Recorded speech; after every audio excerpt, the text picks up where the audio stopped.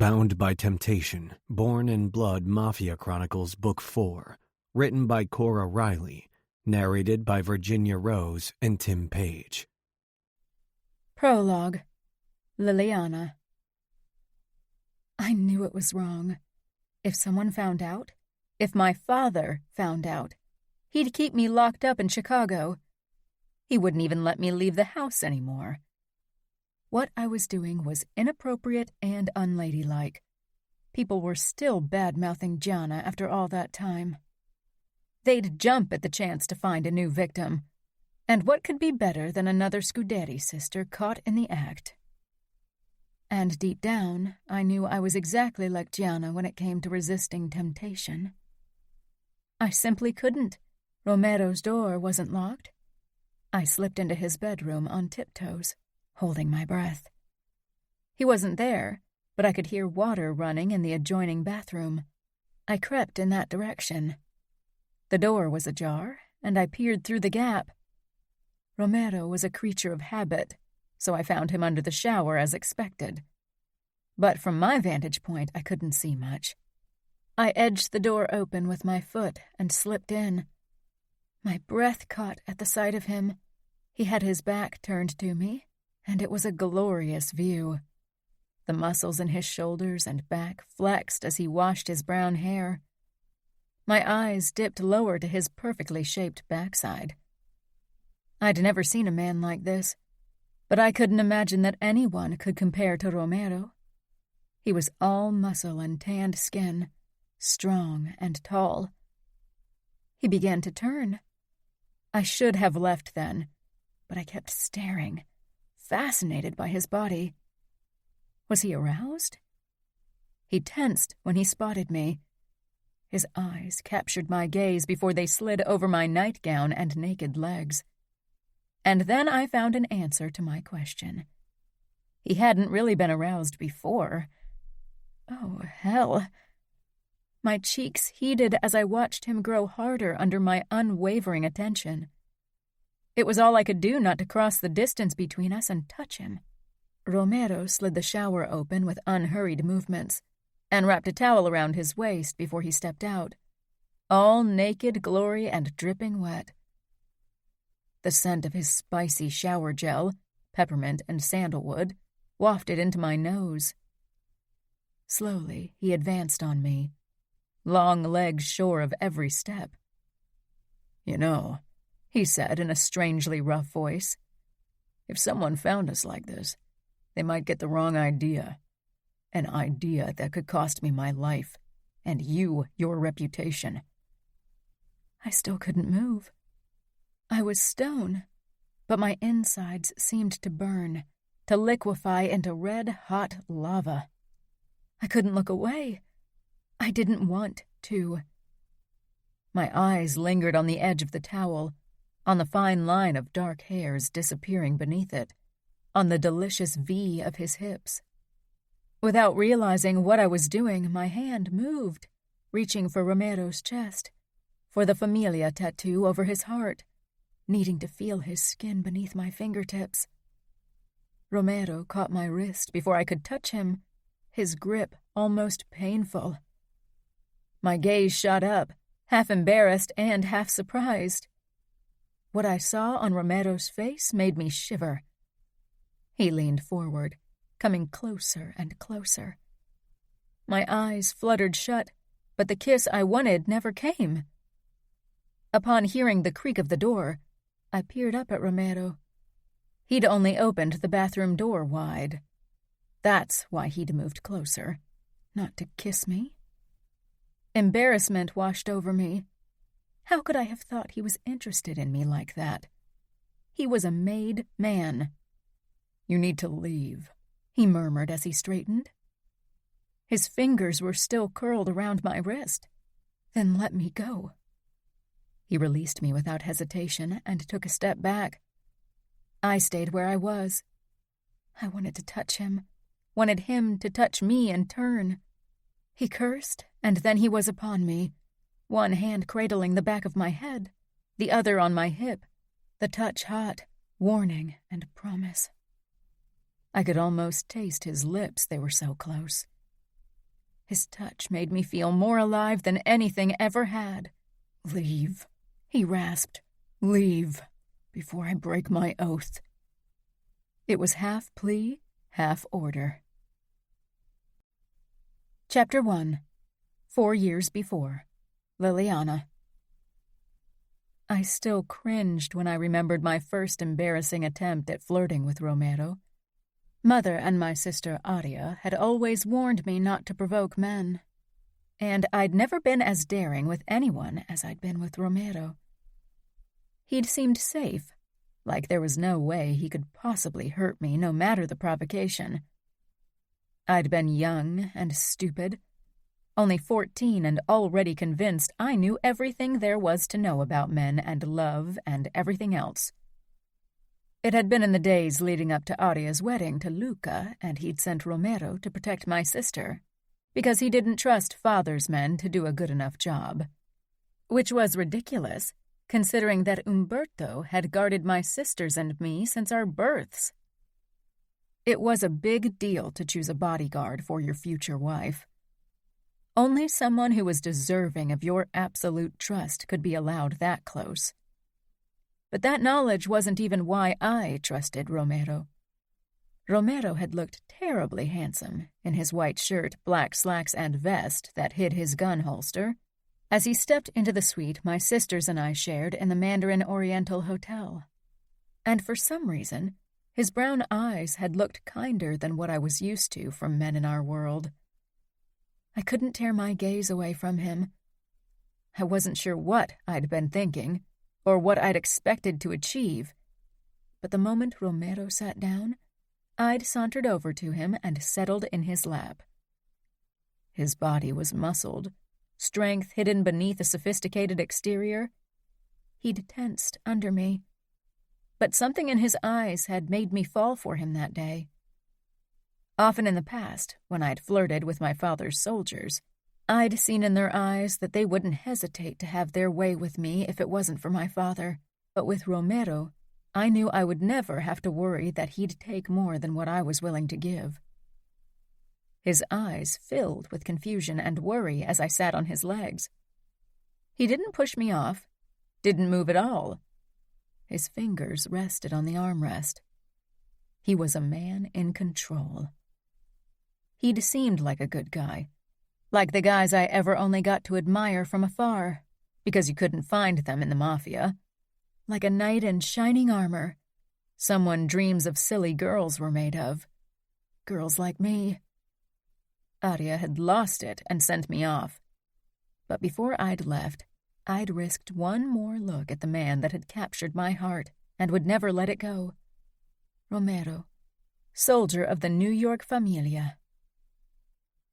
Only a few months later, I found out that Romero wasn't who I thought he was, who I wanted him to be and had made him out to be. That day still haunts me after all this time. It could have been the moment that my crush on Romero disappeared for good. My parents had taken Gianna, Fabiano, and me to New York with them to attend Salvatore Vitiello's funeral, even though I didn't know Luca and Matteo's father. I'd been so very excited to see Aria again, but that trip turned into a nightmare, my first real taste of what it meant to be part of our world.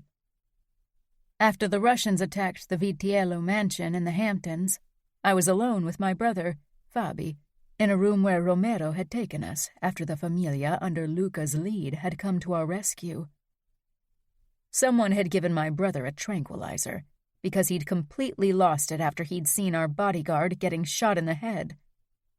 I was oddly calm, almost in a trance as I huddled beside him on the bed, staring at nothing and listening for noises. Every time someone walked past our room, I tensed, prepared for another attack, but then Gianna texted, asking me where I was. I'd never moved as fast in my life. It took me less than 2 seconds to jump off the bed, cross the room, and rip the door open. Gianna stood in the corridor, her red hair all over the place. The moment I jumped into her arms, I felt better and safer. She winced because of the bruises the Russians had inflicted on her, Since Aria had moved, Jana had taken over the role as substitute mother, while our own mother was busy taking care of her social responsibilities and catering to Father's every whim. "What are you doing?" I asked, my eyes darting left and right. "I want to have a look downstairs." Panic overcame me. I didn't want to be alone again, and Fabi wasn't going to wake for another couple of hours, so, despite my fear of what we'd find on the first floor, I followed my sister downstairs.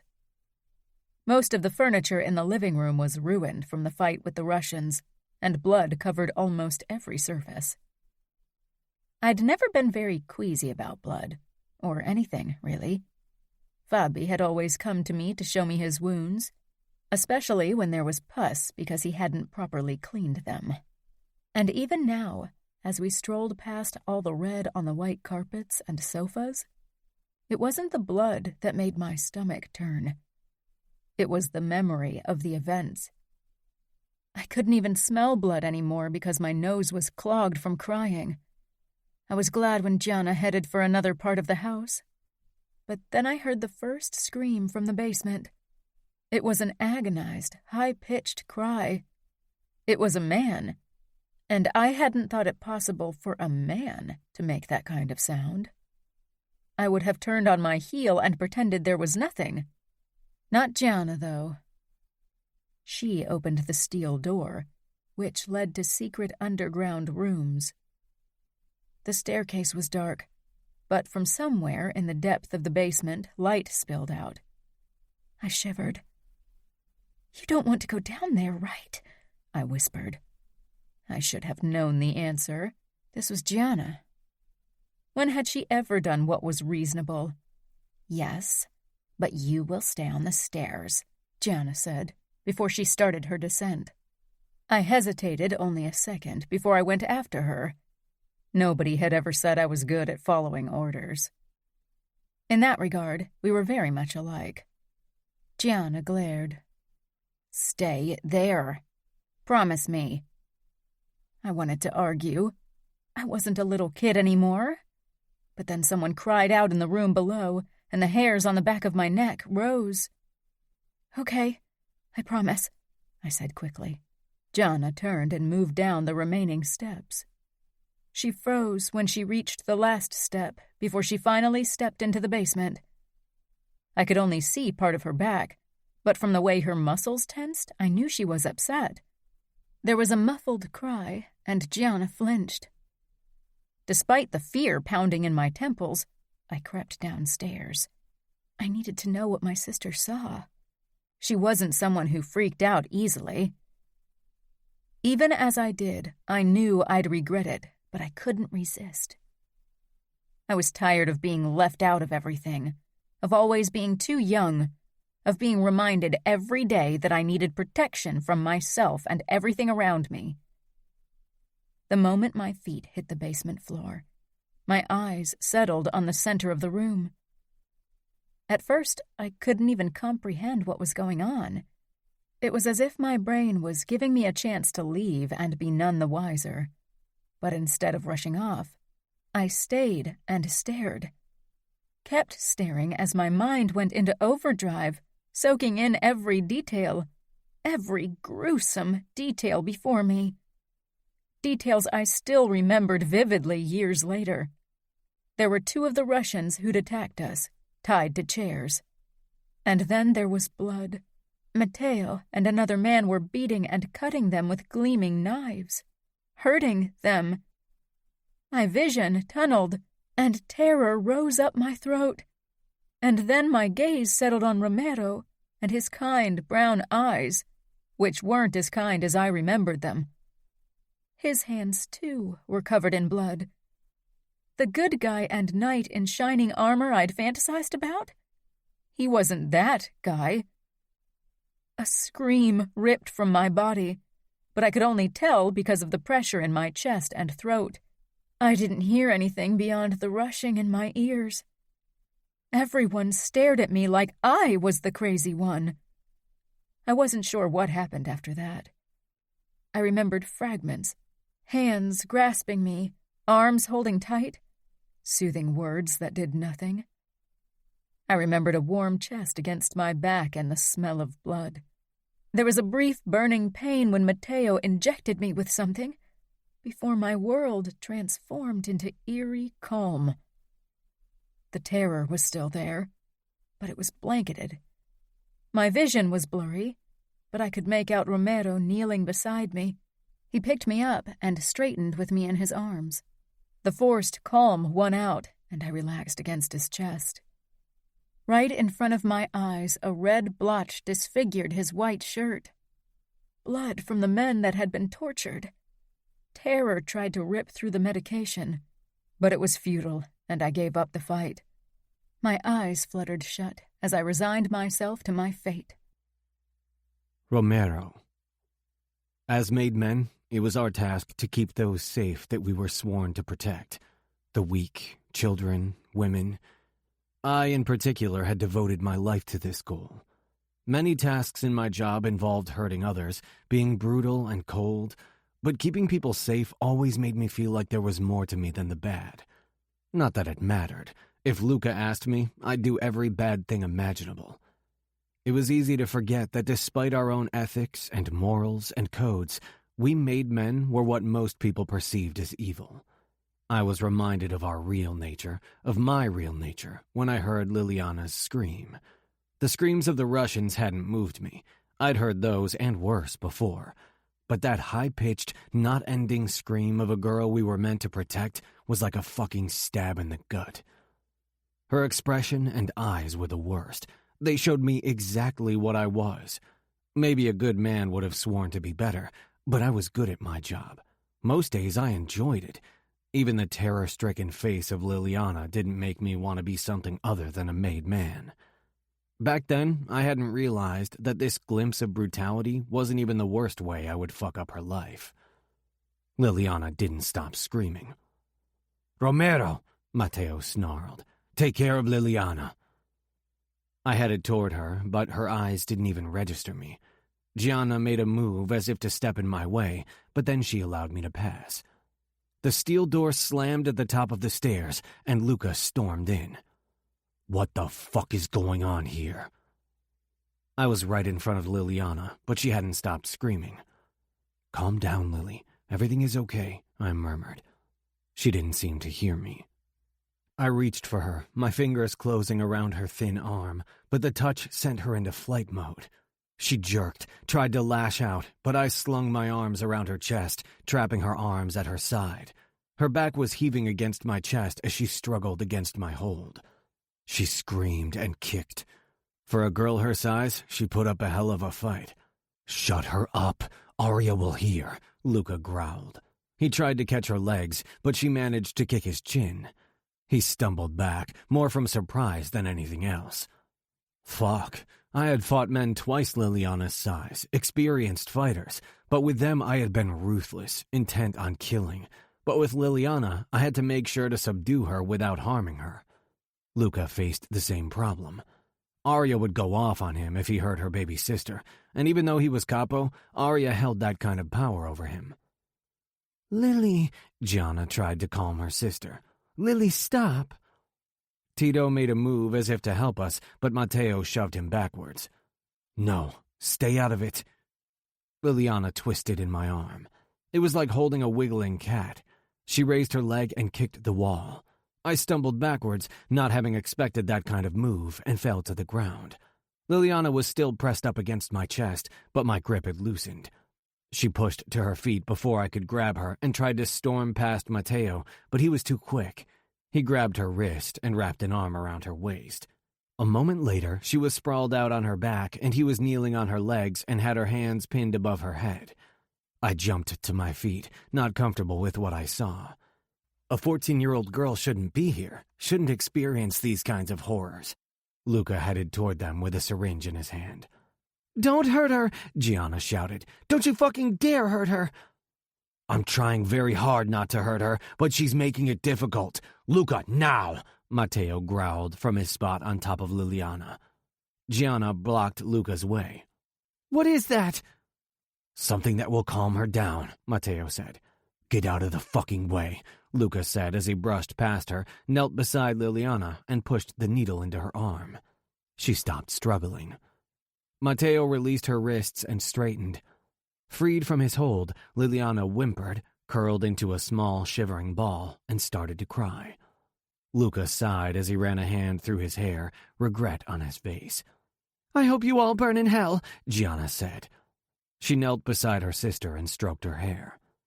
The Bratva asshole dared to laugh, but Matteo got right into his face. "Shut the fuck up, or I swear I'll cut your dick into pieces while you watch." "Romero, take Liliana into her room and tell the doc to check on her," Luca ordered. I nodded. I bent over Liliana, slipped my arms under her petite body, and lifted her in my arms. She pressed her face against my chest and sobbed. It was an image that would haunt me for a long time. Liliana.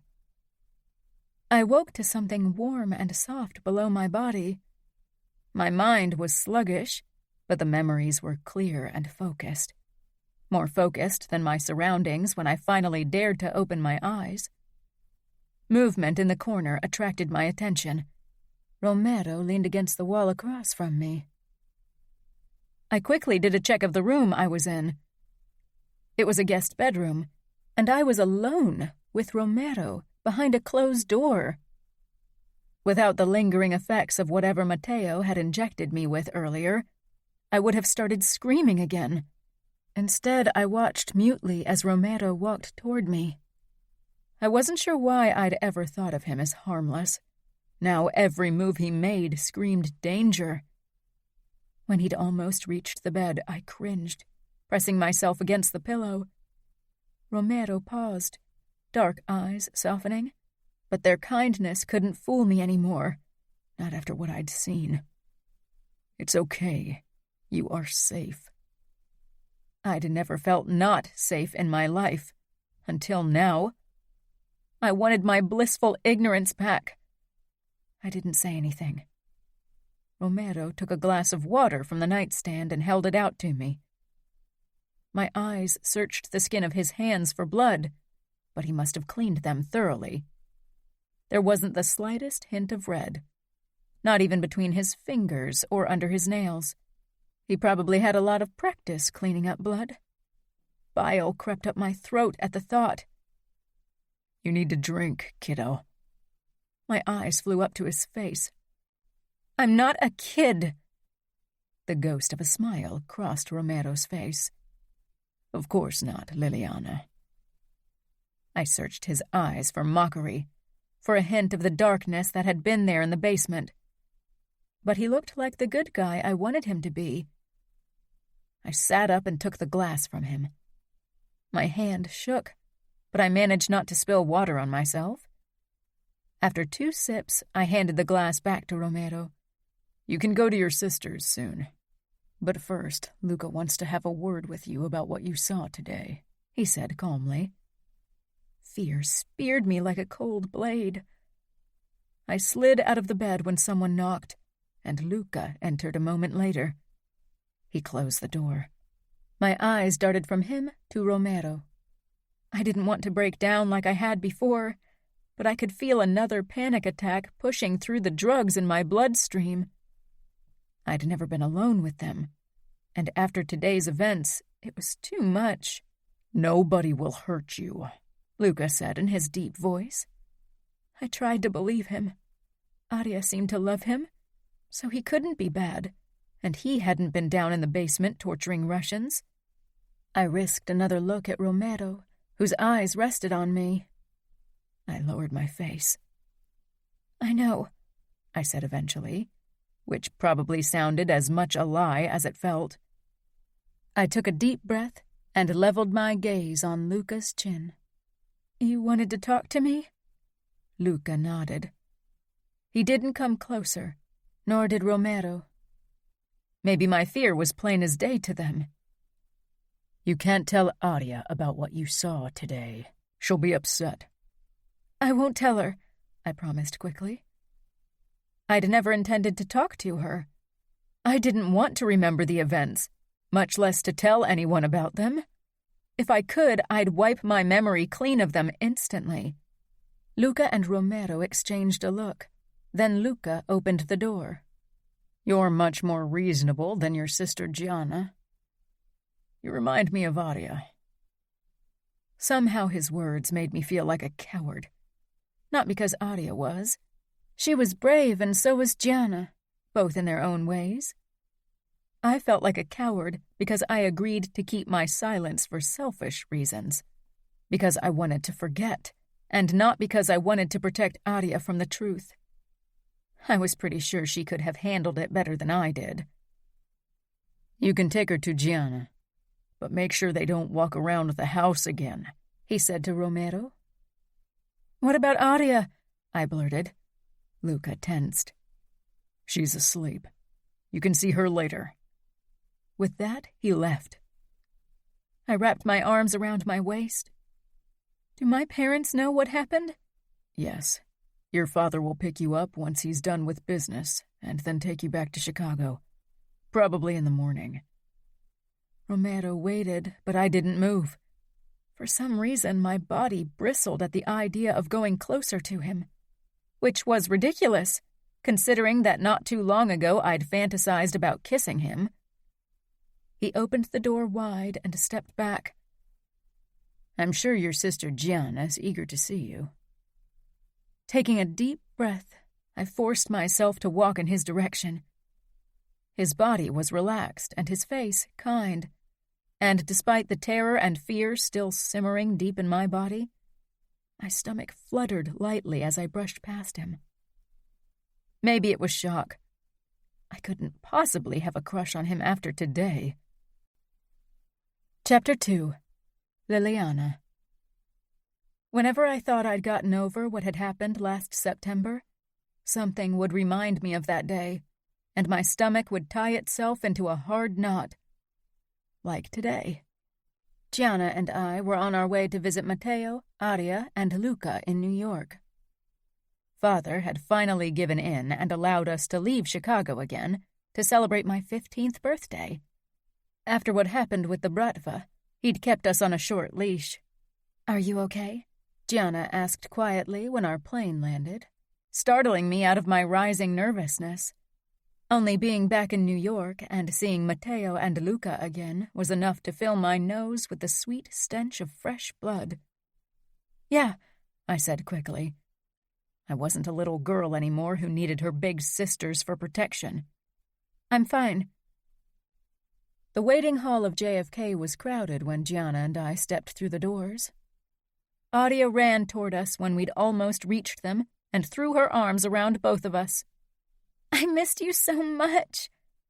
Being reunited with my sister, I couldn't help but smile. I would have walked straight down into that basement if that meant I could see Aria again. Aria gave me a once-over. "You're as tall as me now.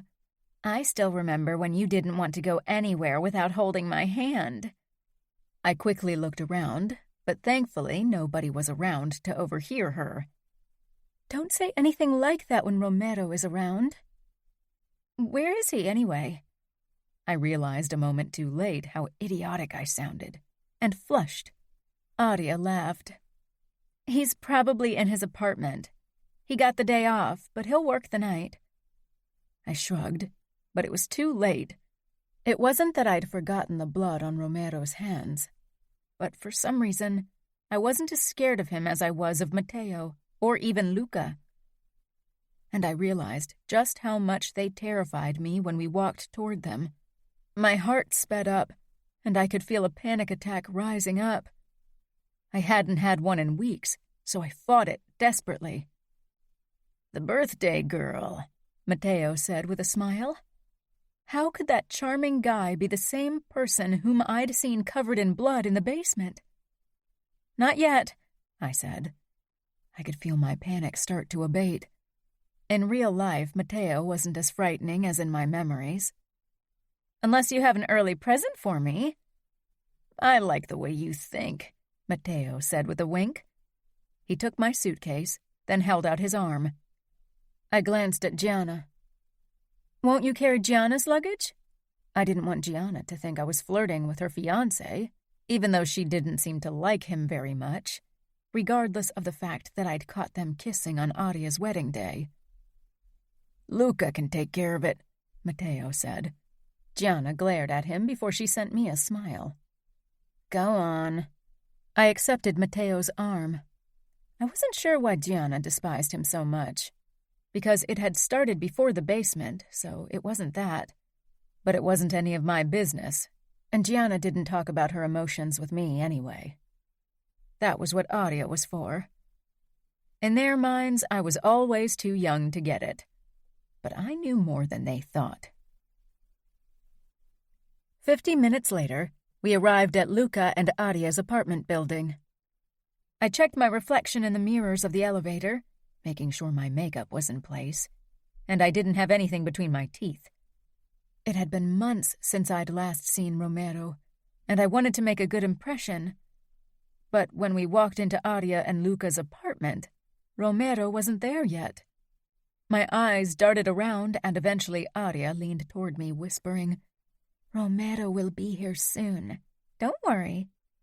"I wasn't looking for him," I said quickly, but she didn't buy it. I looked away before she could see my blush. "Of course," Audia said with a knowing smile. "He'll come over around dinner time to guard us when Matteo and Luca have to leave for business."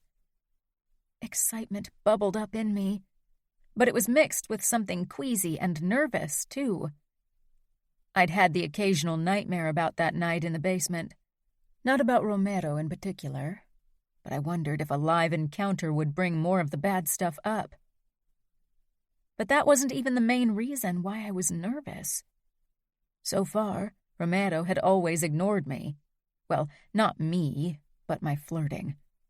He'd treated me like a kid. Maybe he'd finally show more interest, or any interest at all. After all, I was turning 15, and it wasn't as if I hadn't caught many of my father's soldiers checking me out. Maybe I wasn't Romero's type, no matter my age. I didn't even know if he was dating someone, or promised to someone. During dinner, I could tell that Audia and Gianna were exchanging the occasional glance. I wasn't sure what it meant. Were they talking about me? The elevator made a bling sound and started its descent to whoever had called it. "That's Romero," Audia said. Luca gave her an odd look, but I didn't react at all, merely nodded as if I didn't care. But I did, and I was glad for Audia's warning. "I need to go to the bathroom," I said, trying to sound casual. Gianna rolled her eyes. I snatched my purse from the floor and rushed toward the guest bathroom. When I closed the door, I heard the elevator doors slide open. A moment later, Romero's voice rang out. It was deep, but not rough. I loved the sound of it. I faced the mirror and quickly refreshed my makeup and fluffed up my dark blonde hair. It wasn't as bright and pretty as Audia's, and not as eye-catching as Gianna's red hair, but it could have been worse. The others would notice that I'd gone into the bathroom to make myself presentable. My sisters, at the very least. But I didn't care. I wanted to look nice for Romero. Trying to look relaxed, I stepped out of the bathroom. Romero had taken a seat at the table and was loading a plate with the remains of our dessert, tiramisu and panna cotta. He was sitting on the chair right beside mine. I glanced at Audia, wondering if she had something to do with it. She merely smiled at me, but Gianna didn't even bother hiding her amusement. I really hoped she wasn't going to embarrass me in front of everyone. I strolled over to my chair, hoping I looked grown up and relaxed, but apart from a quick smile, Romero didn't pay me any attention. Disappointment settled heavily in my stomach. I sat down beside him and took a sip of my water, more to have something to do than because I was actually thirsty. If I'd thought Romero's obvious disinterest in me was the full extent of my embarrassment today, I was sorely mistaken. Once Matteo and Luca had left for some kind of business meeting, it became obvious that Gianna and Audia were looking for a chance to be alone. They could have just asked me to leave, but apparently they needed to get rid of Romero as well. Adia leaned in to whisper in my ear, "Can you distract Romero for a while? It's important." I didn't get the chance to refuse or ask any questions. "Romero, why don't you play Scrabble with Lily? She looks like she's bored out of her mind, and Adia and I need a moment for girl talk," Gianna said pointedly. My face burned in shame. Gianna usually knew better than to embarrass me like that. She made it sound like Romero needed to babysit me while she and Adia discussed important stuff. Romero walked over from the kitchen, where he'd been checking his phone, and stopped beside me at the dining room table. I could barely look at him. What did he think of me now? I peered up through my lashes. He didn't look annoyed, but that didn't mean he actually wanted to spend his evening entertaining me. He was a bodyguard, not a babysitter. "Your sister looks like she'd rather spend time with you," he told Gianna. Then his brown eyes settled on me. "Are you sure you want to play Scrabble with me?" he asked, and I couldn't help but smile. Few people ever asked what I wanted. Even my sisters occasionally forgot that I was a person with her own opinions and wants. Adia and Gianna gave me a meaningful look. I needed to convince Romero that I wanted it, or I'd ruin things for them. "Yes, I really want to play Scrabble with you. I love that game. Please," I said with a bright smile. I didn't even remember when I'd played it last. Our family had never played board games. Romero glanced toward my sisters. There was a hint of suspicion on his face. "You could join us," he said. "I'd rather play alone with you," I said in a flirting tone. Gianna winked at me when Romero wasn't looking. "My sisters hate Scrabble, and so does everyone else I know. You are my only hope." A grin tugged at Romero's lips, and he nodded. "All right, but be patient. It's been a while since I played." Playing Scrabble with Romero was actually a whole lot of fun. It was the first time we really spent time alone together. I looked up from the word I'd just put down, debating if I should ask the question that was burning a hole in my stomach. Romero was busy figuring out his next word. His dark brows were drawn together in an adorable way. I wanted to lean across the board and kiss him. "Do you have a girlfriend?" I blurted when I couldn't hold it in anymore. And then I wanted to die on the spot. Apparently, I didn't need my sisters to embarrass me. I was doing just fine on my own. Romero glanced up. There was surprise and amusement on his face. I could feel a blush traveling up my neck. "Way to go, Lily." I'd sounded like a moron. "Is that your way of distracting me from the game so you can win?" I giggled, glad he wasn't angry with me for asking such a personal question. He returned his attention to the letters in front of him, and my amusement faded when I realized he hadn't answered my question. Did that mean he had a girlfriend? I couldn't ask him again without sounding desperate. I sank deeper into my chair, annoyed. My eyes darted toward the rooftop terrace where my sisters were having their girl talk. Adia and Gianna probably thought I wasn't sure they were up to something. They thought I was oblivious to everything going on around me. Just because I was flirting with Romero, however, didn't mean I didn't notice the secretive looks they shared. I didn't ask them because I knew they wouldn't tell me anyway, and I'd feel even more like the fifth wheel. They weren't doing it to be cruel, but it hurt anyway. Adia looked upset over something Gianna had said. I had to resist the urge to go to them and ask them what was going on. "It's your turn." Romero's voice made me jump. I flushed and did a quick scan of the words on the board, but my concentration was frayed. "Do you want to stop?" Romero asked after a couple of minutes. He sounded like that was something he wanted. He was probably bored out of his mind. Pushing my disappointment down, I nodded. "Yeah, I'm going to read in my room a bit." I rose to my feet, hoping my face didn't give my emotions away, but I needn't have worried. Romero gave me a distracted smile and picked up his phone to check his messages. I backed away slowly. He didn't look up again. I needed to figure out a way to get his attention, and not with stupid games. Adia had decorated the entire apartment with balloons for my birthday, as if I was a kindergarten kid. I'd thought we might be allowed to head to one of Luca's clubs, but he and even Adia had refused to take me there. The amount of food on the table made it look as if a huge party was planned. But it was only Romero's 2 younger sisters and us. Adia had asked him to bring them. I felt like the loser kid without friends who needed her big sister to find friends for her. Maybe I should have stayed in Chicago. Then at least I could have spent the day with my friends. When Romero arrived with his sisters, I put on my brightest smile.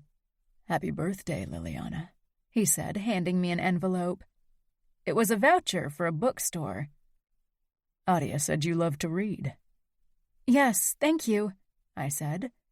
But somehow I'd hoped for a different gift from Romero. Something personal. Something that showed I was special. "These are my sisters." He pointed at the taller girl with thick brown curls. "This is Tamara. She's 15, like you." I smiled, and so did Tamara, but she seemed as embarrassed as I felt. "And this is Kira. She's 12. I'm sure you'll get along fine." It was obvious I was supposed to spend time with them, because I was still too young to hang with Adia, Luca, and the others. It annoyed me, even though Tamara and Kira seemed nice enough. But I hadn't come to New York for a kid party. With another smile, Romero headed for Luca and Matteo, and I led his sisters toward Adia and Gianna, and the buffet. I tried my best to enjoy the evening and be nice to Romero's sisters, but I wanted something special for my birthday, something I'd been dreaming about for a very long time. When I noticed Romero heading out onto the roof terrace for a call, I snuck out as well. The others were hopefully busy enough not to miss me for a couple of minutes. Romero talked on the phone and didn't notice me at first. I followed him quietly and watched as he leaned against the banister. His sleeves were rolled up to his elbows, revealing muscled forearms. I wondered how it would feel to run my hands over them, to feel his skin and strength. When his eyes settled on me, his brows drew together in a frown and he straightened. I moved closer and positioned myself beside him. He hung up and put his phone in his pocket. "Shouldn't you be inside with your guests?" he asked with a smile, but I could tell that it wasn't as honest as usual.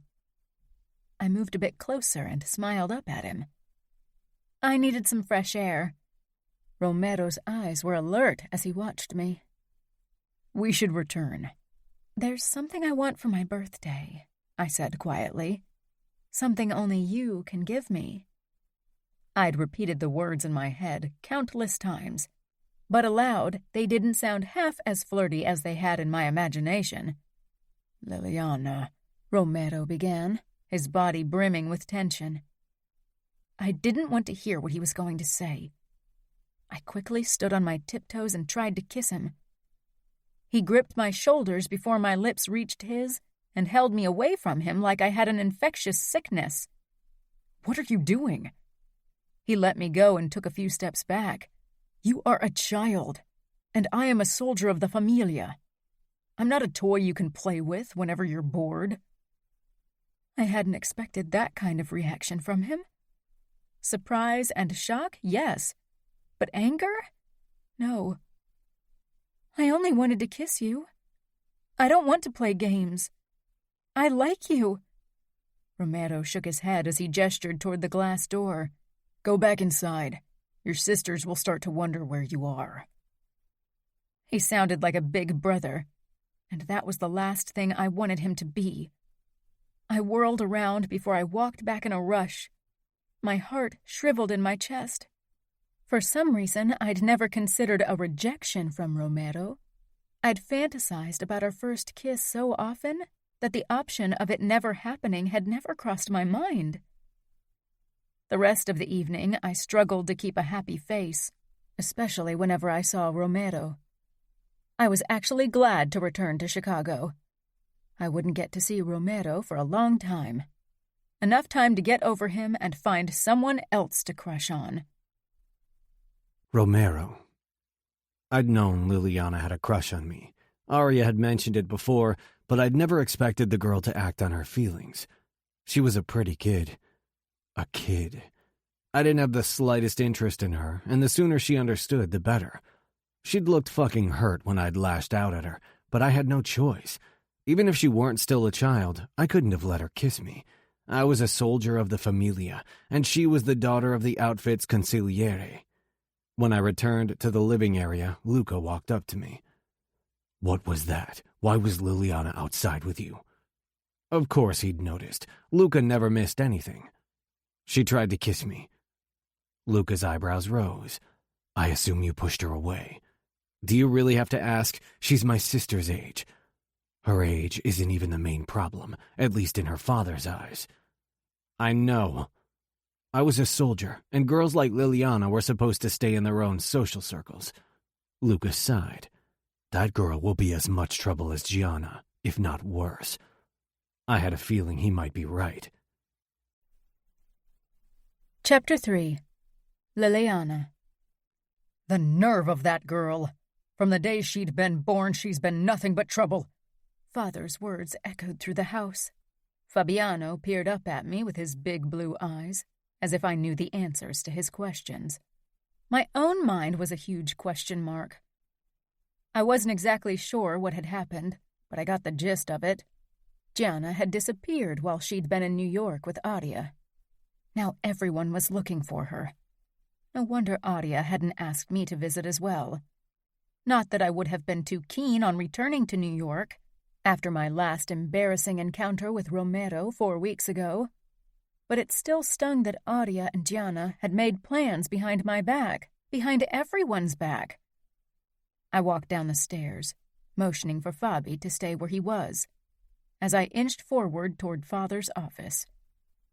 Mother was there, crying.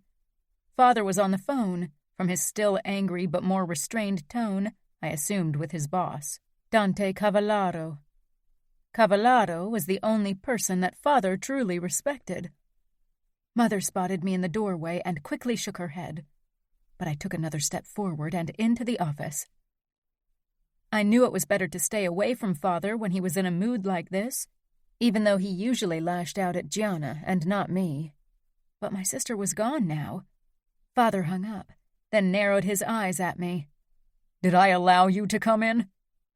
His voice hit me like a whip, but I stood my ground. "What happened to Gianna?" Mother sent me a warning look. "Your sister ran off. She'll probably get herself knocked up by some idiot and ruin her and our family's reputation." "Maybe she'll come back," I suggested. But somehow I knew she wouldn't. This wasn't a spur-of-the-moment thing. She'd planned this. For months, probably. That explained all the secrecy with Adia during our last visit in New York. Why hadn't they told me? Didn't they trust me? Did they think I'd run to Father the first chance I got? And then another thought buried itself in my brain. If Gianna was gone, if she didn't marry Matteo, who else would? Fear washed over me. What if Father made me marry Matteo? I'd hoped I could marry for love now that my sisters had already been married off for tactical reasons. Maybe it was a selfish thing to think in a situation like this, but I couldn't help it. An image of Romero popped into my head. I knew it was silly to think of him when it came to marriage. Even if Gianna returned and still married Matteo, it would be almost impossible to convince Father to give me to a mere soldier, especially one from New York. And then there was the problem that he didn't even want me, and that I'd promised myself to get over him. I knew all that, but that didn't mean I couldn't hope and dream. Sometimes it felt like that was all I could do. "How many men will have had Gianna by then? She'll be worth nothing even if she returns," Father spat. I winced, horrified by his harsh words. Worth nothing?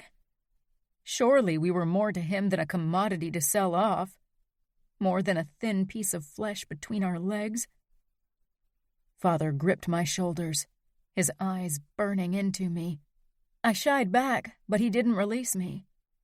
Don't think I don't see how you're making eyes at my soldiers. You're too much like Gianna for your own good. I won't have another daughter make a fool out of me. I won't, I whispered. Father had never talked to me in that tone before. His expression and words made me feel cheap and unworthy, like I needed to clean myself of my impure thoughts. That's right. I don't care if I have to lock you into your room until your wedding day to protect your reputation and honor. This wasn't about my honor or reputation. I didn't care about it. This was all about my father. It was always about the men in the family, what they wanted and expected. Rocco, Lily is a good girl. She won't do anything, Mother said carefully. That wasn't what she usually told me.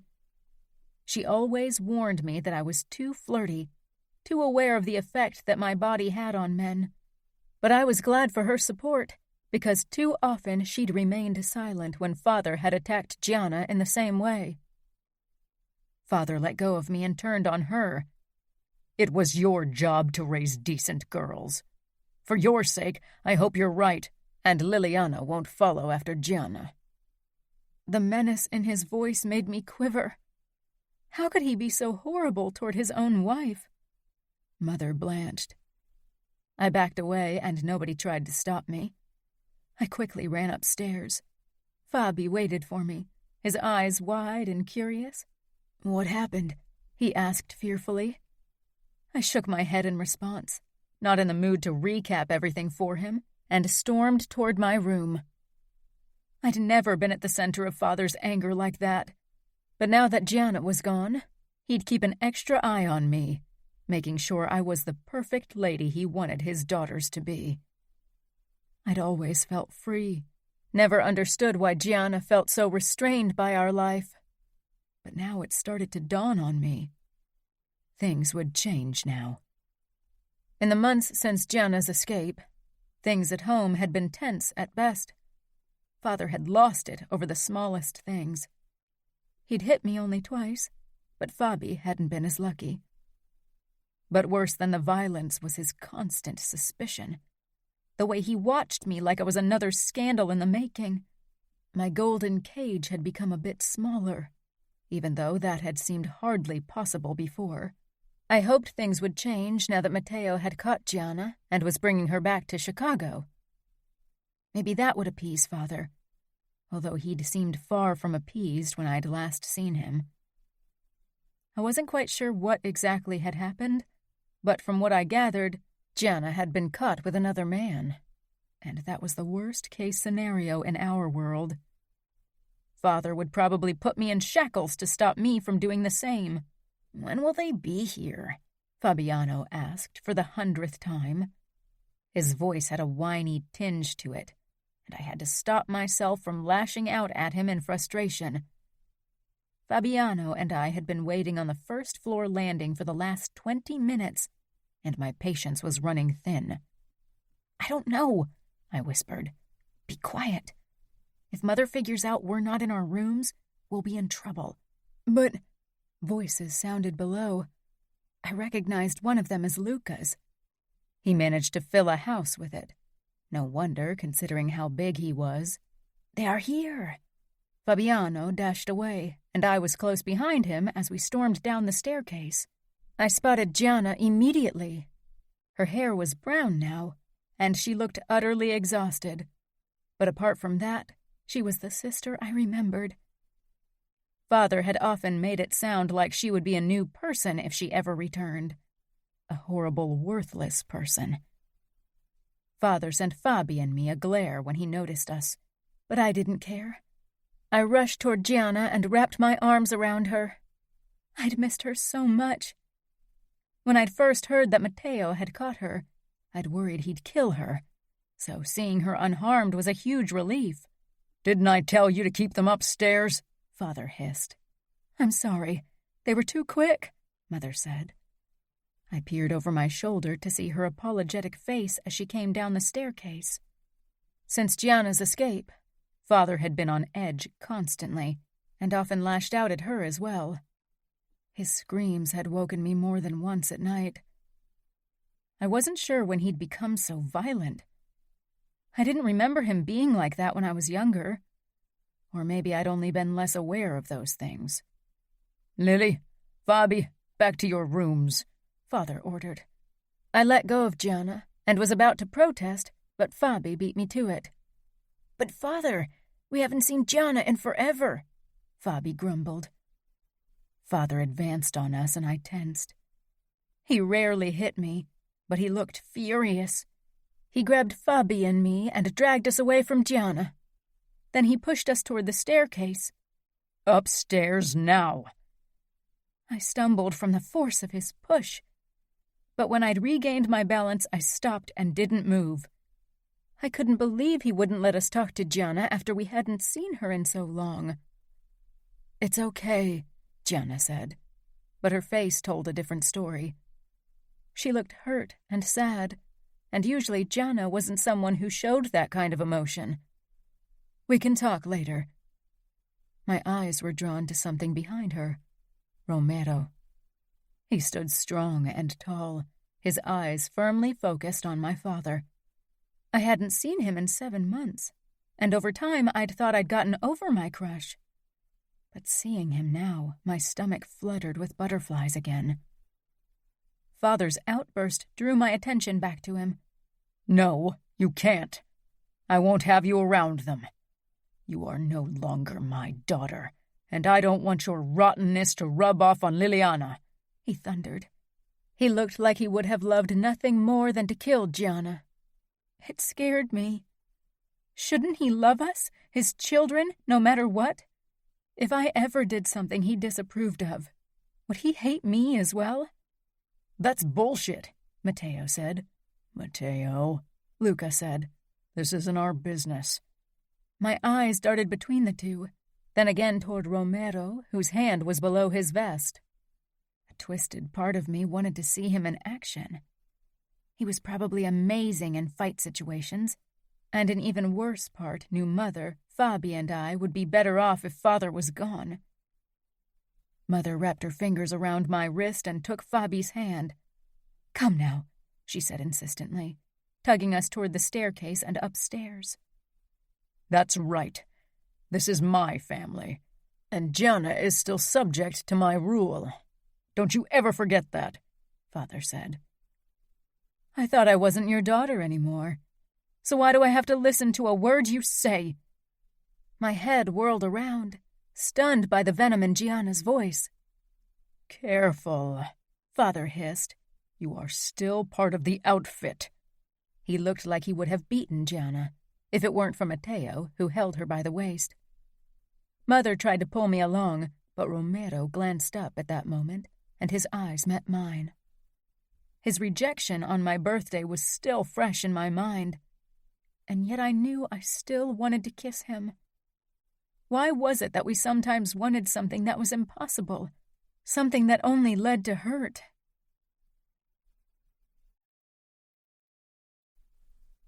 Chapter 4. 2 years later. Liliana. Sometimes it felt like I had to prove myself to Father every day.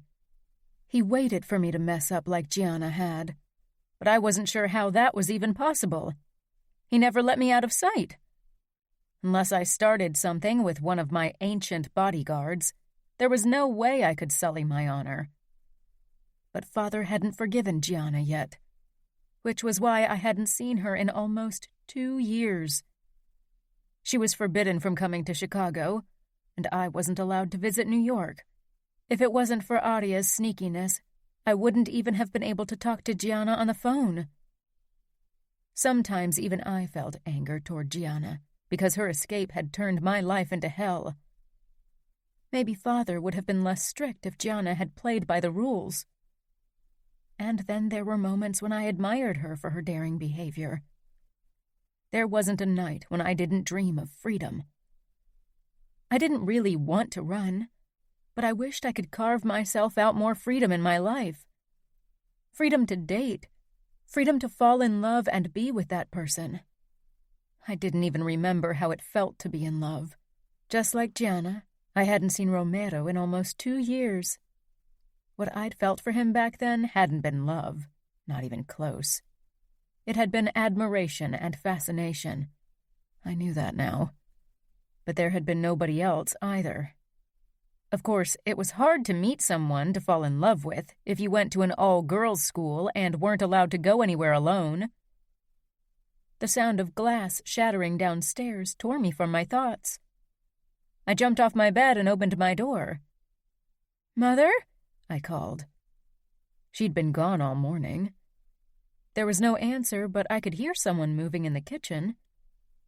I crept out of my room and down the stairs. "Mother!" I tried again when I'd almost reached the door to the kitchen. Still no answer. I pushed the door open and stepped inside. A wine bottle lay broken on the floor, red wine spilled around it. Mother was kneeling beside it, her cream-colored skirt slowly soaking up the liquid, but she didn't seem to notice. She was staring down at a shard in her palm, as if it held the answer to all her questions. I'd never seen her like that. I walked toward her. "Mom?" I almost never called her that, but it felt like the right choice at the moment. She looked up, her blue eyes unfocused and teary. "Oh, you are home?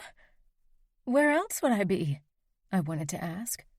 But instead I touched her shoulder and said, "What's the matter? Are you all right?" She stared down at the broken piece of glass in her hand again, then dropped it to the floor. I helped her to her feet. She wasn't steady on her legs, and I could smell alcohol on her breath. It was still early for her to start drinking, and she wasn't really much of a drinker at all. "I was at the doctor's." I froze. "Are you sick? What's wrong?" "Lung cancer," she said with a small shrug. "Stage 3. My throat constricted. "But you never smoked. How is that even possible?" "It can happen," she said. "I'll have to start chemotherapy soon." I wrapped my arms around her, feeling helpless and small under the weight of that news. "Does Father know?" I couldn't reach him. He didn't answer his phone. Of course not. Why should he answer a call from his wife? He was probably with one of his mistresses. "We need to tell Adia and Gianna. They need to know." Mother gripped my arm. "No," she said firmly. "It'll ruin their Christmas. I don't want them to know yet. There's no reason to worry them.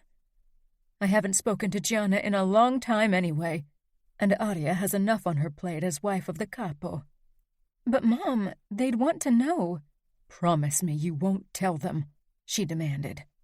I nodded slowly. What else could I do?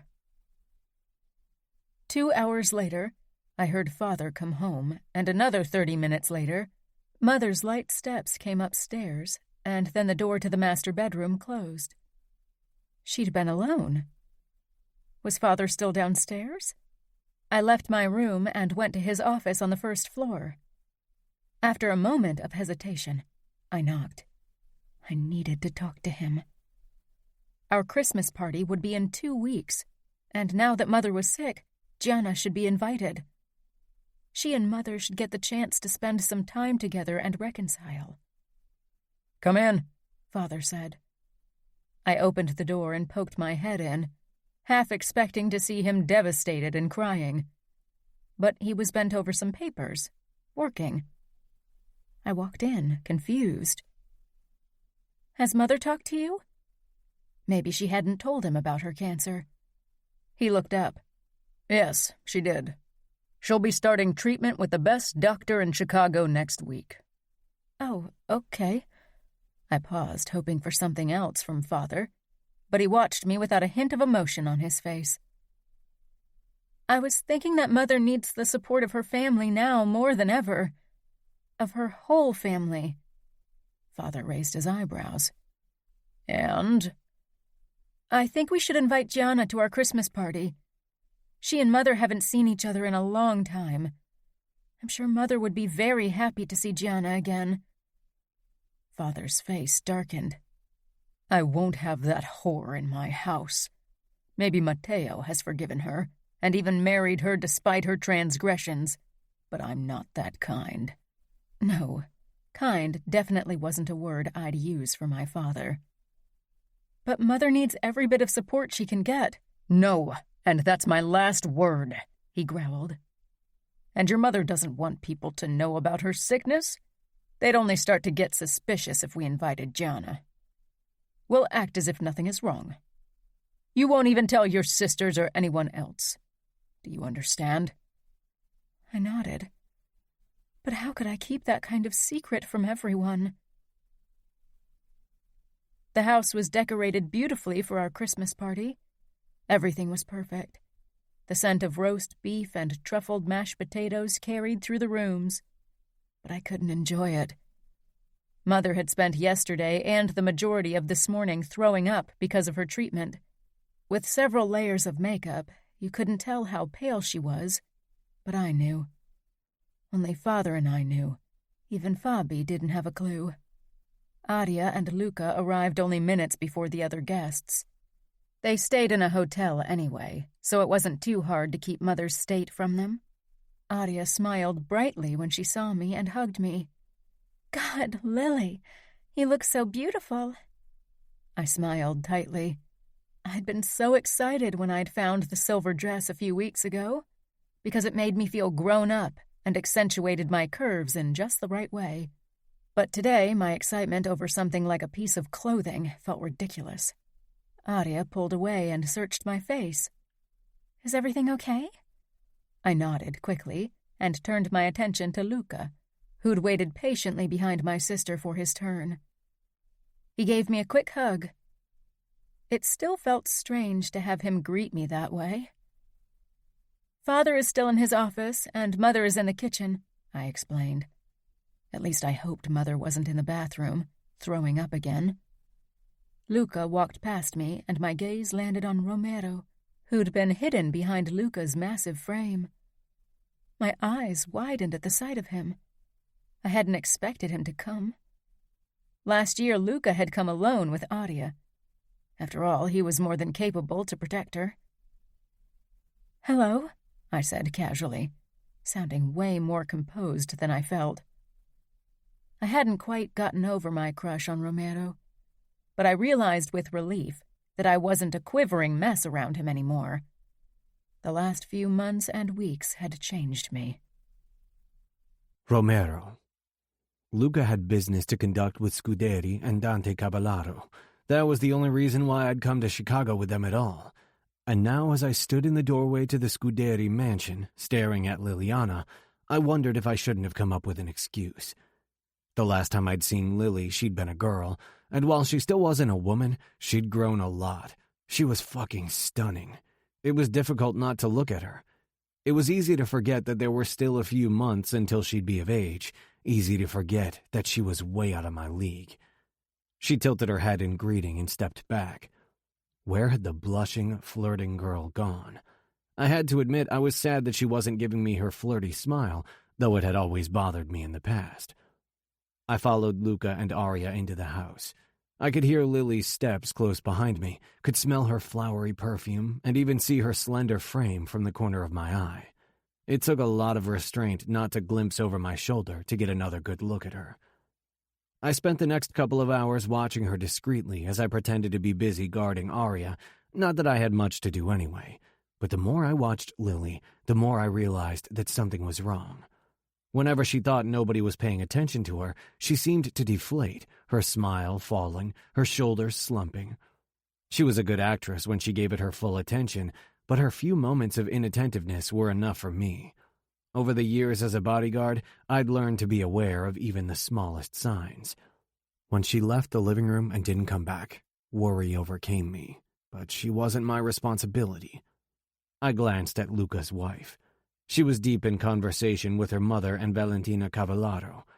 I excused myself. She'd be safe here. Luca was just across the room in what looked like an argument with Dante and Scuderi. Once I found myself in the foyer, I hesitated. I wasn't sure where Liliana had gone, and I could hardly search the entire house for her. If someone found me, they might think I was spying for Luca. A sound from the corridor to my right attracted my attention, and upon making sure that I was alone, I followed it until I caught sight of Liliana. She leaned against the wall. Her head was thrown back, her eyes closed. I could tell she was trying to keep it together, and yet even like that, she was a sight to behold. Fucking gorgeous with long blonde hair, immaculate skin, high cheekbones, and slender figure. One day, a man would be very lucky to be married to her. The idea didn't sit well with me, but I didn't linger on my inappropriate reaction. I walked toward her, making sure to make my steps audible so she knew she wasn't alone anymore. She tensed, her eyes fluttering open, but when she spotted me, she relaxed again and turned away. I wasn't sure what to make of her reaction to my presence. I stopped a couple of steps from her, a proper distance. My gaze traveled over her long, lean legs, her narrow waist, before I quickly moved on to her face. "Liliana, are you okay? You've been gone for a long time." "Why do you insist on calling me Liliana when everyone always calls me Lily?"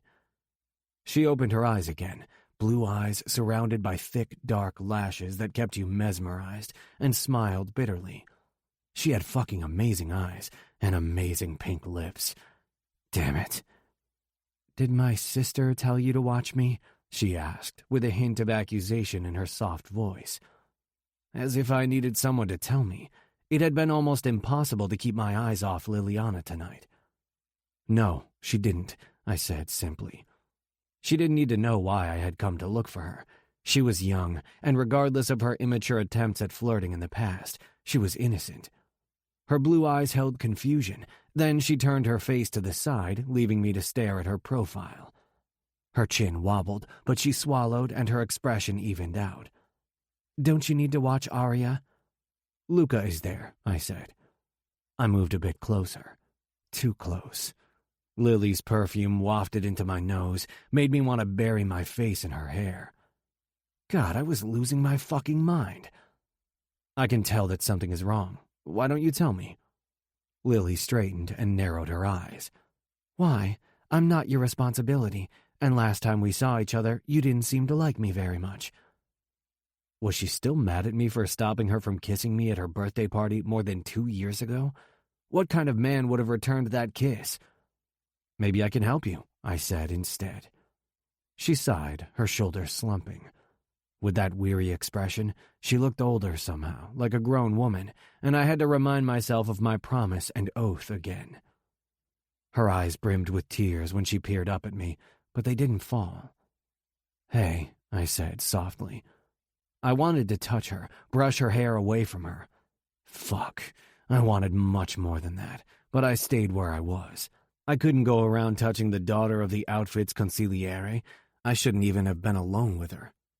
"You can't tell anyone," she said. I hesitated. Luca was my capo. There were certain things I couldn't keep from him. "You know I can't promise you that without knowing what you're going to tell me." And then I wondered if maybe she was pregnant, if maybe someone had broken her heart, and the idea made me furious. I wasn't supposed to want her. I shouldn't want her, and yet... "I know, but it's not about the outfit or the familia. It's..." She lowered her gaze and swallowed. "God, I'm not supposed to tell anyone, and I hate it. I hate that we're keeping up this charade when things are falling apart." I waited patiently, giving her the time she obviously needed. Her shoulders began to shake, but she still didn't cry. I wasn't sure how she did it. "My mother has cancer."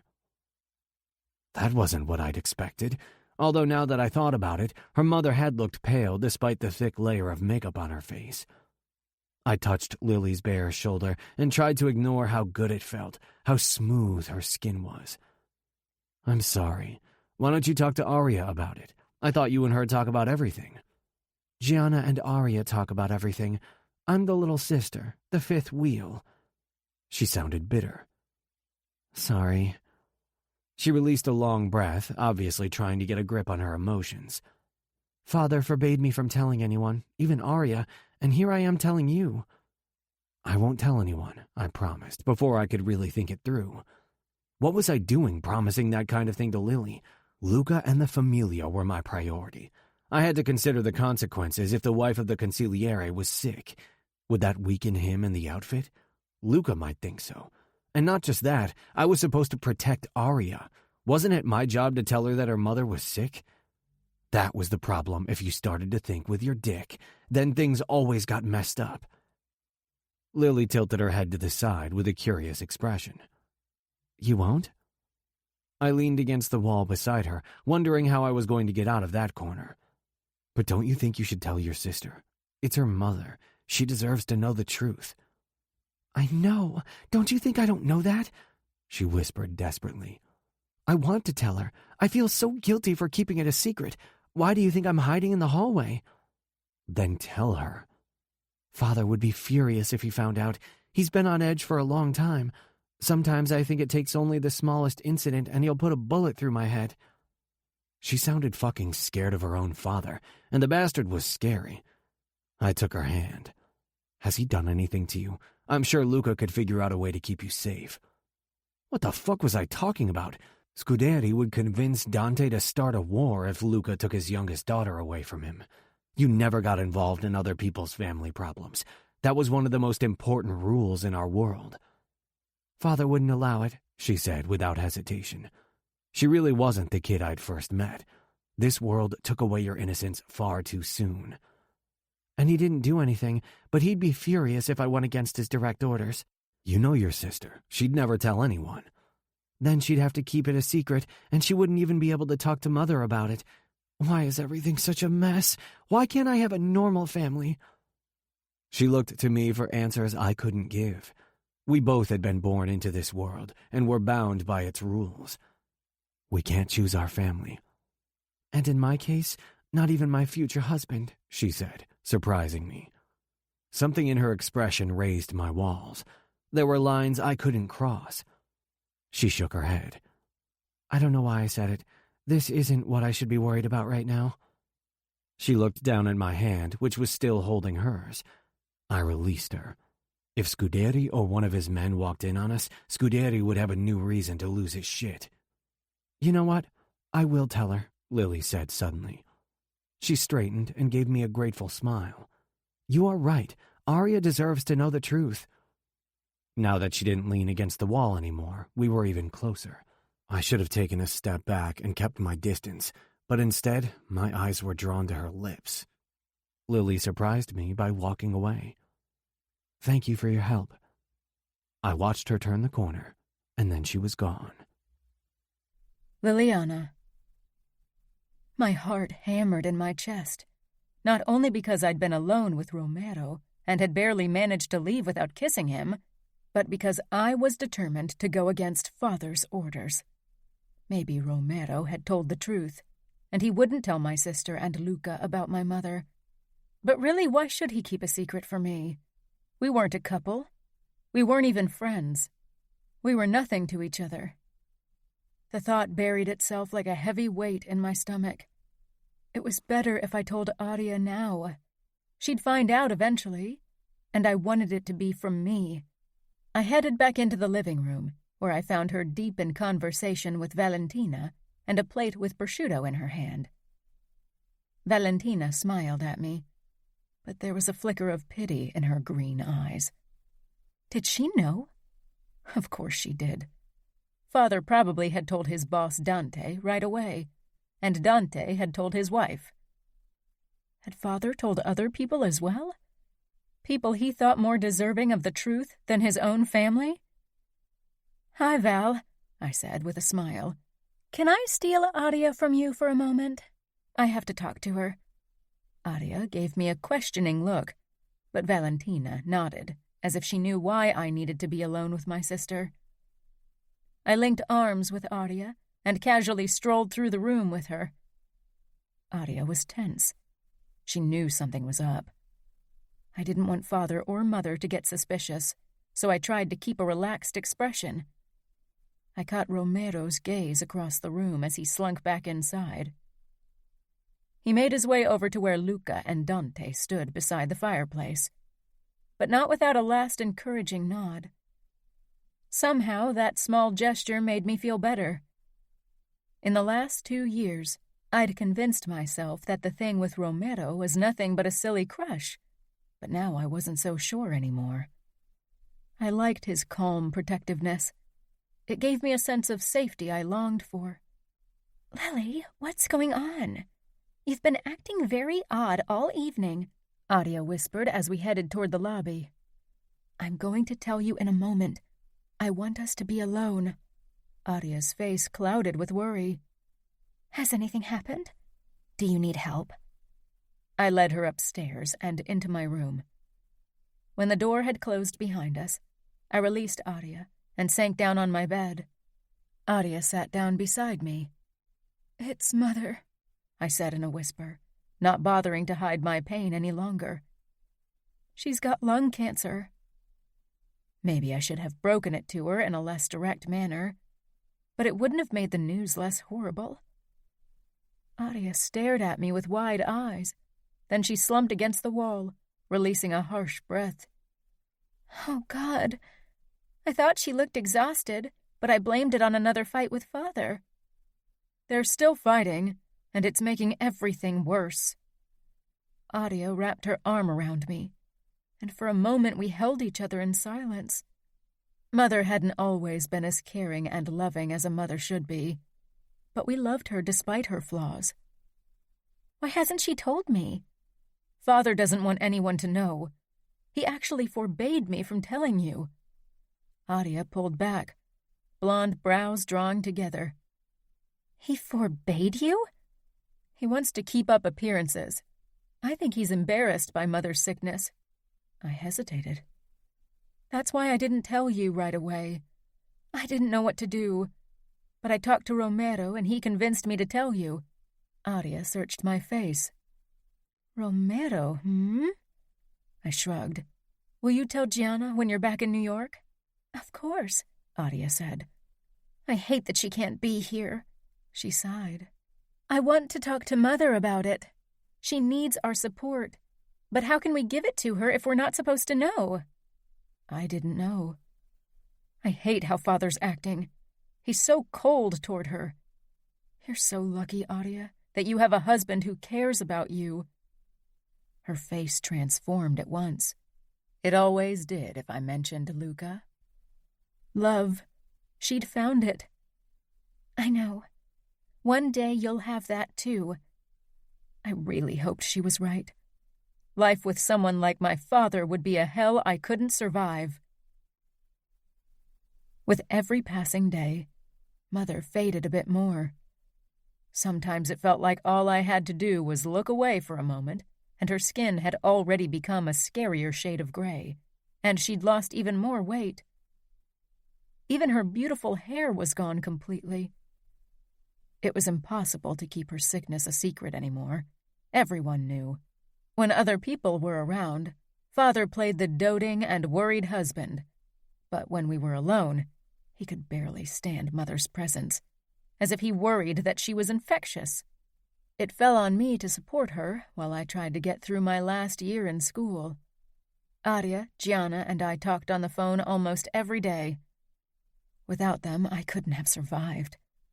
And at night, when I lay in the dark and couldn't sleep from worry and fear, I remembered the way Romero had looked at me at our Christmas party, as if he saw me for the very first time, really saw me as a woman and not just a stupid child. The look in his brown eyes made me feel warmer, even if it was only a memory. A soft knock made me sit up. "Yes?" I asked quietly. "Please don't let Mother be throwing up again." I wanted one night without the acid smell in my nose. I felt bad for the thought. How could I think something like that? The door opened and Fabi poked his blonde head through the gap before he slipped in.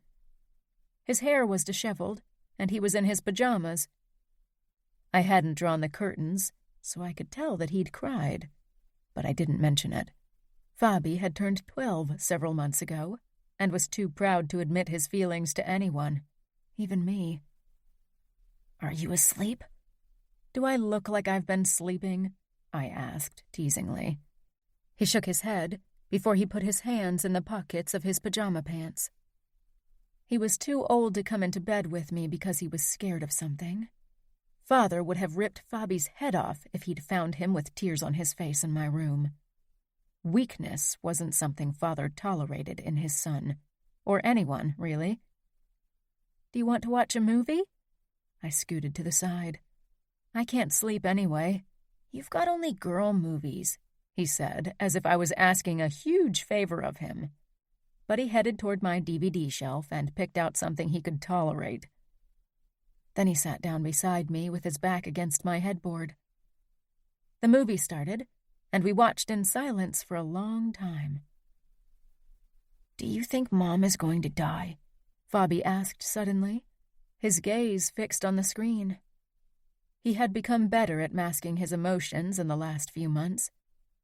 It wasn't long before he'd be like all the other men in our world. "No," I said with all the conviction I didn't feel.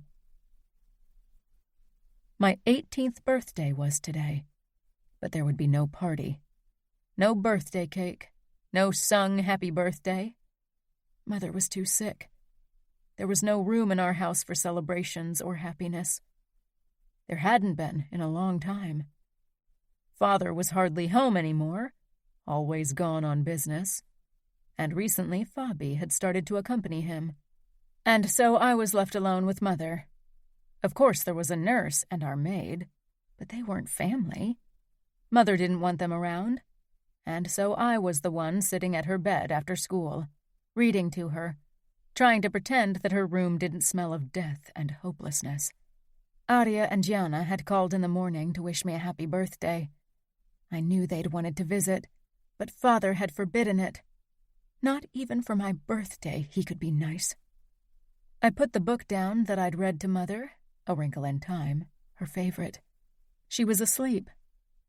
The noise of her respiratory aid, a click and rattling, filled the room. I stood, needing to walk around a bit. My legs and back were stiff from sitting all day.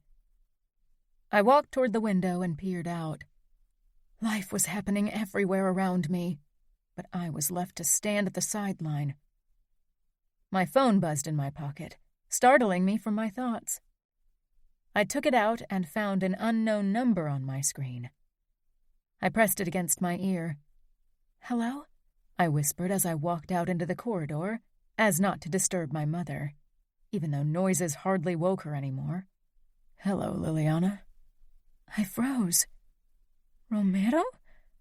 I couldn't believe he'd called me. And then a horrible idea struck me, and the only explanation for his call. God, did something happen to my sisters? No. I'm sorry, I didn't mean to scare you. I wanted to wish you a happy birthday. His voice was smooth and warm and deep, and it soothed me like honey did with a sore throat. "Oh," I said. I braced myself against the wall as my pulse slowed again. I wasn't sure what to make of his call. I didn't want to see it as more than it was. Didn't want to have my hopes crushed again. "Thank you. Did my sister tell you it was my birthday?" I smiled lightly. I could imagine Aria doing that, hoping to cheer me up. Aria couldn't help it. She needed to see us happy. She hadn't talked to me about Romero in a while, but I was fairly sure she knew that I still liked him. "She didn't have to. I know your birthday." I didn't say anything. Didn't know what to say. He remembered my birthday? "Do you have birthday plans?" "No. I'll stay at home and take care of my mother," I said tiredly. I couldn't remember the last time I'd slept through the night. If Mother didn't wake me because she threw up or was in pain, then I lay awake staring into nothingness. Romero was silent on the other end, before he continued in an even gentler voice. "Things will get better. I know things look hopeless right now, but it won't always be like this." "You've seen a lot of death in your life. How can you stand it?" "It's different if it's someone you care for who's dying, or if it's business-related." He had to be careful what he said on the phone, so I regretted having brought it up, but hearing his voice felt too good. My father died when I was 14.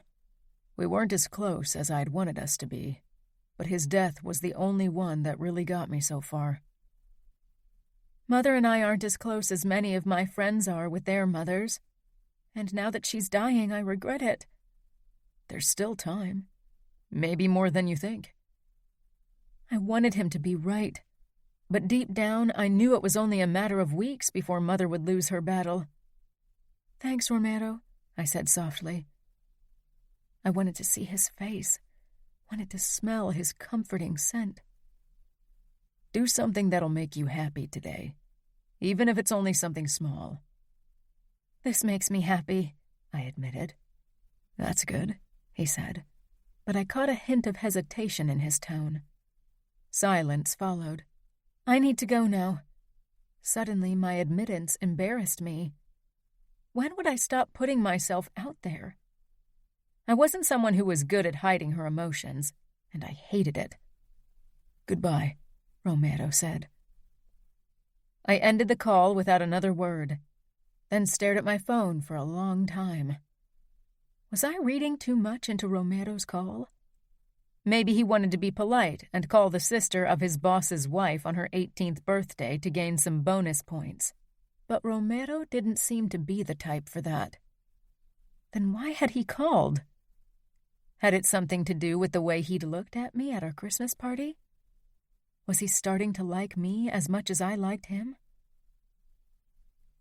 2 weeks after my birthday, Mother's health deteriorated even further. Her skin was papery and cold, her eyes glazed from the painkillers. My grip on her was loose, scared of hurting her. She looked so breakable. Deep down, I knew it wouldn't be much longer. I wanted to believe a miracle would happen, but I wasn't a small kid anymore. I knew better. Sometimes I wished I were still that naive girl I used to be. "Aria," Mother said in a wispy voice. I jerked up in my chair and leaned closer. "No, it's me, Liliana." Mother's eyes focused on me, and she smiled softly. It looked horribly sad on her worn-out face. She'd been so beautiful and proud once, and now she was only a shell of that woman. "My sweet Lily," she said. I pressed my lips together. Mother had never been the overly affectionate type. She'd hugged us and read bedtime stories to us, and generally tried to be the best mother she knew how to be. But she'd almost never called us nicknames. "Yes, I'm here." At least until Father would try to send me away again. If it were up to him, Mother would be locked away from everyone she loved, only cared for by the nurses he'd hired until she finally passed away. I tried to tell myself it was because he wanted to protect her, to let a proud woman be remembered as she used to be, and not only for her sickness, but I had a feeling that wasn't his main incentive. Sometimes I wondered if he was embarrassed of her. "Where are your sisters? And Fabi?" She peered over my head as if she expected to see them there. I lowered my gaze to her chin, not able to look into her eyes. "Fabi is busy with school." That was a blatant lie. Father made sure Fabi was busy with God only knew what, so he didn't spend too much time with our mother. As if Father worried her sickness would rub off on Fabi if he got too close. "Aria and Gianna will be here soon. They can't wait to see you again." "Did your father call them?" Mother asked. I didn't want to lie to her again. But how could I tell her that Father didn't want them to come visit our dying mother? That they wouldn't even have known she was close to dying if I hadn't called them? I filled her glass with water and held it up to her lips. "You need to drink." Mother took a small sip, but then she turned her head away. "I'm not thirsty." My heart broke as I set the glass back down on her nightstand. I searched for something to talk to my mother about, but the thing I really wanted to tell her about, my crush on Romero, was something I couldn't trust her with. Do you need anything? I could get you some soup." She gave a small shake of her head. She was watching me with a strange expression, and I was starting to feel uncomfortable. I wasn't even sure why. There was such a look of forlornness and longing in her gaze that it spoke to a dark place deep inside of me. God, I don't even remember how it is to be young and carefree anymore. Carefree? I hadn't felt carefree for a very long time. There's so much I wanted to do. So many dreams I had. Everything seemed possible. Her voice got stronger as if the memory drew energy from somewhere deep inside of her body. "You have a beautiful house and many friends and children who love you," I said. But even as I did, I knew it was the wrong thing to say. And I hated this feeling of always doing the wrong thing, of not being able to help. "I do," she said with a sad little smile. Slowly it faded. "Friends who don't visit." I couldn't deny it, and I wasn't even sure if Father was why they stayed away, or if they'd really never cared about my mother in the first place. I opened my mouth to say something, another lie I'd feel guilty for later, but Mother kept talking. "A house that was paid for with blood money." Mother had never admitted that Father was doing horrible things for our money, and I'd never gotten the impression that she cared much either. Money and luxury were the only things Father had always given freely to her and us. I held my breath, half curious and half terrified of what she would say next. Did she regret having had kids? Were we a disappointment for her? She patted my hand. "And you kids. I should have protected you better. I was always too weak to stand up for you. You did everything you could. Father would have never listened to you anyway." "No, he wouldn't have," she whispered. "But I could have tried harder. There are so many things I regret."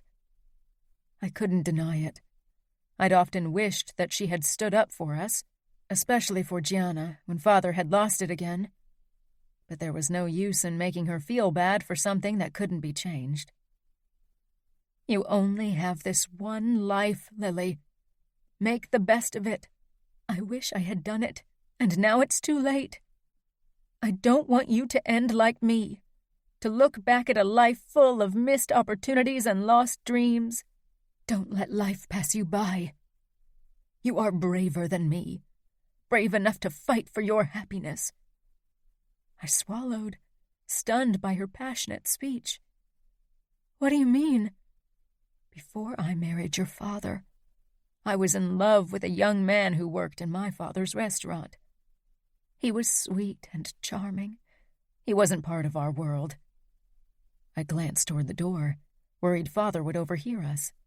As if that could happen. As if he would actually set foot into this room. "Did you love him?" "Maybe. But love is something that develops with time, and we never got the chance. I could have loved him very much, I'm sure of it. We kissed behind the dumpsters once. It was cold outside and it smelled of garbage, but it was the most romantic moment of my life.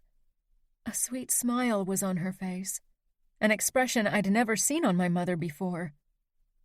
Pity squeezed my heart tightly. Had Father never done anything romantic for her? What about Father? Your father... She trailed off. She took a few shuddering breaths. Even with the help of the oxygen tank, she was struggling to breathe. He doesn't have time for romance. He never had.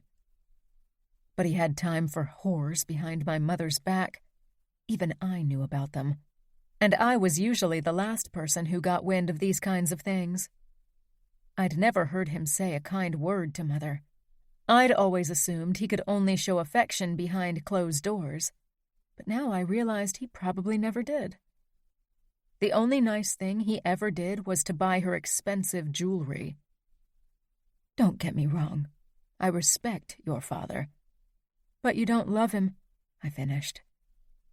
I'd always been sure Mother loved Father, even when he didn't return the feeling. But finding out that there was nothing between them somehow felt like a punch in the stomach.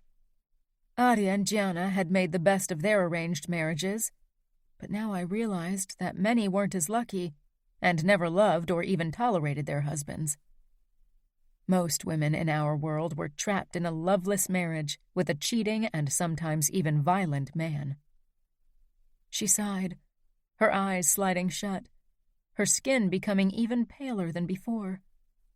I always told myself there was still time to do the things I love, to be happy, and now it's too late. Would those words always feel like a punch every time she voiced them? "No," I said shakily. "It's not. Don't give up." She looked at me with a sad smile. "It won't be much longer. For me, there's nothing but regret. But you have your whole life ahead of you, Liliana. Promise me you'll live it to the fullest. Try to be happy." I swallowed hard. All my life my mother had told me to accept my fate, to be a good girl, to be dutiful. "I want to marry for love." "You should," she whispered. "Father won't allow it. He'll find someone for me, won't he?" Aria and Gianna made good matches. You don't have to marry for tactical reasons. You should be free to fall in love and marry that special boy. An image of Romero popped into my head, and a swarm of butterflies filled my stomach. "I remember that look," Mother said softly. "There is someone, I blushed. "It's silly. He isn't even interested in me." "How could he not be? You are beautiful and intelligent and come from a good family. He'd be crazy not to fall for you." I'd never talked to Mother like this, and I felt incredibly sad that it had taken cancer for us to be this close. I wished she'd been that kind of mother before, and then I felt guilty for thinking something like that. "He's not someone Father would approve of," I said eventually. And that was a huge understatement. "He's just a soldier." "Oh," Mother whispered. She had trouble keeping her eyes open. "Don't let anyone stop you from achieving happiness." The last few words were barely audible as Mother slowly drifted off to sleep. I slipped my hand out from beneath hers and stood. Her breathing was labored, raspy, and flat. I could almost imagine how it would stop any second. I backed out of the room, but didn't close the door. I wanted to make sure I would hear it if Mother called for help. I headed toward the staircase where I almost bumped into Father. "Mother will be happy to see you," I said. "But she's just fallen asleep, so you will have to wait a bit." He loosened his tie. "I wasn't going to your mother. I have a few more meetings scheduled." "Oh, right. That's why he smelled like a perfume shop, and why his suit was wrinkled. He'd spent the morning with one of his whores, and was probably on his way to the next." "But she'd love to see you later." Father narrowed his eyes. "Did you call your sister? Luca called me this morning to tell me he and Aria were on their way to Chicago to visit your mother." "They have a right to say goodbye." "Do you really think they want to see your mother like this? Your mother was once a proud woman. If she were still in her right mind, she wouldn't want anyone to see her in this pitiful state." Anger bubbled up. "You're embarrassed by her, that's all." He raised a finger in warning. "Careful. Don't take that tone with me. I know you are under a lot of pressure, but my patience is running thin at the moment." I pressed my lips together. "Are Aria and Luca still coming, or did you forbid them from visiting?" I didn't mention that Gianna would be visiting as well. He'd find out soon enough, and then Luca would hopefully be there to calm him down. "They'll be here in the afternoon. That'll give Luca and Dante the chance to discuss business." That's what he worried about? Business? His wife was dying and he didn't give a shit. I nodded and left without another word. Half an hour later, I watched my father leave the house again. There had been a time when I'd looked up to him, when I'd seen him in his black suit and thought he was the most important person in the world. But that hadn't lasted long. The first time he raised his hand against Mother, I knew he wasn't the man I thought he was. Aria, Gianna, and Luca arrived 2 hours later. Matteo had stayed in New York, not only because Luca needed someone he trusted there, but because Gianna's encounter with Father would be explosive anyway. If Matteo were there as well, someone would die. Aria and Gianna hugged me tightly in greeting. "How are you?" Aria asked. I shrugged. I don't know. It's hard to see Mother so weak. And Father acting like a jerk isn't helping, Gianna muttered. Luca gave me a small nod. I'll wait in the kitchen. I still have a few phone calls to make. I had a feeling he only wanted to give us time alone with our mother, and I was grateful for that. I almost asked him about Romero, but then I stopped myself. I led my sisters upstairs. When we stepped into Mother's bedroom, shock flashed across their faces. Even I, who kept her company every day, was shocked every morning when I saw how broken she looked, and the smell was horrible as well. The nurses cleaned the floor and furniture with disinfectant twice a day, but the stench of decay and urine still covered everything.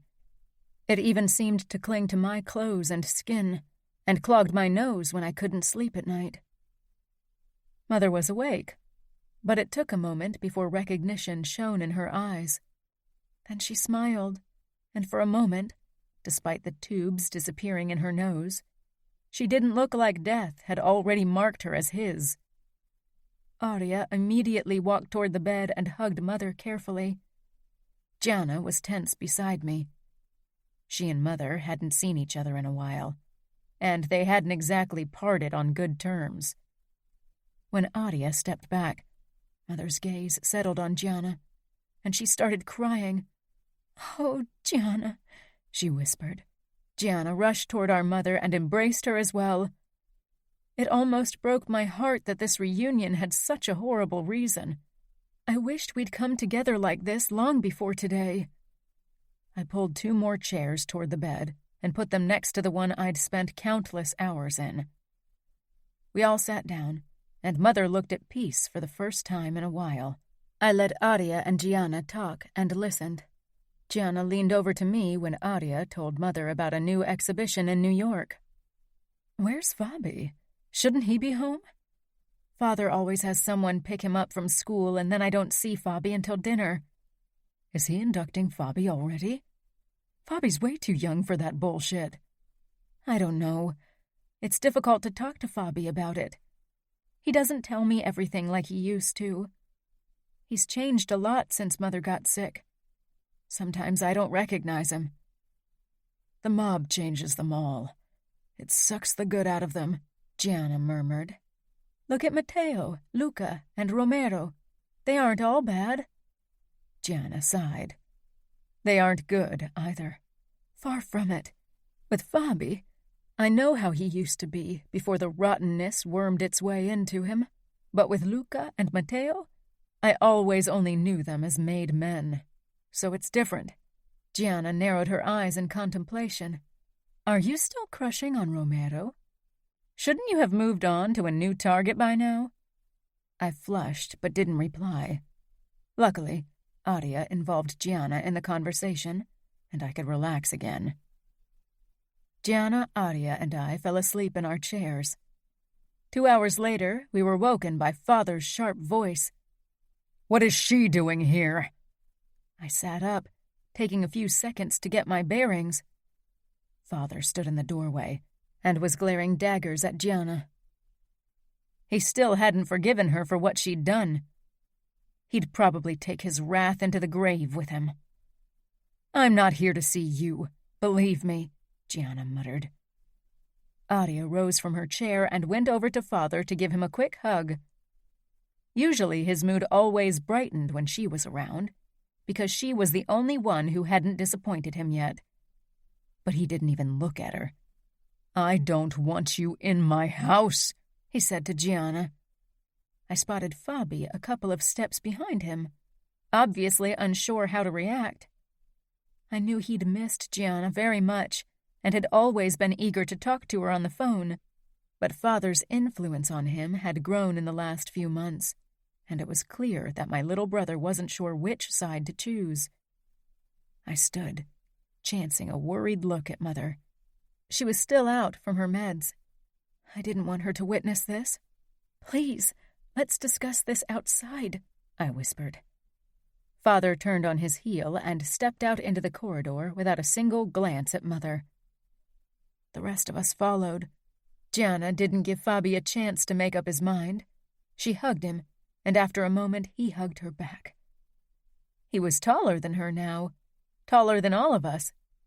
Father glowered at my brother. I couldn't believe he wasn't able to let his stupid pride take a back seat for once. Mother needed us in her last days, but he didn't give a damn. He didn't even wait for me to close the door before he went off again. "I forbade you from stepping foot into this house," he snarled. I slid the door shut and leaned against it. My legs felt shaky. The last few months had been draining, and I couldn't take it anymore. But I needed to be strong for Mother, for Fabi, and even for my sisters. "It's also Mother's house, and she asked to see me," Gianna said. It was true. I'd lost count of the many times Mother had asked about Gianna. Regardless of how badly their last encounter had gone, they loved each other. Father drew up to his full height. "I paid for this house, and my word is law." "Don't you have any respect for the wishes of your dying wife?" Gianna hissed. I was pretty sure Father would have hit Gianna, even though she was Matteo's wife, but Luca came upstairs in that moment. It didn't stop Father from saying more nasty things, and Gianna from fighting right back at him. I couldn't take it anymore. I rushed past them. Their fighting followed me down the corridor, and even downstairs I could still hear their shouting. I stormed into the kitchen, threw the door shut and leaned against it before I buried my face in my hands. The tears I'd been fighting for so long pressed against my eyeballs. I couldn't hold them back. A noise made me look up. Romero stood at the kitchen counter and was watching me over his coffee cup. I cringed in embarrassment and quickly tried to wipe my cheeks clean. "I'm sorry," I said. "I didn't know someone was in here. I didn't even know Romero was here at all. But I shouldn't have been surprised. Since Matteo had stayed in New York, Luca needed someone who could keep an eye on my sisters when he was busy." "This is your home," he said simply. His eyes were kind and understanding. I had to look away, or I'd really start bawling, snot and sobs and all, and that was the last thing I wanted. "It used to be," I whispered. I knew I needed to keep my mouth shut, but the words kept coming. "But now it feels like I'm trapped. There's nothing good. Anywhere I look, there is just darkness, just sickness, and hate and fear." I fell silent, shocked by my outburst. Romero set down his coffee. "When was the last time you left the house?" I didn't even know. I shrugged. "Let's take a walk. We can get a coffee. It's really warm outside." Euphoria burst through the dark cloud that had been my emotions in the last few weeks. "Are you sure that's okay?" "I'll check with Luca, but I don't see why it should be a problem. Just a sec." I stepped aside so he could walk by.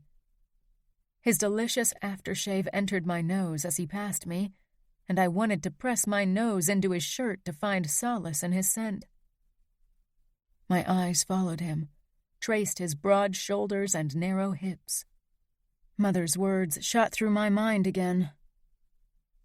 Maybe happiness wasn't as far away as I thought. Romero. I shouldn't even consider being alone with Lily. Not now, not ever. Not when I couldn't stop noticing how grown up she looked. She wasn't the little girl I'd first met. She was a woman in marriageable age now, but she was out of my league, at least by her father's standards. I was one of the best fighters in New York. Only Luca and Matteo were as good with the knife or the gun, and I wasn't exactly penniless, but I definitely wasn't mob royalty and couldn't afford a penthouse like Luca's. I wasn't even sure why the fuck I was thinking about those kinds of things now. I wasn't going to ask for Lily's hand. Not now, not ever. And at this time, there were more important things to take care of. I climbed the stairs, following the sound of arguing.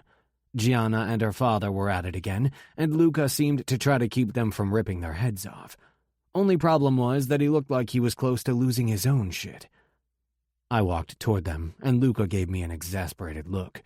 Scuderi was a pain in the ass, and Luca wasn't the most patient person on this planet. A bad combination. He came toward me. I'm going to lose my fucking mind if Gianna and her old man don't stop fighting. Lily is taking it badly. She's had to witness her mother's deterioration for months now. I want to take her out for a walk and a coffee to take her mind off things. Luca scanned my face with an expression I didn't like one bit. Sure, but I really don't need any more problems.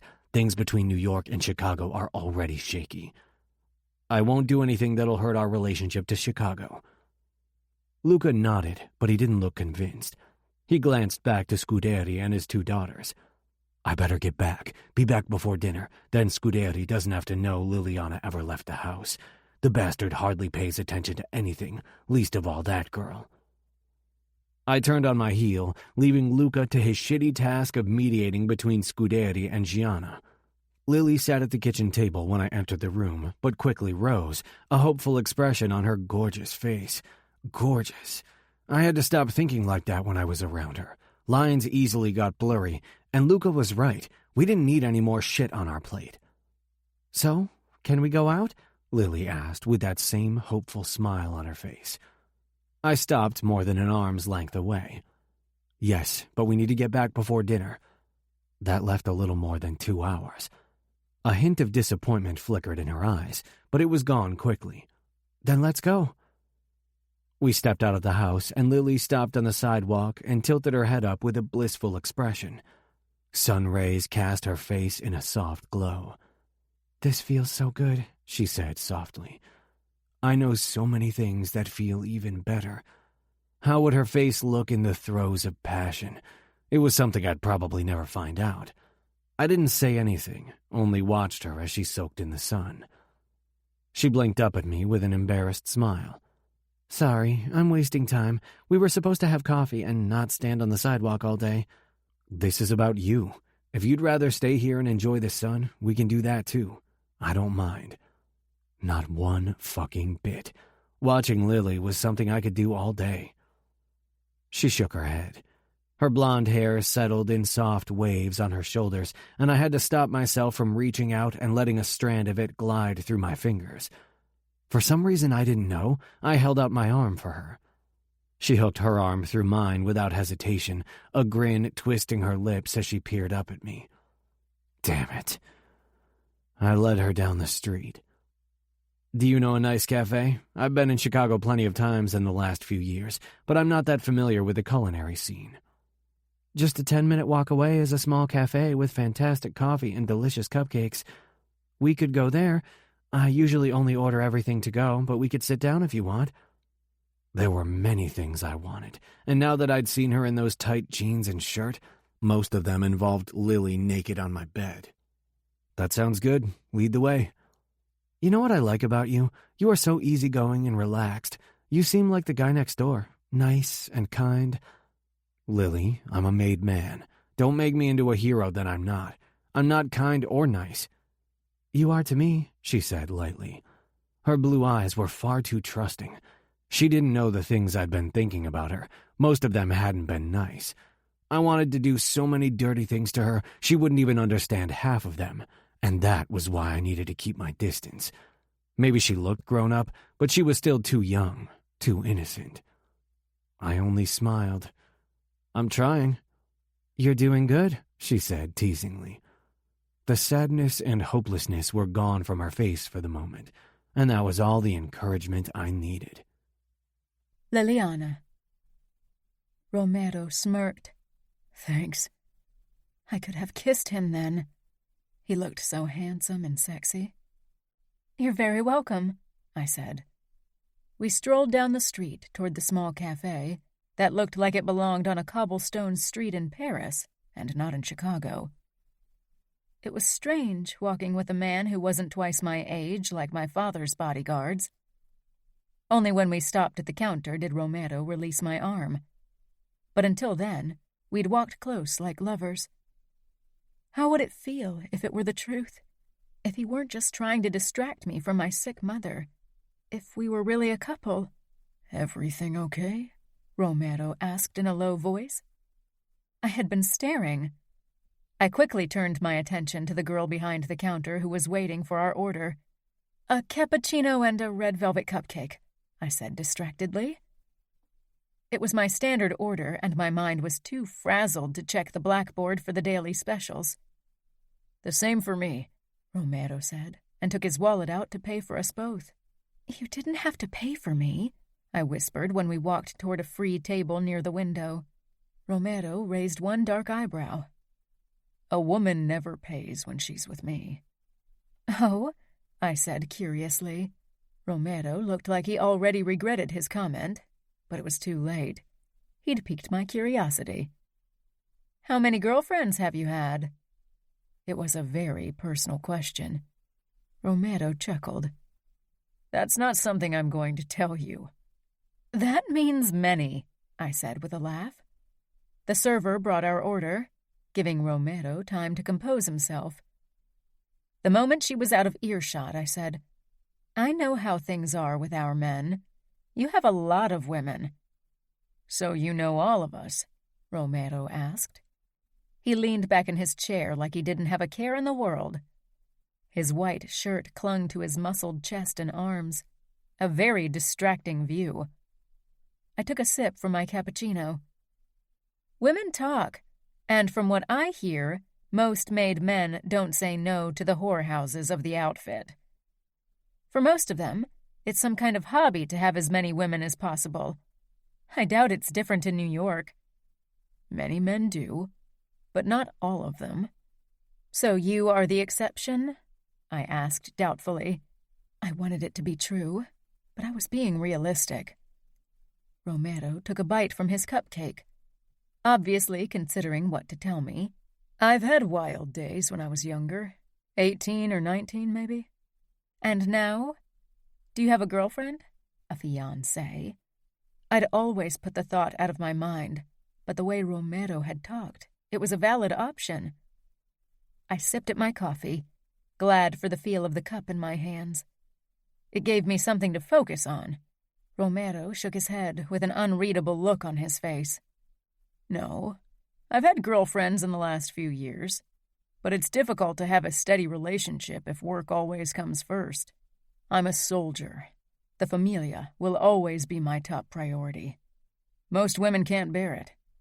"Most women don't get asked if they want this life or not."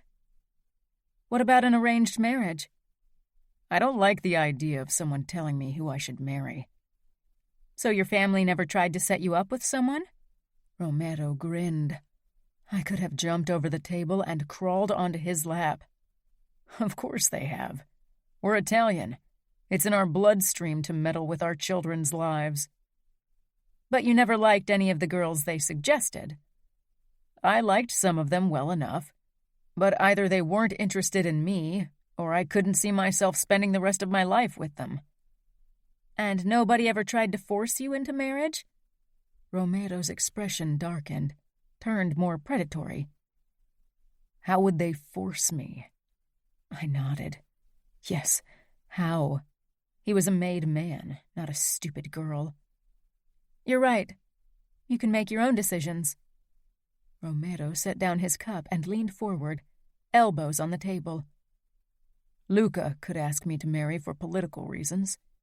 I probably wouldn't refuse him." "But he wouldn't do that," I said.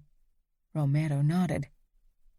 "Maybe you'll get to choose for yourself as well.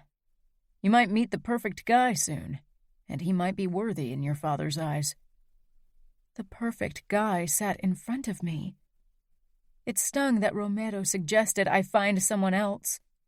Didn't he realize I had feelings for him? I didn't want to find some guy my father would approve of. I wanted the man in front of me. Perhaps he saw something in my expression, because after that, we talked about random things, nothing of importance. And far too soon we had to make our way back to my home. This time we didn't link arms. I tried not to be disappointed, but it was hard.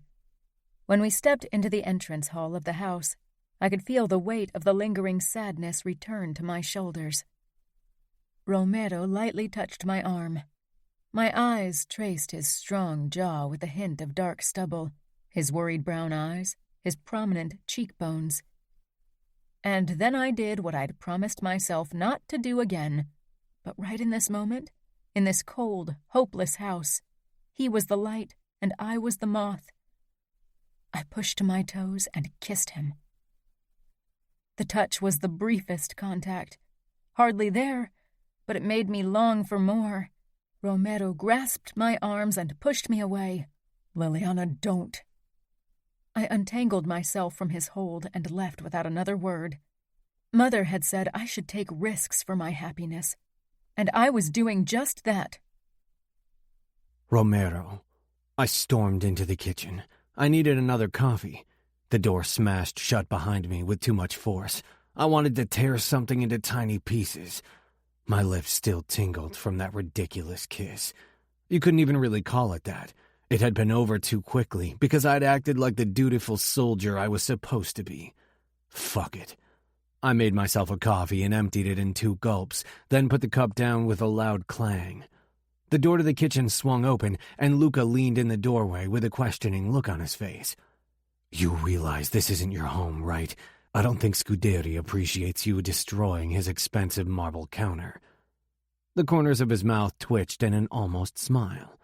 I relaxed against the kitchen island. I don't think Scuderi even knows where his kitchen is. Where is he anyway? It's suspiciously quiet in the house. I thought he and Gianna would never stop fighting. Luca's expression darkened. They would still be at it, but Scuderi left for a meeting, which I'll have to do soon as well. Dante and I are going to discuss the Russians tonight at some Italian restaurant he loves. "I assume I'll stay here to keep an eye on the women," I said tightly. The idea of being around Lily all evening worried me. Luca came up to me. "Do I have to worry about what went on between you and Liliana while you were gone for coffee? Do I even want to know?" I glared. "Nothing happened, Luca. You know me. I'm a good soldier. You are also a guy with a dick, and Liliana is a gorgeous girl who's been flirting with you for years. Sometimes that can lead to unfortunate accidents." I released a long breath. "Fuck," Luca muttered. "I was joking. Don't tell me there's really been something going on." "Liliana kissed me, but you could hardly call it that. Our lips barely touched, and I pushed her away, so you have nothing to worry about." "Oh, but I have to worry considering the look of regret on your face when you said that your lips barely touched. You want her." "Yes, I want her," I muttered, starting to get annoyed by his interrogation. Luca used to be the guy who couldn't keep it in his pants, and now he was acting all high and mighty. "But I'm not going to act on it. I can control myself. I'd never do anything to hurt the Familia." Luca clapped my shoulder.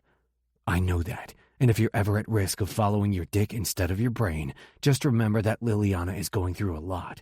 She's probably only looking for a distraction. She's vulnerable and young. I know you won't allow her to ruin her life." That was a guilt trip if I'd ever heard one. I nodded, because the words waiting on the tip of my tongue were too harsh for my capo. Arya walked into the kitchen in that moment, but she stopped when she saw us. "Am I interrupting anything?" She glanced between Luca and me. "I thought we should start dinner. Father gave our maid the day off because he doesn't want anyone in the house right now. That means we have to cook." "Let's order pizza," Luca said. He walked toward his wife and pulled her against him before kissing the top of her head.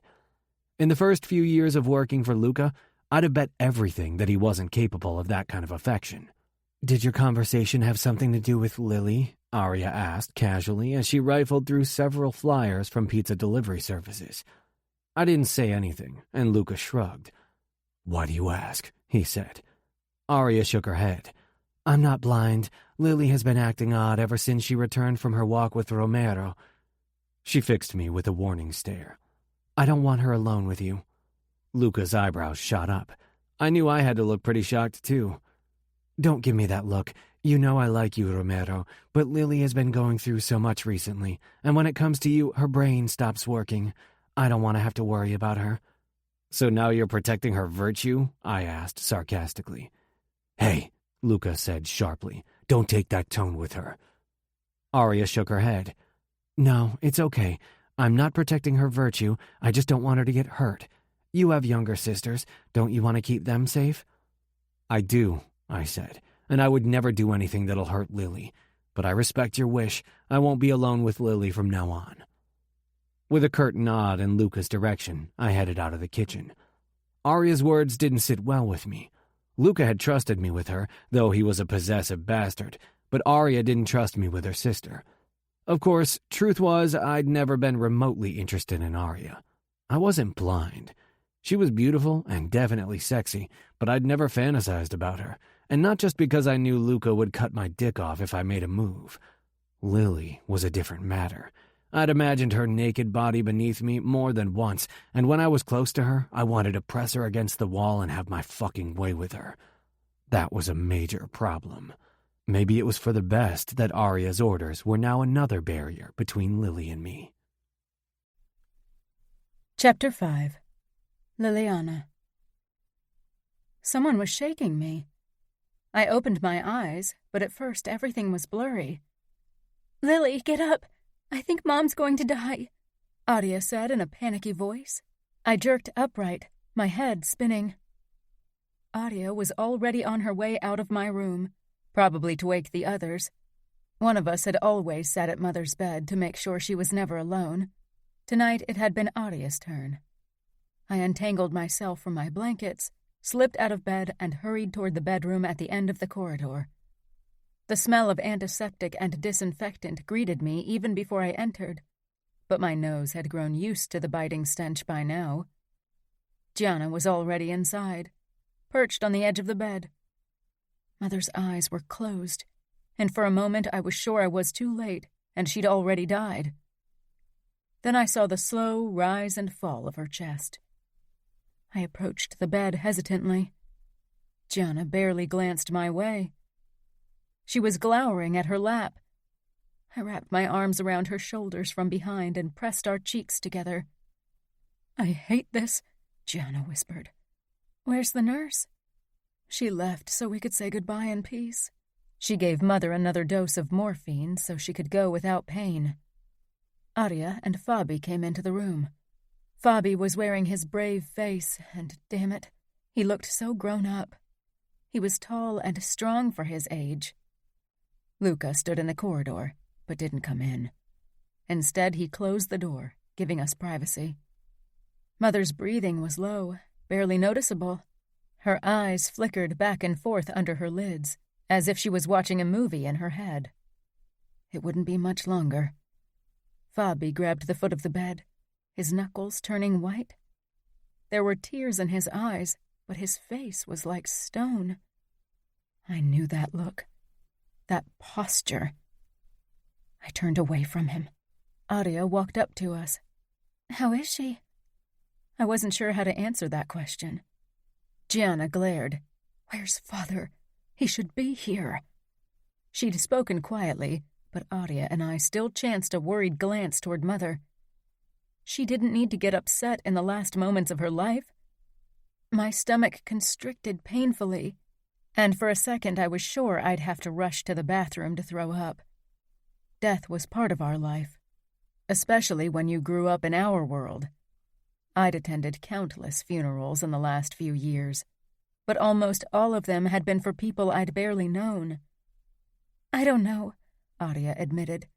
"I knocked at his door, and even walked in, but it didn't look like he'd slept in his bed at all." Gianna and I exchanged a look. Was he really with one of his whores tonight? Mother had been feeling very weak yesterday, so it didn't come as a surprise that tonight was the night. He should have stayed home to be there for her. "Do you know where he is? You've been acting like his best buddy the last few days." Gianna muttered with a scowl in Fabi's direction. He stiffened. He doesn't tell me where he goes, and I'm not his best buddy, but as his only son, I have responsibilities. Gianna stood, and I had no choice but to let her go. Oh my God, what kind of bullshit is that? I can't believe it, she hissed. Gianna, Adia said in warning. it's enough. Not here. Not right now. It doesn't matter that Father's not here, I said firmly. We are here for her. We are the most important people in her life, not him. That was the last time we mentioned Father that night. Hours passed with Mother's state staying the same, and occasionally my eyes fell shut. But then her breathing changed. I sat up in my chair and took her hand. Mom? I asked. Adia was holding her other hand. Gianna didn't move from her spot in the armchair in the corner. Her legs were pressed up against her chest, her chin resting on her knees. Fabi had fallen asleep with his cheek on the wooden foot of the bed. I reached out and nudged him. He jerked up in his chair. Mother's eyelids fluttered like she was going to open them. I held my breath, hoping she'd look at us once more, maybe even say something. But then her breathing slowed even more. I wasn't sure how much longer it took. I lost any sense of time as I monitored Mother's chest, the way it barely moved, until it stopped altogether. Fabi ran out to get the nurse, but I didn't need her to tell me what I already knew. Our mother was gone. The nurse moved around us, and then, with a sad nod, she disappeared again. I let go of Mother's hand, stood from my chair, and stepped back. Adia didn't move, still clutching Mother's hand. One moment Mother was there, and the next she was gone. Just like that, a life ended, and with it the dreams and hopes of that person. Life was so short. Any moment could be your last. Mother had told me to be happy, but in our world, happiness wasn't something that came easily. Adia rested her head on the edge of the bed, sobbing without a sound. Just like me, Fabi stood back. He looked like he couldn't comprehend what had happened. Gianna walked up to Adia, for the first time in hours moving closer to the bed, and put her hand on Adia's shoulder. She didn't even glance Mother's way, and I got it. Gianna's relationship with our mother had always been difficult, and only gotten worse when Mother had accepted how horrible Father had treated Gianna after she'd run away. In the days since her arrival here, Gianna's feelings had often changed from one second to the other. After a moment, Adia stood and pressed a kiss to Mother's forehead. To my surprise, Gianna did the same, though she quickly stepped back from the bed again. I could only stare. I knew I should kiss Mother's forehead as well as a last goodbye, but I couldn't bring myself to touch this lifeless corpse. That wasn't her anymore. That was something empty and lifeless. I staggered out of the room. My throat was cording up and my eyes were burning. I wanted to run and never stop, but in the corridor I bumped into Romero. If he hadn't grabbed my shoulders, I would have toppled over. I gasped for breath. Panic was slowly tightening around my body like a vice. "Take her away," Luca ordered. I hadn't even noticed him. "What about Aria's order?" "I don't give a damn." Romero wrapped an arm around my waist and steered me down the hallway. I was still trying to suck air into my lungs, but it was futile. My legs buckled. "Hey," Romero said in a soothing voice. "sit down." He guided me to the floor and helped me put my head between my legs while he drew calming circles on my back. The feel of his warm hand steadied me. "Just breathe," he murmured. "It's okay."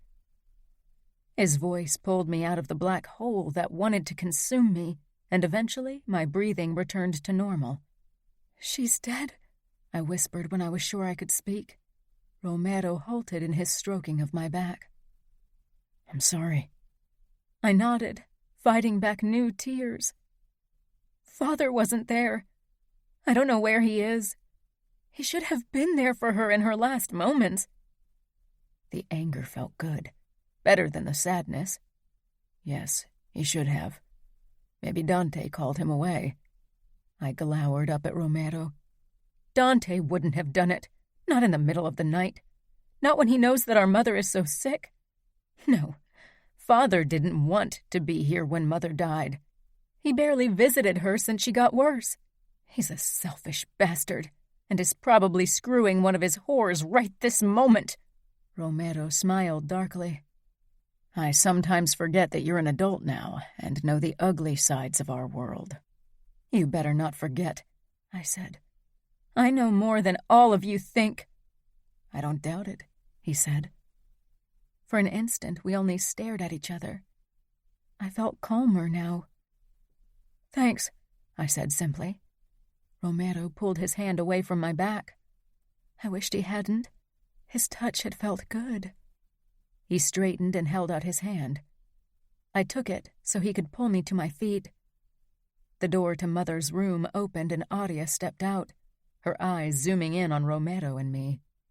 He let go of my hand, gave me an encouraging smile before he went to Audia to tell her how sorry he was about Mother's death.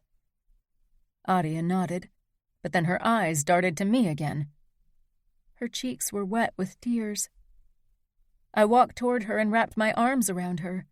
Romero took that as his cue to leave, but before he turned the corner, he glanced over his shoulder and our gazes met. The cold and empty feeling in my chest eased, and something warm and more hopeful took its place. Then he disappeared from my view. I almost went after him, but my sisters needed me now. Steps sounded behind us, and then Luca was heading our way, lowering his phone from his ear. He doesn't answer his phone? Did you try to send him a message? Audia asked as she pulled back from me and hurried toward her husband. Luca grimaced. Yes, I sent him 2 messages, but he hasn't replied yet, and he doesn't answer my calls. I doubt he'll be back any time soon. I returned into Mother's bedroom, even though my body bristled at the mere idea. But Audia needed some time with her husband. I'd only be the 5th wheel. Before I closed the door, I saw Luca cradling my sister's face and kissing her eyelids.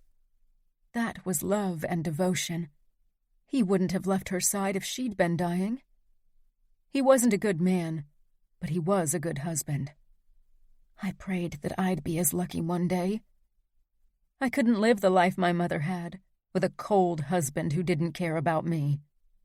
I knew Romero wouldn't be like that, but it wasn't like Father would choose him for my husband. Gianna was back in her armchair, but she was talking on the phone in a low voice, probably with Matteo. She, too, had found someone regardless of how hard she'd fought her marriage in the beginning. Fabi was gone. I didn't want to interrupt Gianna, so I went in search of my little brother. I found him in his room, sitting at his desk and polishing one of his many combat knives. They were shiny already. "Do you want to talk?" I asked. He didn't even look up, only pressed his lips together. I waited before I finally nodded. "Okay, but if you change your mind, I'm in my room." He didn't react, only reached for the next knife and began polishing that, too. Romero waited outside. He nodded toward my brother. "Do you want me to talk to him? Maybe he needs someone who isn't family." "You mean who isn't female?" I said bitterly. But then I swallowed my emotions. "You're probably right. He'd rather talk to you than me." Romero looked like he wanted to say more, but then he walked past me and toward my brother. "Do you need help polishing your collection?" Fabi's head shot up. Admiration flickered across his pale face. He didn't say anything, but he handed Romero a cloth. Romero perched on the edge of the desk and unsheathed his own knife from its holster. A long, curved blade that looked absolutely deadly. Fabi's eyes lit up, and he rose from his chair to take a closer look. "Wow," he breathed. "I should probably polish it first. Your knives are in a much better condition." "That's because they are only for show," Fabi said. But yours is a weapon. It's real. How many have you killed with it? I closed the door quickly. I'd had enough death for one night. I didn't want to know how many Romero had caused in his lifetime. I glanced down toward the bedroom where Mother's corpse waited to be taken away. Then I turned around and headed toward my room. Aria had Luca, Gianna had Matteo, and for the moment, even Fabi had Romero. But I'd deal with this alone. I'd been doing it for weeks and months now. Romero. I wanted to be there for Lily, wanted to console her, but I respected Aria's wishes. She too had gone through enough shit and didn't need the additional grief of worrying about her sister. Instead, I showed Fabiano how to handle my knife, how to unsheath a long blade as quickly as a short one. It was easy to distract him from his sadness. But damn it, he wasn't the one who needed me most. Needed you? God damn it. If I started thinking like that now, I'd get myself in huge trouble. Lily wasn't my responsibility, and she definitely didn't need me. Fabi drew his knife from the holster I'd lent to him and grinned at how fast he'd done it. I'd been like that once, eager to learn everything there was about fighting, about winning, eager to prove my worth. My father had been a low debt collector, someone who never got to talk to the capo directly. I'd wanted to be better, to prove my worth to him and myself. Fabiano had huge expectations resting on his shoulders. He had plenty of ways to fail, but very few options to excel. I need to go to Luca now, I said eventually. Fabi nodded and settled back on his chair. He picked up a cloth and polished the same knife again. I guessed he would spend all night like that, and maybe even the next few days. I walked out and headed for the stairs, but stopped in front of Liliana's door, listening for a sound. Maybe I wanted to hear crying so I could storm in and console her, be her knight in fucking armor. I moved on. Chapter 6. Liliana. I looked deathly pale in mourning. Aria, Gianna, and I wore the same modest black dress and ballet flats, our hair pinned up in a bun. I didn't wear makeup, even though the shadows beneath my eyes were scary. Father had organized a huge funeral, expensive oak coffin, a sea of beautiful flowers, only the best food for the feast afterwards. He acted like the devastated widower everyone expected to see. It was a marvelous show. He should have been there for Mother when she really needed him. This was only to impress people, and maybe to make him feel better. Even a man like him had to feel guilty for abandoning his dying wife. The funeral was a big affair in our world. Father was an important man, and so Mother's death was a social event. Everyone wanted to attend, and everyone was crying crocodile tears as they said their condolences. My eyes were dry as sand. I could see people glancing my way, waiting for me to cry over my mother, to show the reaction they all expected from me. But I couldn't cry. I didn't want to cry, not surrounded by so many people with their fake tears. They pretended they'd cared for my mother, that they'd known her, but none of these people had visited her when she was bound to the house. She'd been dead to them long before her death. The moment she hadn't been the glitzy society lady, they'd ditched her like a dirty rag. They made me sick. All of them. Father put his arms around Fabi's and my shoulders as he led us toward the coffin. I shuddered under his touch. I didn't think he realized it was revulsion for his closeness that had caused my reaction, because he actually squeezed my shoulder. It took incredible self-control for me to stay where I was and not rip away from him. The priest started his prayer as the coffin was slowly lowered into the hole. I peered up through my lashes and caught Romero's eyes over the grave. Unlike Luca and Matteo, who'd flown in for the funeral, Romero wasn't allowed to stand on this side with our family. His expression was solemn as we watched each other, but then he lowered his gaze back to the coffin. He'd been avoiding me in the last few days. When I entered the room he was in, he usually left with a stupid excuse. It was obvious he couldn't stand my presence, and didn't know how to tell me. Everyone was walking on eggshells around my siblings and me now. I wished he'd tell me the truth. I could handle it. Father led us back toward the other mourners, away from Mother's grave, and finally let go of me. I released a quiet breath, glad to be out of the spotlight and away from my father. The moment people started to head for the coffin to say their last goodbye, I backed away. Nobody stopped me. Nobody even seemed to notice. They were busy putting on their show. I turned and didn't look back. I rushed down the path, away from the grave, sending pebbles flying as my feet pounded the ground.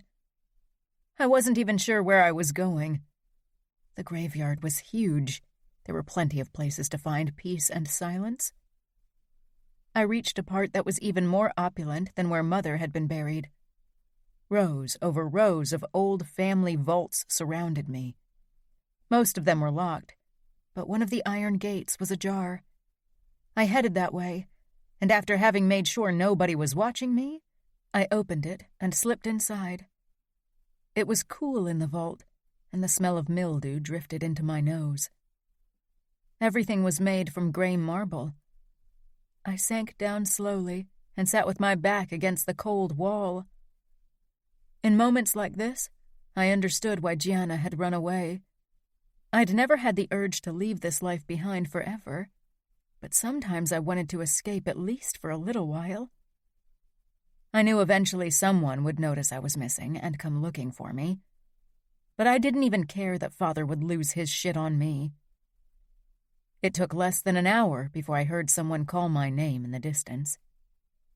I opened my lips to reply, but not a sound came out. I rested my head against the marble and peered out through the bars of the iron gate. So often in my life, I'd felt as if I was surrounded by invisible bars, and now I sought shelter behind them. A bitter smile twisted my lips. Steps crunched outside of the vault.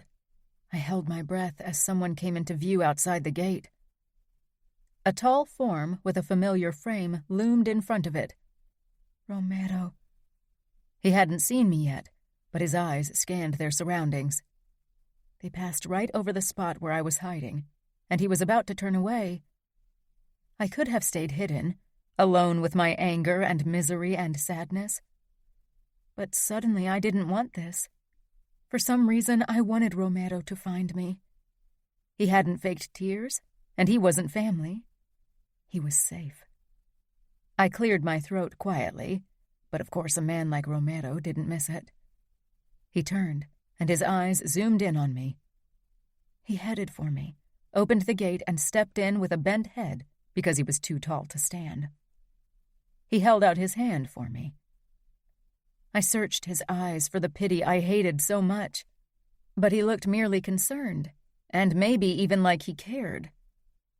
I wasn't sure what to make of his concern when not too long ago he'd done his utmost to stay away from me. I slipped my hand into his, and his fingers closed around me before he pulled me to my feet. The momentum of the movement catapulted me straight into Romero's arms. I should have pulled back. He should have pushed me back. We didn't. It felt good to be so close to someone, to feel his warmth, something my life had seemed so devoid of recently. He slowly backed out of the vault, taking me with him, still holding me close. "We've been looking for you for almost an hour," Romero said quietly, worriedly. But all I could focus on was how close his lips were and how good he smelled. "Your father will be glad to know you're safe." My father. Anger surged up in me at how he'd acted in the last few months. I was so tired of being angry, of not knowing where to go with my anger. I stepped onto my toes, closed my eyes, and pressed my lips against Romero's. This was the third time I did this. It seemed I never learned. But I wasn't even scared of being rejected anymore. I was so numb inside, there was no way anything could hurt me again. Romero's hands came up to my shoulders, as if he was going to shove me away. but then he merely rested them there, warm and strong. He didn't try to deepen the kiss, but our lips moved against each other. There was only the barest touch, and even that was over too quickly. Something trailed down my cheeks and caught on my lips. I'd never imagined my first real kiss would taste of tears. I sank back down onto my heels and my eyes fluttered open. I was too drained, too sad, too angry to be embarrassed about my actions. Romero searched my face, his dark brows drawn together. "Lily," he began, but then I started crying for real, fat tears rolling down my cheeks. I buried my face against Romero's chest. He cupped the back of my head and let me sob. In the safety of Romero's arms, I dared to give my sadness room, didn't fear it would swallow me whole. I knew Romero wouldn't let it. Maybe it was a ridiculous notion, but I believed Romero would keep me safe from everything. I'd tried to forget him, had tried to move on, find someone new to focus my crush on, but they all fell short. "We should return. Your father will be worried sick by now." "He isn't worried about me. He's only worried about how I make him look bad," I said quietly, pulling back. I wiped my cheeks. Romero brushed a strand away that stuck to my wet skin.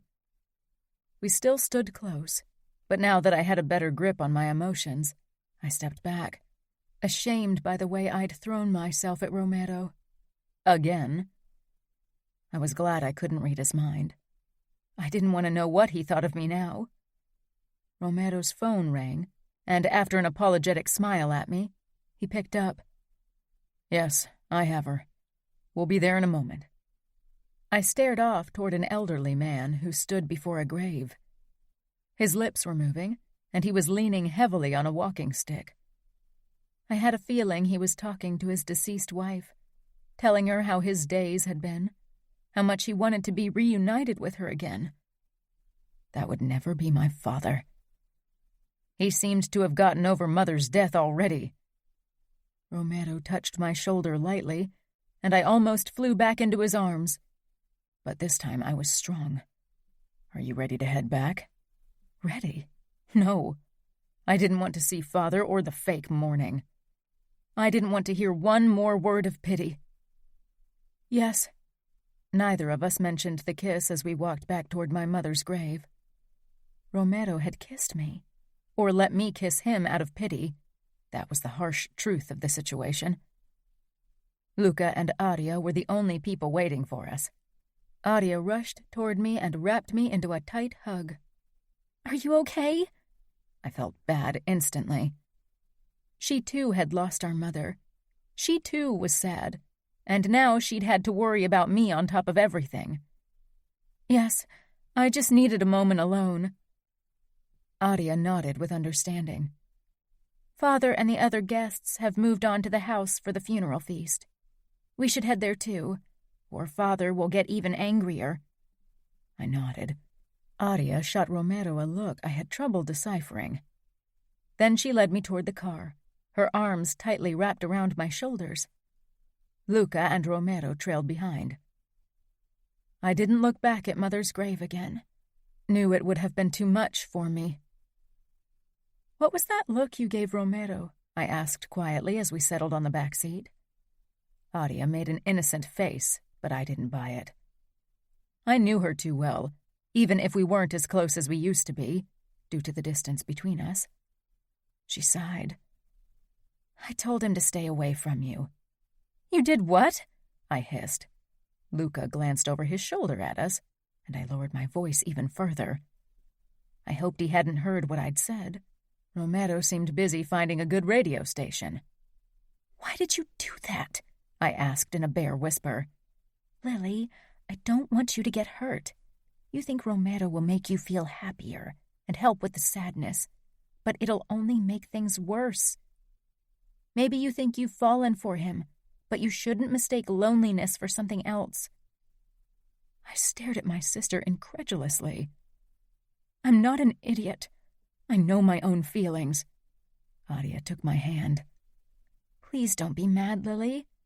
I only want to protect you. Everyone always said they wanted to protect me. I wondered from what? Life? 2 days later, Aria, Gianna, Matteo, Romero, and Luca left for New York. I wasn't sure when I'd see them again. Aria had asked Father if I could visit them for a couple of weeks in the summer, but he'd refused, with a not-so-veiled look in Gianna's direction. I'd put on a brave face, told them I'd be busy spending time with my friends and taking care of Fabi. Romero hadn't even hugged me goodbye, and he and I never got the chance for a private talk.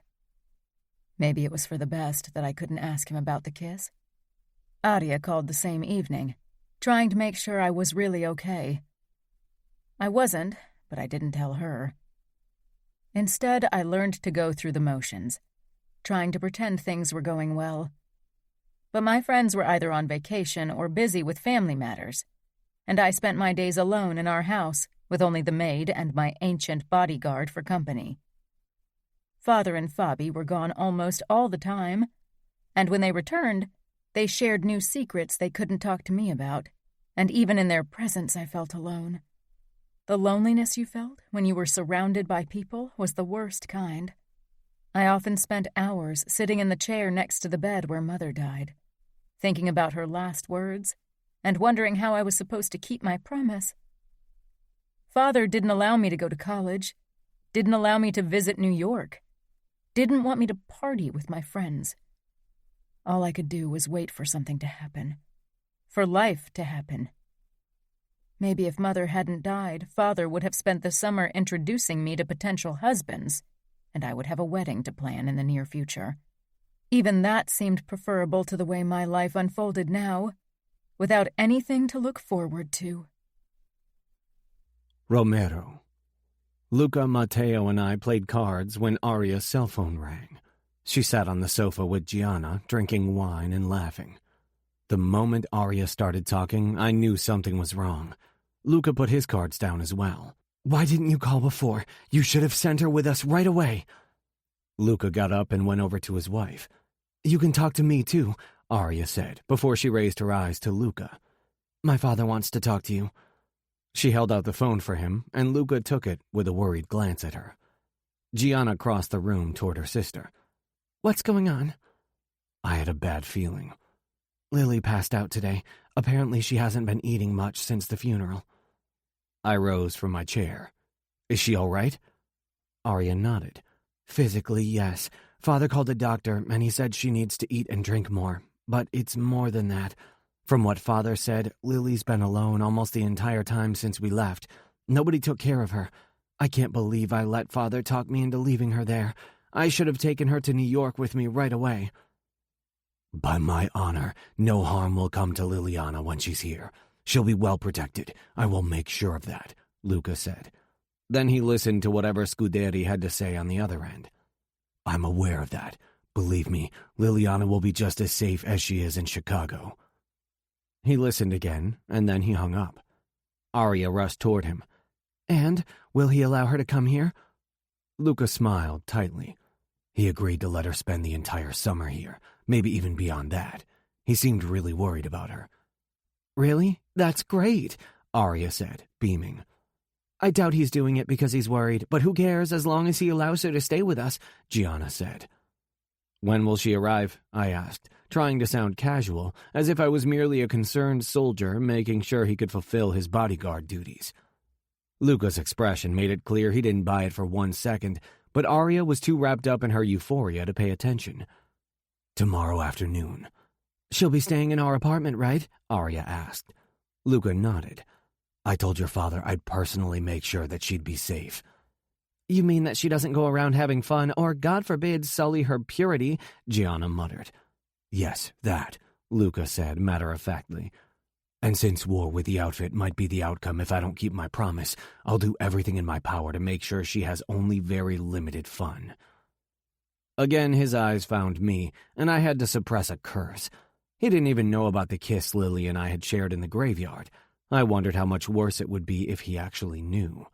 "We could spend the summer in the Hamptons. It's too hot and stuffy in the city, and we're using the mansion not often enough anyway." Arya touched Luca's forearm and fixed him with one of her looks that always got him. "Please, Luca, I don't want Lily to be stuck in the apartment. In the Hamptons, we can lie at the pool and swim in the ocean and take trips with our boat." Okay, Luca said with a resigned look. "But Matteo and I can't stay with you the entire time. We have a lot to deal with at the moment. Romero and Sandro will have to keep you safe while we're gone." Arya chanced a glance in my direction. She probably wondered if it was a good idea to have me around her sister, and to be honest, I wondered the same thing. Chapter 7. Liliana. I hadn't even realized how much I'd neglected myself in the last 2 weeks since Mother's funeral. I hadn't been hungry and rarely thirsty, so I hadn't eaten much. Of course, I was happy that my fainting had changed Father's mind. Sending me to New York was the greatest gift he could have given me. In the last 2 weeks, I'd wanted nothing more than to be finally out of this house. When I landed in New York, Adia and Luca were waiting for me. After a brief moment of disappointment that Romero wasn't there, I allowed myself to be happy that I was here at all. Adia hugged me tightly. When she pulled back, her eyes wandered over my body.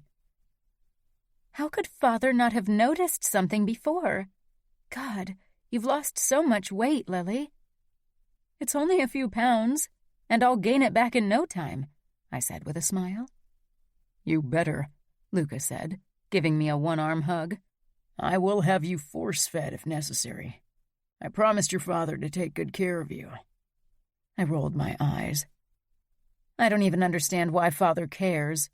He hardly paid attention to me, and now he's suddenly worried sick over me? What is that all about? A look of worry passed Adia's face, and I was about to ask her about it when Luca nudged me and her toward the exit. Let's get going. I hate this place. So what are we going to do today? I asked as we headed toward the car. After weeks of doing nothing, of feeling nothing, I needed to get out, needed to feel alive again. Nothing, Adia said apologetically. My face fell, and Adia hurried to add, but only because we're leaving for the Hamptons early in the morning. We'll be spending the summer at the beach. Really? I asked. Adia smiled brightly, and suddenly the dark cloud over my head burst open. Romero.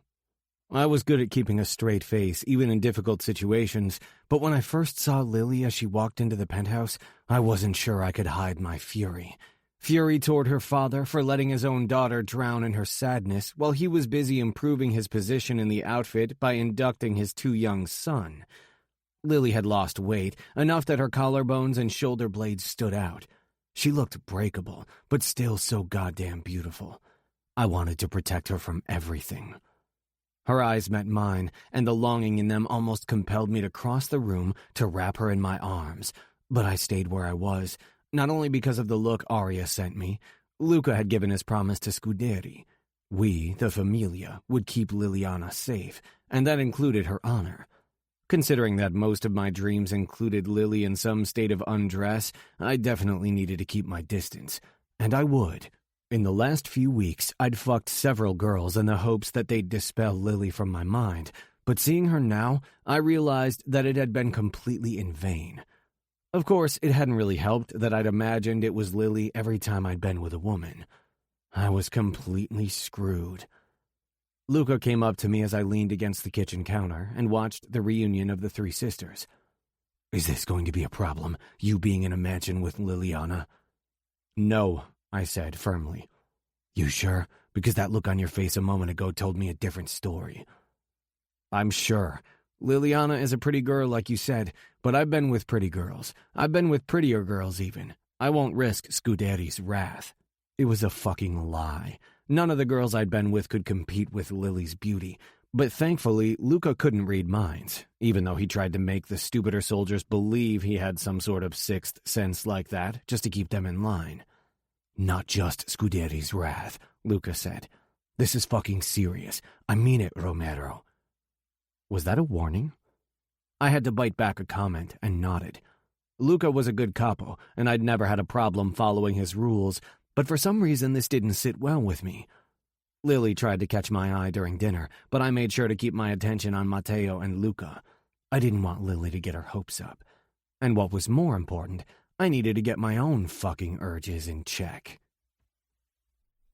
Liliana. Romero was still ignoring me, though ignoring wasn't quite the right word. He treated me with polite detachment, always friendly, but never too warm. If I hadn't known what Audia had told him, I'd have taken it harder, but as it was, I was fairly sure that he was interested in me. The first day at the mansion, the sun was shining brightly, and we decided to have dinner outside on the beach. I decided to wear my pink beach dress. It was low-cut, backless, and hugged my curves. Well, at least it usually did. Now it was slightly loose in certain places, but it looked still very nice. When my sisters and I headed for the table that the men had set up, Romero looked up from the barbecue that he was manning, and the look in his eyes when he spotted me was all the encouragement I needed. That was far from the polite detachment of the last 24 hours.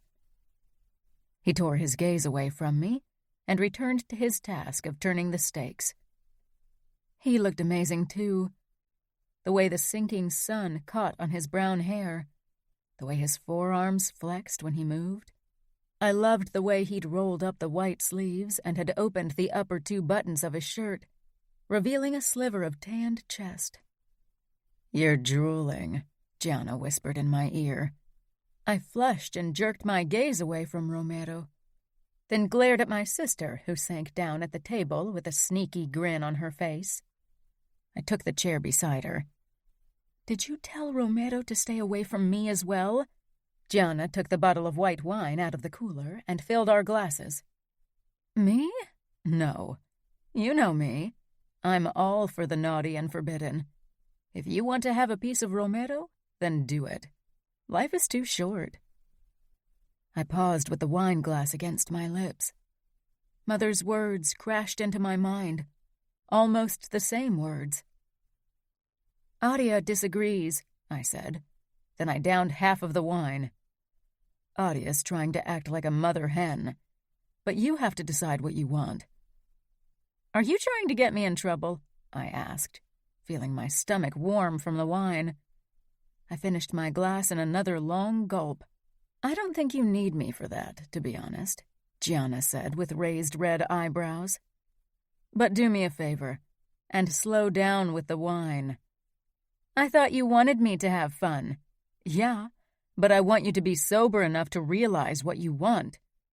And I don't think Romero will take you seriously if you're shit-faced." "You're right. He's too much of a gentleman to take advantage of a drunk girl." Gianna snorted. "Wow, now I know why Audia's worried." She watched Romero for a while. He was laughing about something Matteo had said. "I wouldn't put too much trust in his gentlemanliness if I were you. Stay in control when you're with him. He's still a made man. Don't make me have to kill him, okay?" "I thought you weren't a mother hen." "I'm not. I'm the angry mother bear who's going to tear his dick off if he hurts you." I burst into laughter. Audia joined us at the table in that moment and regarded us with suspicion. "I don't know if I like you two alone together. It smells like trouble if you ask me." "You don't want me alone with anyone, it seems," I said, only half teasing. Audia groaned and took a glass of wine for herself. "Are you still mad at me?" "I'm not mad at you."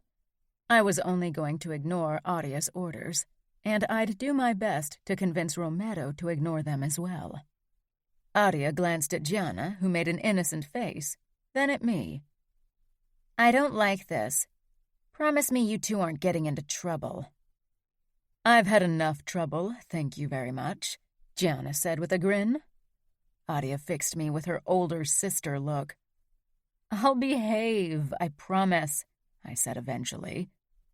Then I poured myself more wine, trying to come up with a plan to get some alone time with Romero. I knew Adia would do her best to be my constant shadow. During the day, it was pretty much impossible to shake Adia off. She watched me, and particularly Romero, like a hawk. When had she turned into such a killjoy? The nights and the early mornings were the only options I had. Since I barely slept anyway, that wouldn't prove too much of a problem. For some reason, the darkness made me afraid of falling asleep. So I spent the nights fantasizing about Romero and making plans on how to seduce him, while I caught the occasional hour of sleep when my sisters and I were sunbathing in the afternoon. It had taken me a few days to gather my courage for my next move. I knew how to put on a brave face, but this wasn't something I'd ever done before. I had no experience with men, except for the harmless flirting I'd done with Father's soldiers over the years.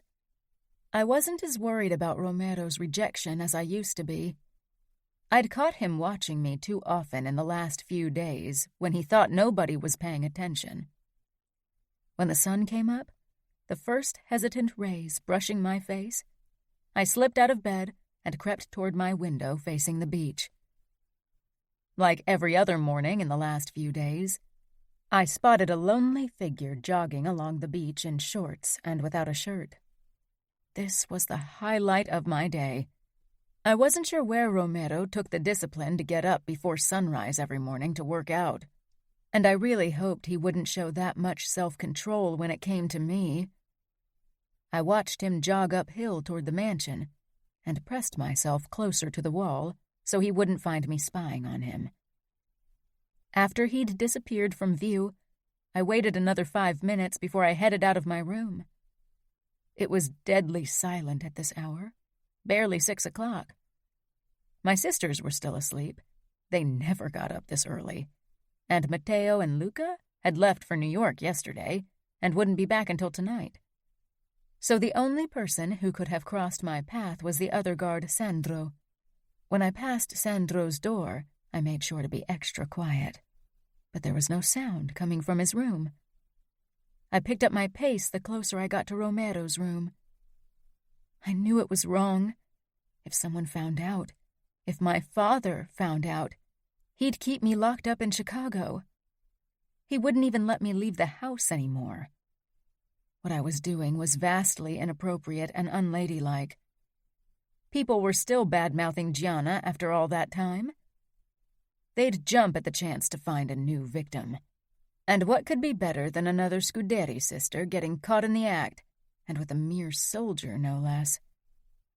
And deep down, I knew I was exactly like Gianna when it came to resisting temptation. I simply couldn't. Romero's door wasn't locked. I slipped into his bedroom on tiptoes, holding my breath. He wasn't there, but I could hear water running in the adjoining bathroom. I crept in that direction. The door was ajar, and I peered through the gap. Romero was a creature of habit, so I found him under the shower as expected. But from my vantage point, I couldn't see much. I edged the door open and slipped in. My breath caught at the sight of him. He had his back turned to me, and it was a glorious view. The muscles in his shoulders and back flexed as he washed his brown hair. There was a cross, which was wrapped in barbed wire, inked into the skin over his spine. Naturally, my eyes dipped lower to his perfectly shaped backside. I'd never seen a man like this, but I couldn't imagine that anyone could compare to Romero. Even the fantasy Romero from my dreams couldn't compare.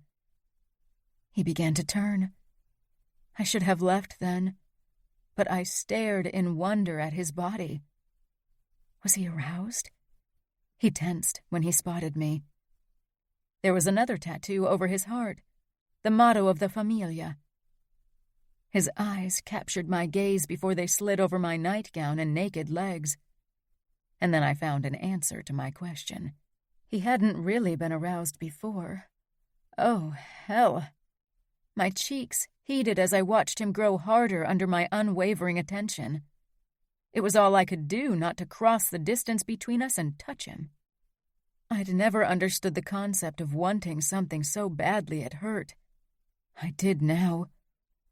Romero slid the shower open with unhurried movements and wrapped a towel around his waist. Then he stepped out. The scent of his spicy shower gel, peppermint and sandalwood, wafted into my nose. Slowly, he advanced on me. "You know," he said in a strangely rough voice, "if someone found us like this, they might get the wrong idea. An idea that could cost me my life and you your reputation." I still couldn't move.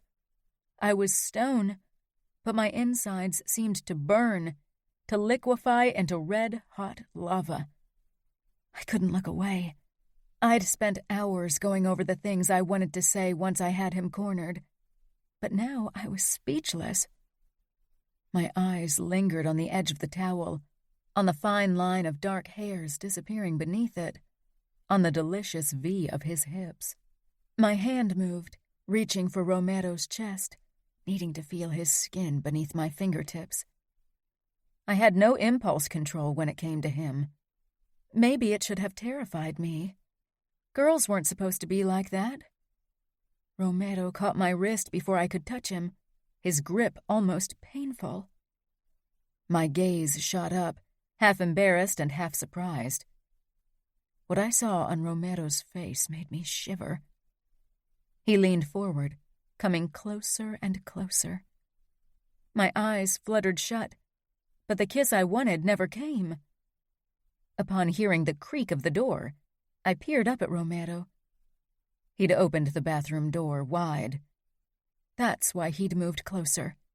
Not to kiss me. Embarrassment washed over me. How could I have thought he was interested in me? "You need to leave," he murmured as he straightened. His fingers were still curled around my wrist. "Then let me go." He released me instantly and took a step back. I stayed where I was. I wanted to touch him, wanted him to touch me in turn. He cursed, and then he was upon me, one hand cradling the back of my head, the other on my hip. The touch hot, warning and promise. I could almost taste his lips, they were so close. His touch made me feel more alive than anything ever had, and I wanted more of this feeling, wanted to drown in it. "Leave," he rasped. "Leave before I break my oath." It was half plea, half order. I wanted him to break his oath, wanted nothing more. But something in his gaze made me back away a few steps. I was brave, but I wasn't stupid. Letting my gaze travel the length of him one last time, I quickly rushed outside and crossed the bedroom, only stopping to check the corridor before I left. There was nobody around, so I stepped out and hurried toward my room. I'd almost reached my door when Gianna showed up, still dressed in pajamas and a cup of hot chocolate in her hands. She halted, eyes narrowing in suspicion. "What are you doing sneaking around the corridor in your nightgown?" Why did she have to choose today to get up early? "Nothing," I said a bit too fast. I could feel heat creep up into my cheeks. When would my body ever stop betraying me in situations like this? "Nothing," Gianna repeated, crossing her arms in front of her chest and taking a casual sip from her cup. "Right. Isn't Romero's room in that direction?" I shrugged. "Maybe. It's not like he's ever invited me over." "Doesn't mean you haven't been there." "Are you done with your interrogation? I don't know why you suddenly try to sound like father. It's not like you've always been playing by the rules." "Easy, Tiger. I was just curious. For all I care, you can visit Romero and whoever else you want as often as you like. But you know how things are. If the servants catch you, rumors will spread like wildfire. You have to be clever about it, and running around the house like a chicken without its head isn't going to help. If Audia had caught you like this, you'd have a lot of explaining to do." "I did nothing wrong," I said stubbornly. Gianna smiled bitterly. "I know, but that doesn't mean they won't punish you for it. Just be careful." She handed me her cup of hot chocolate. "I think you need it more than me." I'd thought I was being careful, but at least my sisters seemed to see right through me. I could only hope they would keep my secret from their husbands. Both Romero and I would get into huge trouble if people started to believe something was going on between us, even if there wasn't. Nobody cared about the truth. I wished there was something to talk about. Wished Romero had kissed me like I'd wanted him to. Wished he hadn't stopped at kissing. Romero. I almost chased after Liliana to drag her back into my room and have my way with her. Damn it. She'd wanted me. It had been written all over her face, plain as day. The first moment I'd turned around and seen her standing there with huge blue eyes, I'd thought I was imagining it. After all, I'd been thinking about her during my shower. She was on my mind way too often. If Luca knew how hard it was for me to concentrate at the moment, he'd have someone else protect Arya, and he'd definitely have me sent back to New York, far away from Lily. If I was a good soldier, I'd ask him to do it, but I didn't want to go anywhere. I wanted to stay near Lily. I ran a hand through my wet hair as I glared at the bathroom door. Why had I sent her away? She'd wanted me to kiss her. She'd wanted more than that. Why did I have to listen to my fucking conscience then? But it wasn't even morals that kept me from kissing Lily. It went against my oath, my duty, but that wasn't the main reason.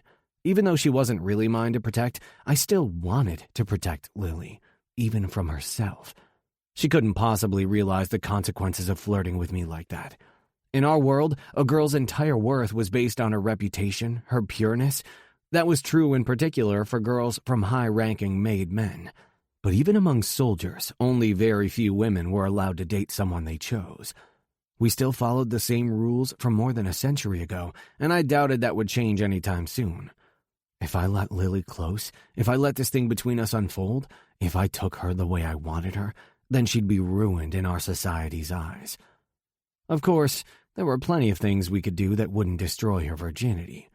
So many things, damn it. That was a very dangerous thing to consider, because if I really started to think of all the ways I could have Lily without ruining her, the likelier it got that I actually acted on those ideas, and I wasn't sure if I was strong enough to stop at a certain point. At least, not if Lily didn't ask me to, and I had a feeling she wouldn't. During breakfast, I acted as if nothing had happened. Arya was already too attentive, and Gianna seemed to know more than she should as well. Lily met my gaze when her sisters weren't looking, and the look in her eyes made my cock twitch. Today I'd given her an opening. She knew now that I wanted her. I'd spent my life for others, always putting my own needs second. Would it really be so bad if I took what I wanted for once? Never in my life had I wanted anything more than the girl across from me. Why should I deny myself this? Chapter 8. Liliana. I stared up at the ceiling, or rather where I knew it was. The darkness was impenetrable. I couldn't even make out my own hand. Sometimes it felt like darkness was all there was in my life. A long tunnel without an end. Especially at night, Mother's words haunted me. I'd promised her I'd be happy, but I wasn't even sure how to do it. A deep loneliness filled me, had taken hold of me ever since Mother had died. We'd never been as close as some daughters were with their mothers, but she'd been there, a constant presence. And now it seemed like I was all alone. Of course there was Fabi, but he was young and would soon be involved in mob business and father. Right now, being here in the Hamptons made me happy, but it was a temporary thing. My sisters, they were always there for me, but they had their own lives. They had husbands, and one day they'd have their own families. They'd still love me and still take care of me, but I wanted my own happiness, separate from them. I wanted what they had, and I knew the only person I wanted that kind of happiness with was Romero.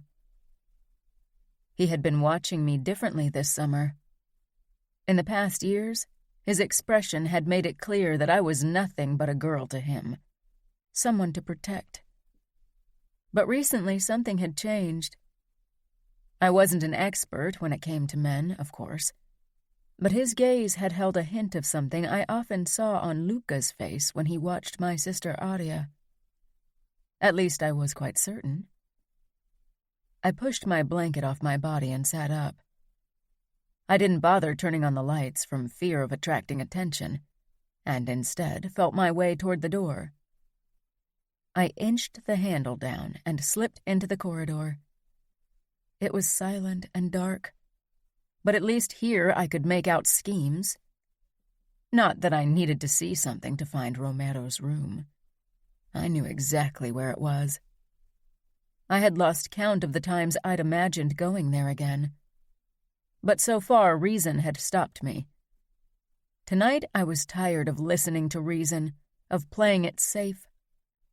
I didn't want to be alone, didn't want to spend all night staring into the darkness, being lonely and sad. I crept down the corridor, careful not to make a sound, hardly daring to breathe. When I reached the door to Romero's room, I stood there for a long time. It was silent inside. Of course, it was already way past midnight, and he always got up early for his run. My fingers shook with nerves when I gripped the door handle and pushed it down. The door opened without a sound. I snuck in and closed it again. Then I didn't move for a long time, only stared toward the bed and the contours of Romero's body.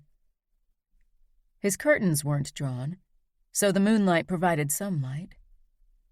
His back was turned toward me, and the blanket only reached his waist. My eyes traced his muscled shoulders and arms. I moved closer, one hesitant step after the other. This was so wrong. Romero had caught me in his room before, and worse, he'd caught me spying on him in the shower. But this felt more intimate. He was in bed, and if things went my way, I'd soon join him. What if he sent me away? Or worse, what if he got angry and told Luca? What if they sent me back to Chicago, into that dark and hopeless house with my father, who didn't miss my mother at all? I froze a couple of steps from the bed. My breathing had quickened as if I'd exerted myself, and my hands were clammy. Maybe I was losing my mind. I was trying to tell myself that I was doing this because Mother had wanted me to be happy. But maybe I was only using that as an excuse for my insanity. I'd wanted Romero long before Mother had ever said anything, and had even tried to kiss him long before her death. I shook my head, getting mad at myself for overthinking everything. There had been a time when I'd done whatever I wanted as long as I felt like it. I took another step toward the bed, but I must have made a sound without noticing it, because Romero's breathing changed and his body tensed. Oh no, there was no going back now. He rolled onto his back in one fluid move, then his eyes settled on me. He relaxed, but quickly tensed again. Liliana? I didn't reply. My tongue seemed to be stuck to the roof of my mouth. What had I been thinking? Romero swung his legs out of bed, and he sat on the edge for a moment, silently watching me. Could he see my face?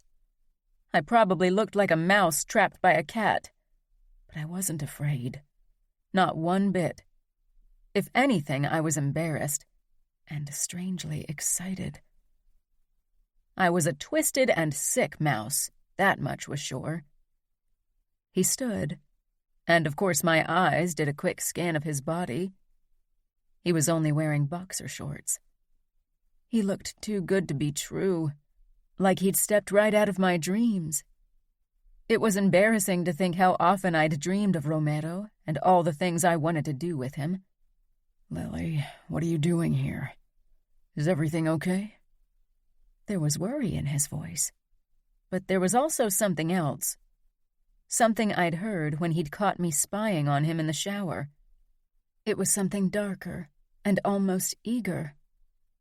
My stomach fluttered with butterflies, and I took a step in his direction. I wanted to fly into his arms, wanted to kiss him, and so much more. "Can I sleep with you?" The words shot out, just like that, and once they were out, I couldn't believe I'd said them, especially since they could easily be taken the wrong way. Romero froze. Silence stretched out between us. I was sure it would crush me any second. I took another step in his direction. I was almost in arm's reach now. The sound of Romero's breathing was incredibly loud. I could see his chest heaving. Was he angry? "This isn't something you should joke about," he said quietly. "It's not funny." He was angry. Maybe I should have taken the hint and turned on my heel to leave his room. But like Gianna, I had never been very clever in situations like this. "I wasn't joking, and I didn't mean it like that," I whispered. "I want to sleep in your bed. Just sleep. For now. I wanted more than that eventually." "Liliana," Romero murmured. "Have you lost your mind? Do you even realize what you're saying?" Fury rose up. Everyone always thought I was too young, too naive, too female to make decisions. I know exactly what I'm saying. I doubt it. I bridged the distance between us until our chests were almost pressed against each other. Romero didn't back away, but he braced himself. "Every night I feel like darkness is swallowing me whole, like my life is spiraling out of control, like there's nothing good in my life. But when I think of you, those feelings disappear. I feel safe when I'm with you." "You shouldn't. I'm not a good man, not by any standards." "I don't care about good. I grew up in this world. I know how things are, and I'm fine with it." "You don't even know half of it. And if you really know how things are, then you should realize what could happen if someone found you in my room at night." "I'm tired of hearing what I can't do. Can't I decide for myself? It's my life, so why can't I make decisions?" Romero was quiet for a moment before he said, "Of course, it's your life. But your father has certain expectations of you. And not only that, Luca gave him and Dante Cavallaro his word that he'd take good care of you and keep you safe. That includes your reputation. If someone told them you were in my room right now, that could mean war between the outfit and New York. This isn't a game. This is too serious for you to play around." "I'm not playing around. I'm so lonely, Romero," I whispered. "And I like you. I really like you." That was an understatement. "I only want to be close to you. You kissed me back, and I know how you've been looking at me. I know you are interested in me." He didn't say anything. Doubt wormed its way into my brain. Had I been imagining the looks he'd given me? "If you don't like me, then tell me. It's okay." It wasn't. I'd be crushed. But maybe it would be for the best. I'd move on with my life somehow. "Fuck," he murmured, turning away from me and leaving me to stare at his back.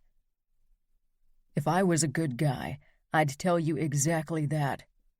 I'd fucking lie to you for your own good. But I'm not good, Lily." Relief flooded me. He hadn't said he didn't like me. I'd read the signs right. God, I could have screamed with joy. I rested my palms against his bare shoulder blades. His skin was soft, except for a few small scars, but they made him only more desirable to me. They flexed under my touch, but he didn't step away. "So you are interested in me? And you like me?" Romero let out a harsh laugh. "This is crazy. Just tell me. Do you find me attractive?" He turned around. I wasn't quick enough to pull my hands away, so they now rested against his chest. That felt even better. I had to stop myself from running my hands up and down his body. Even in the half-dark, I could see the fire in his eyes. He scanned me from head to toe. I was only wearing pajama shorts and a tank top, but I wasn't even embarrassed. I wanted Romero to see me like that. Wanted to get a reaction from him. Lily, you are stunning. Of course I find you attractive. Look at you. You are too fucking beautiful for words. My lips parted. That was more than I'd dared to hope for. I moved even closer and peered up at him.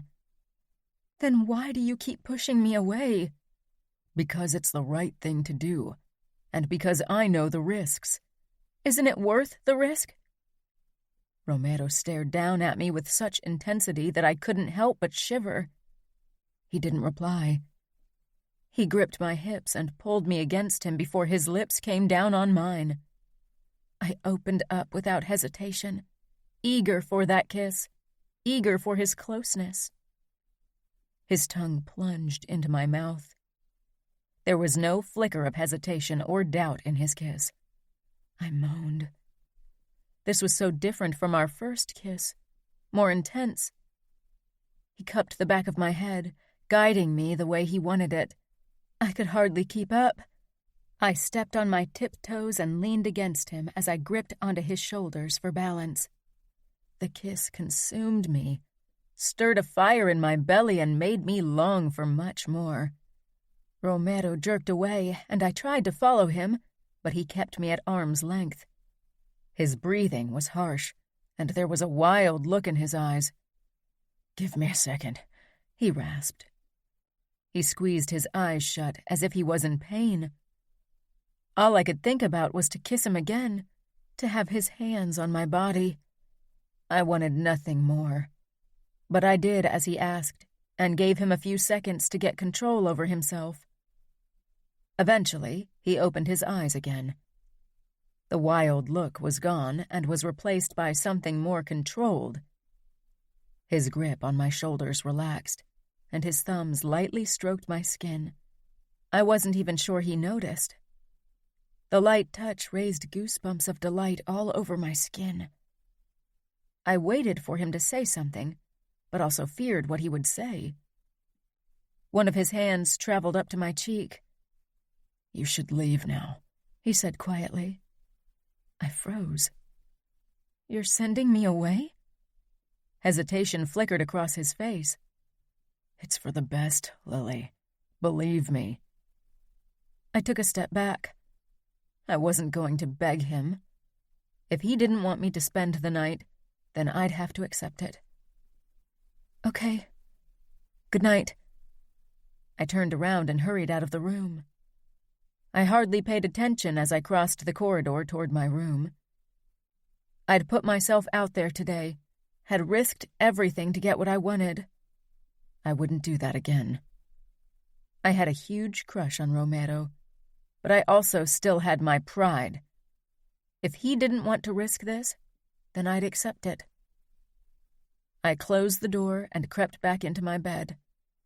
Like before, the darkness closed in on me. It was too silent in my room, too lonely and empty. Even the memory of the kiss Romero and I had shared couldn't cheer me up. Not when it was probably the last time I'd kiss Romero. It took a long time for me to fall asleep, and then Mother's pale, unhappy face haunted my dreams. Romero and I barely looked at each other the next morning. I didn't seek his closeness like usual.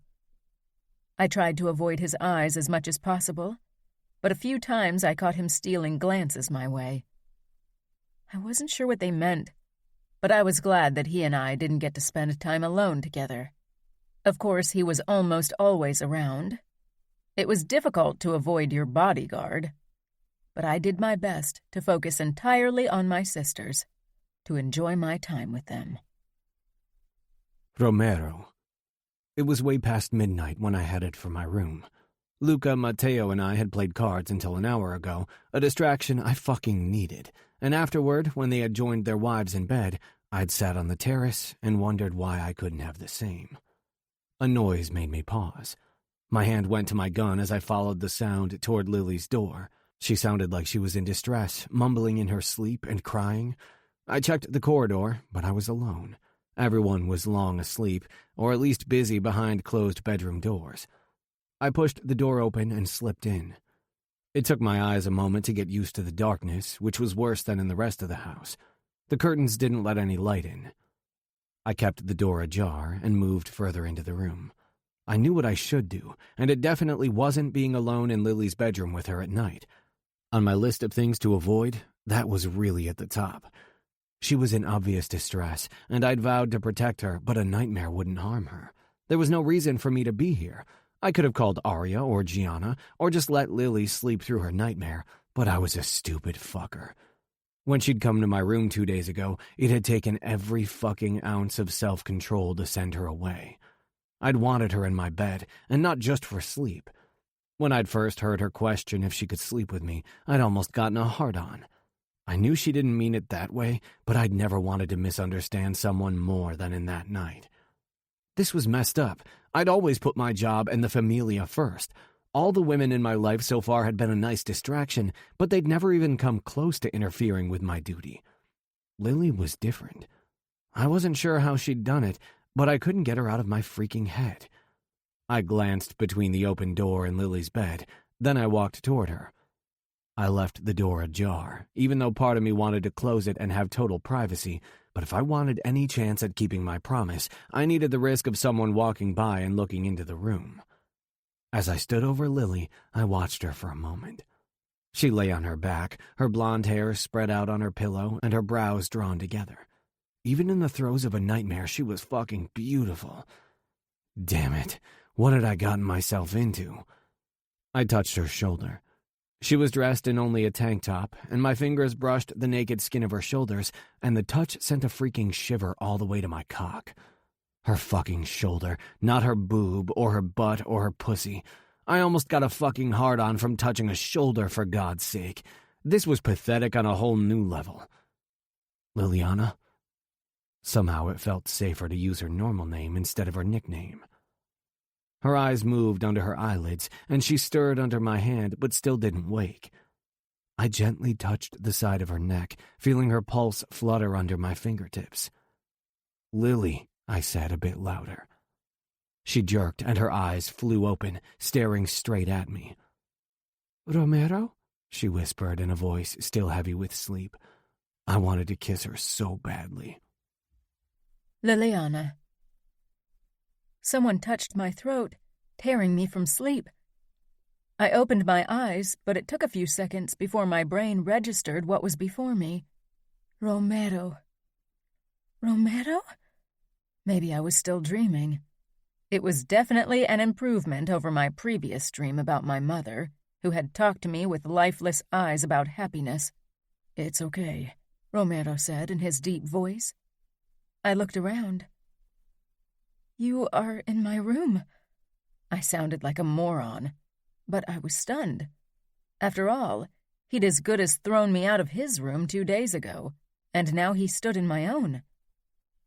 A bit of a twist I hadn't expected. Not that I minded.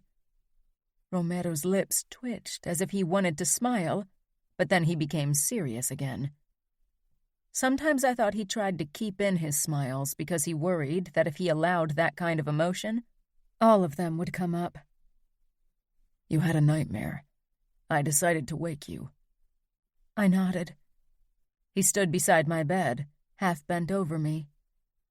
If I'd reached out, I could have grabbed his neck and pulled him down.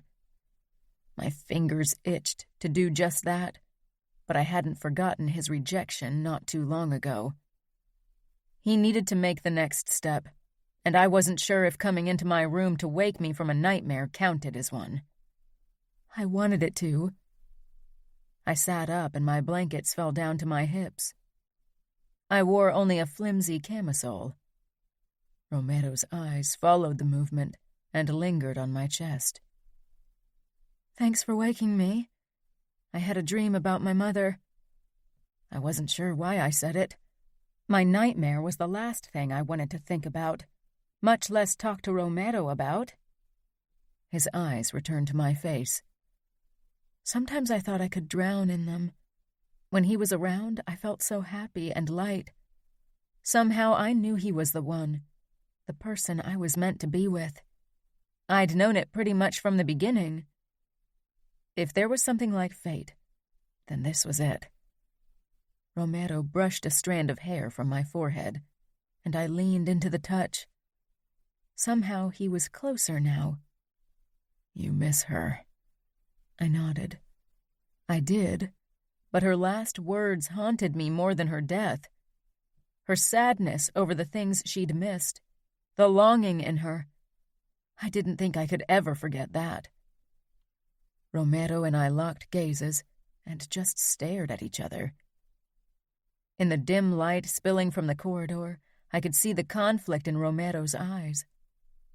I wanted to lean forward, but I stopped myself. I had to be strong, had to have some self-respect. I was about to say something, anything, to stop the mounting tension, but then Romero leaned down and kissed me. I hadn't expected him to, and gasped against his lips. But my surprise lasted only a couple of seconds before I wrapped my arms around his neck and kissed him back with everything I had. He put one knee down on my bed beside me and cradled my head. His kiss banished the last of my tiredness and the lingering sadness from my dream. I wasn't sure how long we kissed, Romero kneeling on the bed and I half sitting, but I came more alive with every second. Eventually, I pulled back, my breathing harsh. There was an insistent pounding between my legs, but I knew it would have been wrong to take things further tonight. Romero stroked my cheek and was about to straighten, but I caught his arm. "I don't want to be alone tonight." I waited for protest, but it didn't come. My heart dropped when he walked toward the door. Would he leave without a word? Instead, he closed the door silently before he returned to the bed. With every step that he took in my direction, my heart seemed to swell with emotion. Romero removed his gun holster and put it down on the nightstand, then slipped out of his shoes. I scooted to the other side of my bed to make room for him, excitement fluttering in my chest. He didn't slip under the covers with me as I'd hoped. Instead, he stretched out on top of it. I peered over my shoulder at him. He looked tired, even more tired than I felt. He smiled. It looked almost resigned, with a hint of regret. He snuck his arm around my waist and hugged me to his body, my back pressed against his chest, with the blankets between us. I wanted that barrier gone, but decided to let him have his way for tonight. I'd won a small battle. The war could wait. Despite the material bunched between us, I was fairly sure I could feel how much our kiss had affected Romero. Smiling to myself, I closed my eyes. "Thanks for staying with me." Romero kissed the back of my head. "Get some sleep. I'll keep the nightmares away." "I know you will," I whispered. When my alarm woke me the next morning, I was alone in bed. I sat up and pressed the button that let the curtains glide open. Blinding light greeted me, and I quickly squeezed my eyes shut. When I'd finally grown used to the brightness, I looked around in my room for a sign of Romero's sleepover, but there was nothing. It might as well have been a dream. For a heart-stopping moment, I considered just that. But when I pressed my nose into the pillow, I caught his scent. Not a dream. I slipped out of bed. Of course he didn't stay until the morning. Romero was cautious. One of us had to be. If one of my sisters walked in without knocking, which had happened before, then we could have been in huge trouble. Still, it felt like a small rejection that he had left me alone without a word. Get a grip, Lily. We had to be careful, or I'd be sent home, and then we wouldn't get to spend any time at all together. This was a good beginning. A beginning for what? I wasn't so naive to believe that my father would accept Romero as a potential candidate for marriage. I wasn't even sure if Romero considered me as someone he'd want to marry. But I was getting ahead of myself. I wanted to take risks, enjoy life, and be happy. This night with Romero was a step in the right direction. I rushed through my shower, but took extra care with my makeup and hair. Then I headed downstairs.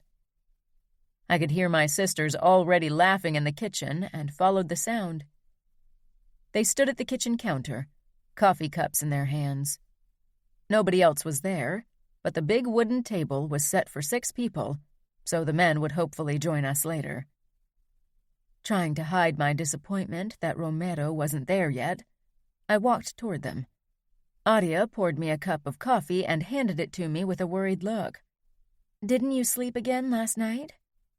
I paused with the cup against my lips, my pulse quickening. Had they seen Romero walking into my room? Or maybe even leaving it in the morning? "Why?" I asked hesitantly. Gianna snorted. "Because you look fucking tired. There are dark shadows under your eyes." I thought I'd put enough concealer on it. Damn it. "I'm fine. I dreamed of Mother, but it wasn't bad." Audia wrapped her arm around my shoulders. "Is it still about what she said to you?"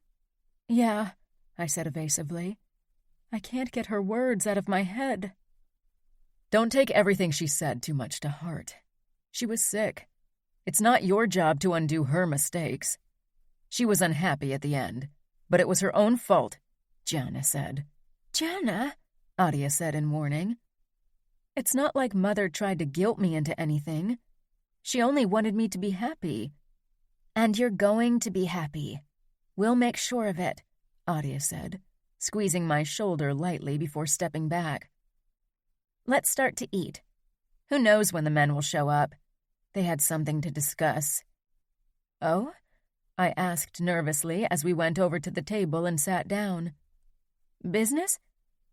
If I was already a nervous wreck when Romero and I hadn't even really done anything yet, how much worse would it be once there really was something going on? Audia gave me an odd look. "I suppose.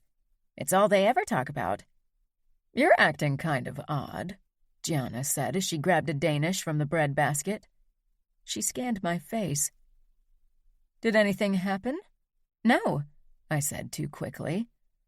I grabbed a bowl and some cereal and milk. Gianna's eyes seemed to bore holes into my skull, and I could tell that she was going to push it. But male voices began to drift over to us from the entrance hall. I almost sighed in relief when they entered the dining area, because Gianna's attention moved on to Matteo, who gave her a grin. I froze as my eyes settled on Romero. His brown hair was in slight disarray, and the white dress shirt hugged his chest in the most distracting way. But his gaze barely brushed over me as he, Luca, and Matteo headed for the table. Despite knowing that we had to act normal and not draw any suspicions toward us, his blatant refusal to look my way sent a stab of worry through me. Things didn't improve when first Luca leaned down to kiss Audia, and then Matteo did the same with Gianna before they settled on chairs across from them. Romero gave me a small nod and tight smile as he sank down on his chair. I grabbed my spoon and started eating my cereal. I could feel my sister's eyes on me. They knew me too well, but I wouldn't give them a chance to suspect anything. I didn't want them to have to keep a secret from their husbands, especially not that kind of secret. The rest of breakfast, I made sure to keep my eyes away from Romero, regardless of him sitting opposite me, and instead talked to my sisters. Romero didn't seem to have much trouble ignoring me, that was for sure. He and the other men were deep into an argument about the best way to handle a drug dealer who attracted too much attention from the police. After breakfast, Audia and Gianna decided to head to the pool again.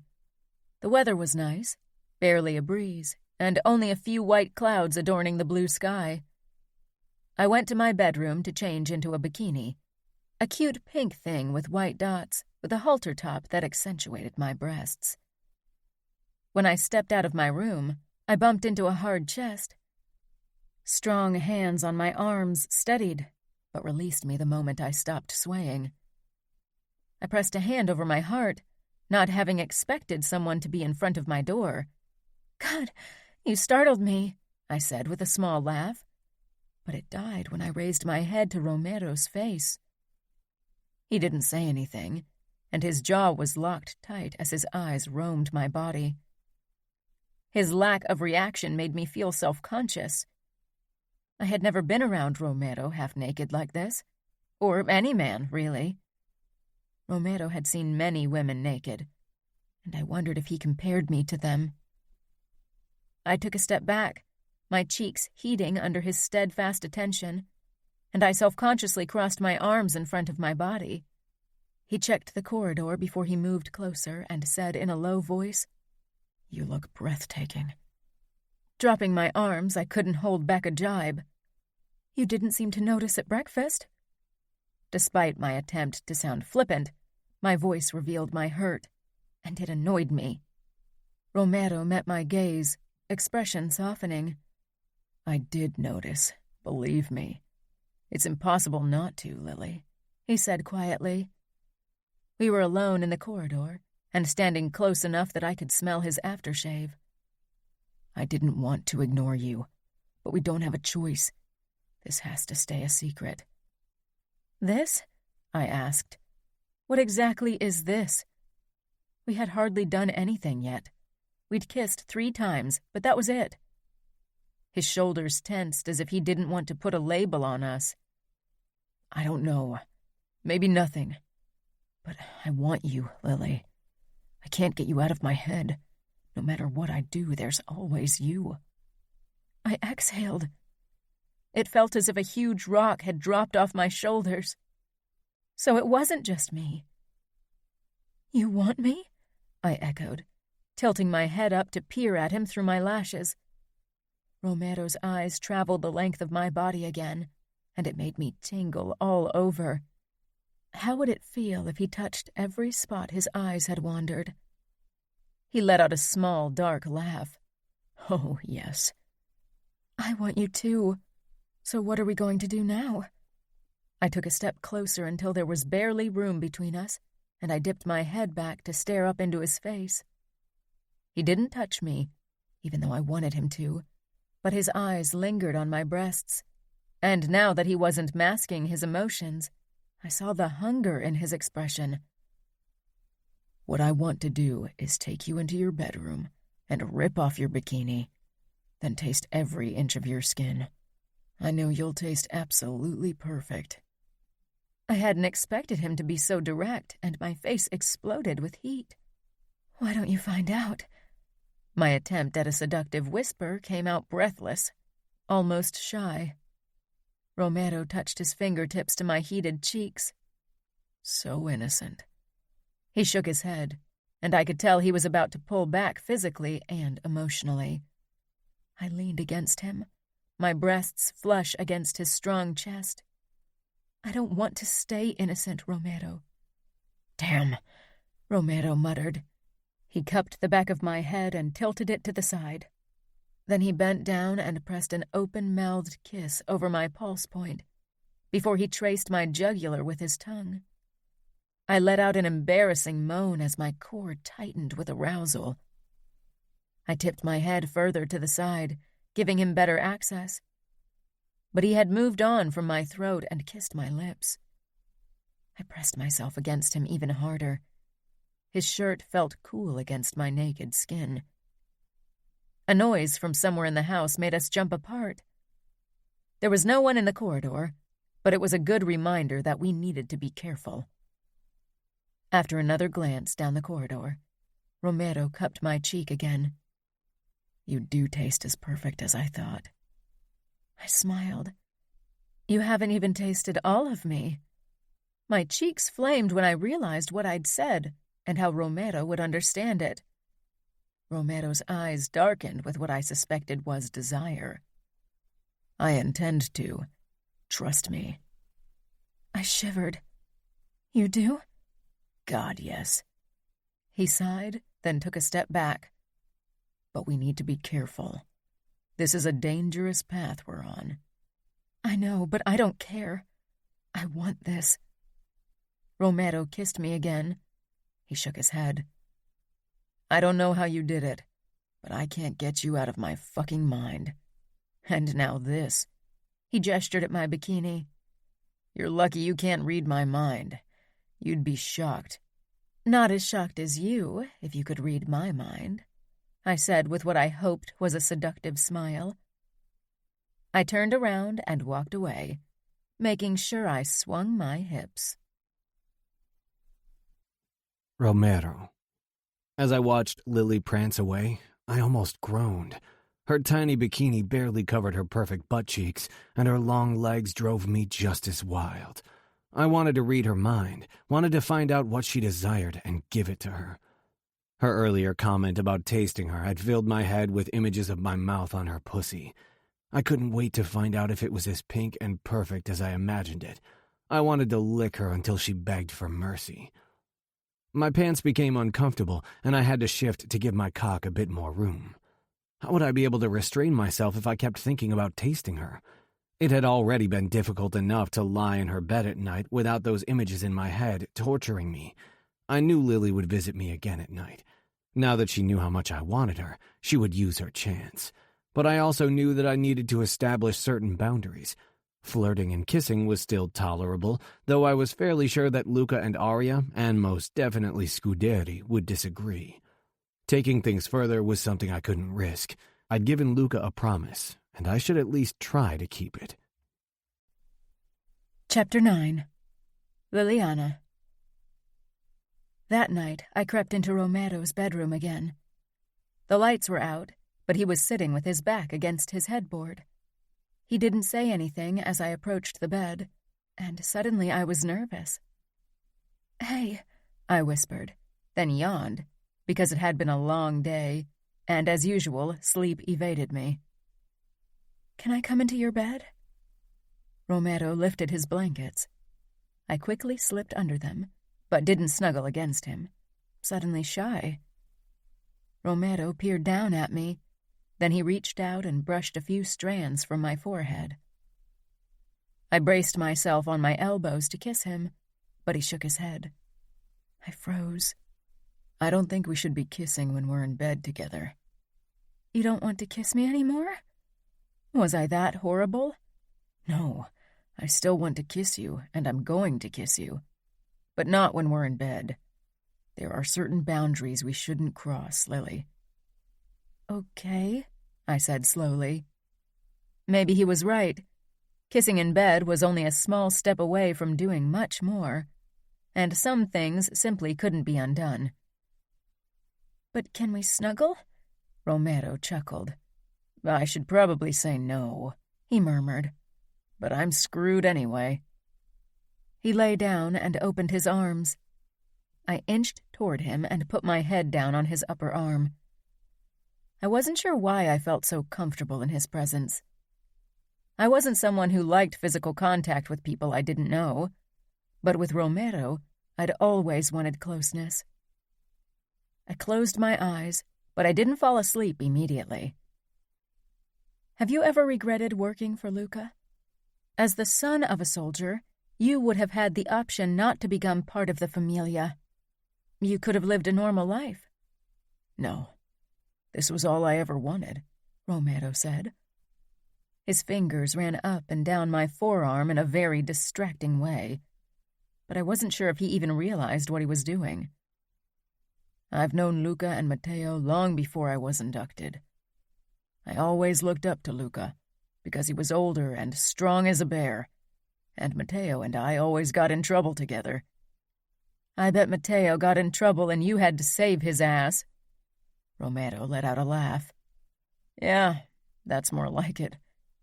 When Luca became a made man, and when I heard the story of how he killed his first man at 11, I wanted nothing more than to be like him. You were only 8, then. Shouldn't you have been playing with matchbox cars instead? I always knew I wanted to become a member of the familia. I wanted to be their best fighter. I often practiced with Matteo, and in the beginning even with Luca. They wiped the ground with me. But I was a quick learner, and when I was inducted a few years later, only a handful could see eye to eye with me in a knife fight, and I got only better with time. I worked hard. I could tell he was proud of what he'd achieved.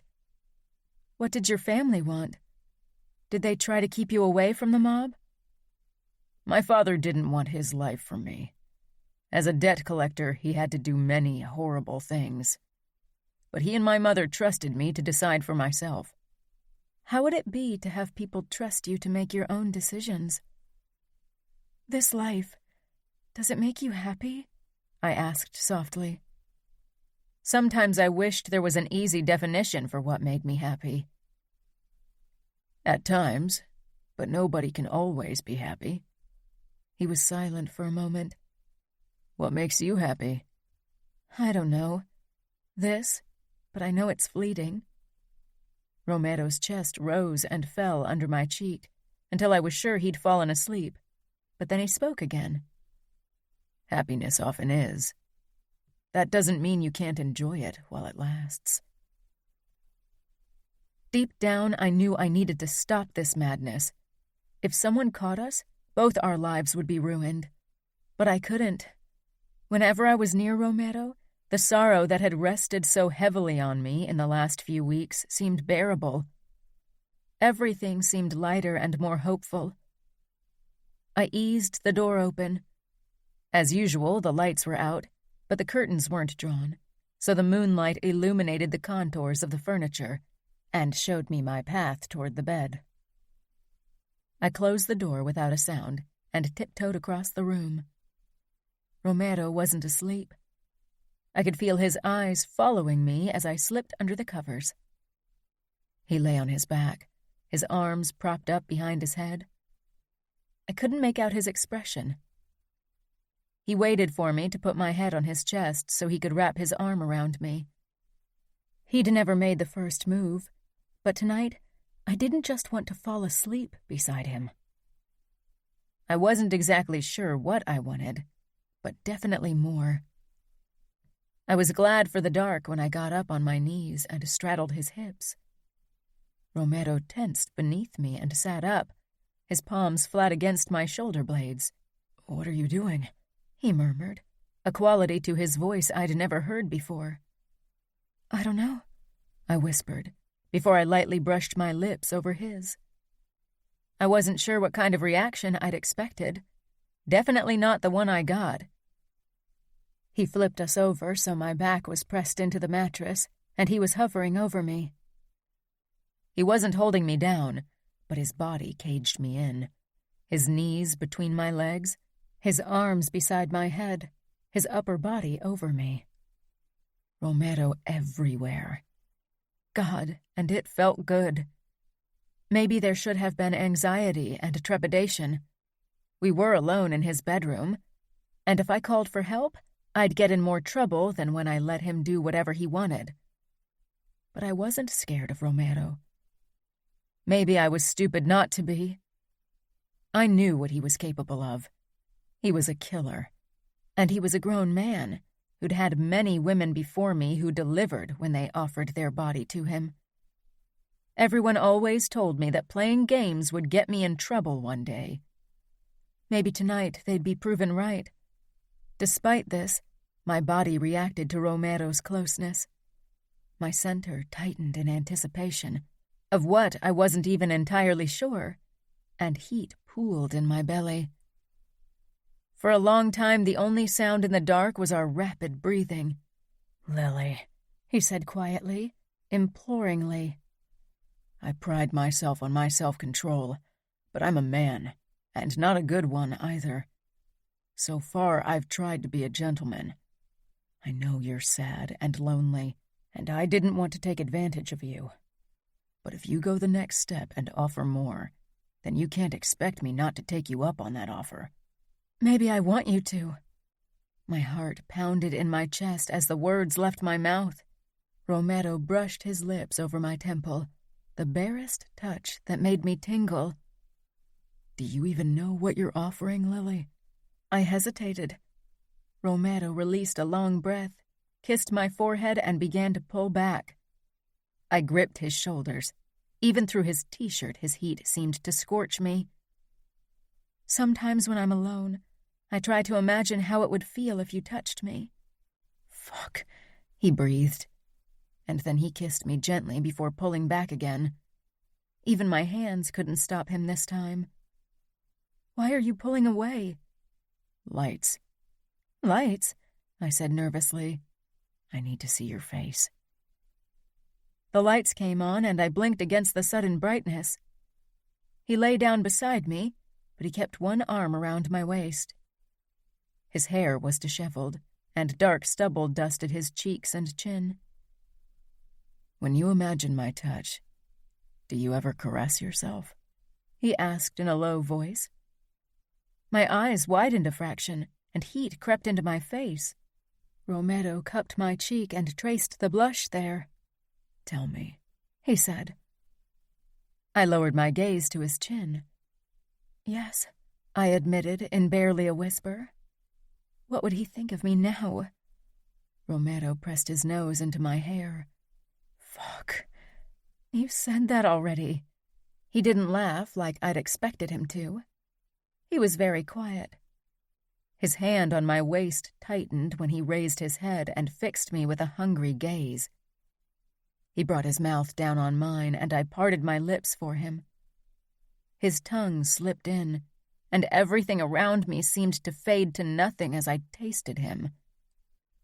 It wasn't our first kiss, but it felt like something else entirely, with me in bed with him, with nothing to stop us. His kiss was fiercer. There was no hesitation or surprise this time. He sucked my lower lip into his mouth, then my tongue, and I wasn't sure how it was possible that I felt the motion all the way between my legs. Is this okay? He murmured against my throat, and all I could do was nod. Aria and Gianna always called me a chatterbox, but with Romero, words so often failed me. His lips lightly traced the skin over my collarbone, then his tongue slid out to taste me. His mouth moved even lower to the edge of my camisole. His fingers traced the fabric, and his lips followed the same path. I arched my back, wanting him to move even lower, to do more. You told me I should find out how you taste everywhere. I'm very tempted to do it, he murmured. He peered up. His eyes had a predatory look in them. The only expression that had ever come close was when he'd been down in the basement with the Russians. There was something dark and unhinged in his brown eyes, but this time I wasn't afraid. What do you want? He asked roughly. If only I knew. More, I said softly. Romero lowered his gaze to my chest. My nipples strained against the thin material of my camisole, hard and aching for attention. Romero lightly traced his thumb over one nub, and I gasped. Like this? He asked. I nodded furiously. More. Romero chuckled, and the sound made me ache even more for his touch. He took both of my nipples between his thumbs and forefingers and lightly twisted them back and forth through the silk. I squeezed my eyes shut at the sensation between my legs. I pressed my thighs together, desperate for some kind of relief. Romero cupped my nipple with his lips, sucking it gently into his mouth. For some reason, the fabric seemed to heighten the sensations even more. I was close to exploding. His hand brushed my hip bone before it moved under the hem of my camisole and softly traced my stomach. Goosebumps covered my skin at the light touch. He released my nipple, but the wet fabric of my camisole stuck to it. I couldn't believe this was finally happening. Romero moved on to my other nipple and repeated the same procedure. I rubbed my thighs together. The tension between them was almost unbearable. Romero's eyes followed the movement before they darted up to my face. Do you want me to touch you there? I nodded quickly. Romero smiled. He trailed his hand down my side until he reached my thigh. He stroked the outer side lightly, his eyes never leaving my face, making sure I was okay. His strokes moved closer to my inner thigh until I wanted nothing more than to grasp his hand and push it into my panties. As if he could feel my impatience, Romero tugged lightly at my shorts. I opened my legs without even thinking about it, a silent invitation. Was I being too forward? I didn't care. He slid his hand into the leg of my shorts, and then his fingers traced the sensitive skin at the edge of my panties. He watched my face closely when he inched his index finger under the fabric and brushed my folds. I gasped and he groaned.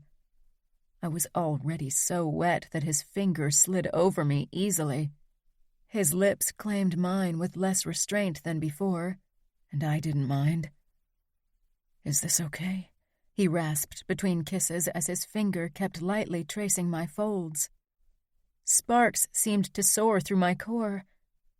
It felt so much more intense than when I touched myself. "Yes," I whispered. His finger moved up between my folds, spreading my wetness up to my nub. He started to rub back and forth, the barest touch that felt incredible. My hips jerked up from the intense sensation. I moaned into his mouth, my legs opening wider to give him better access. He kissed my neck, then he sucked my nipple into his mouth again, soaking my camisole even more. His fingers between my legs drove me higher and higher. "You feel so good, Lily. So soft and wet and warm," he murmured. I whimpered in response. Hearing him say those words made me relax further under his touch. He was gentle and unhurried. I ran my hands over his back and hair, wanting to feel as much of him as possible, wanting to have him closer in every way possible. I'd always wanted him, and my sisters had often told me that feeling would cease with time. But my want had only grown. I didn't think it would ever stop, not that I wanted it to. Romero's other hand moved to the edge of my pajama top and inched it down, freeing my breast. I had to fight the urge to cover myself up. For some reason, it was more difficult to bare myself to his eyes than to have him touch me in my most private place. Embarrassment flew out the window when Romero lowered his head and captured my nipple between his lips. At the same time, his finger on my clit started moving faster.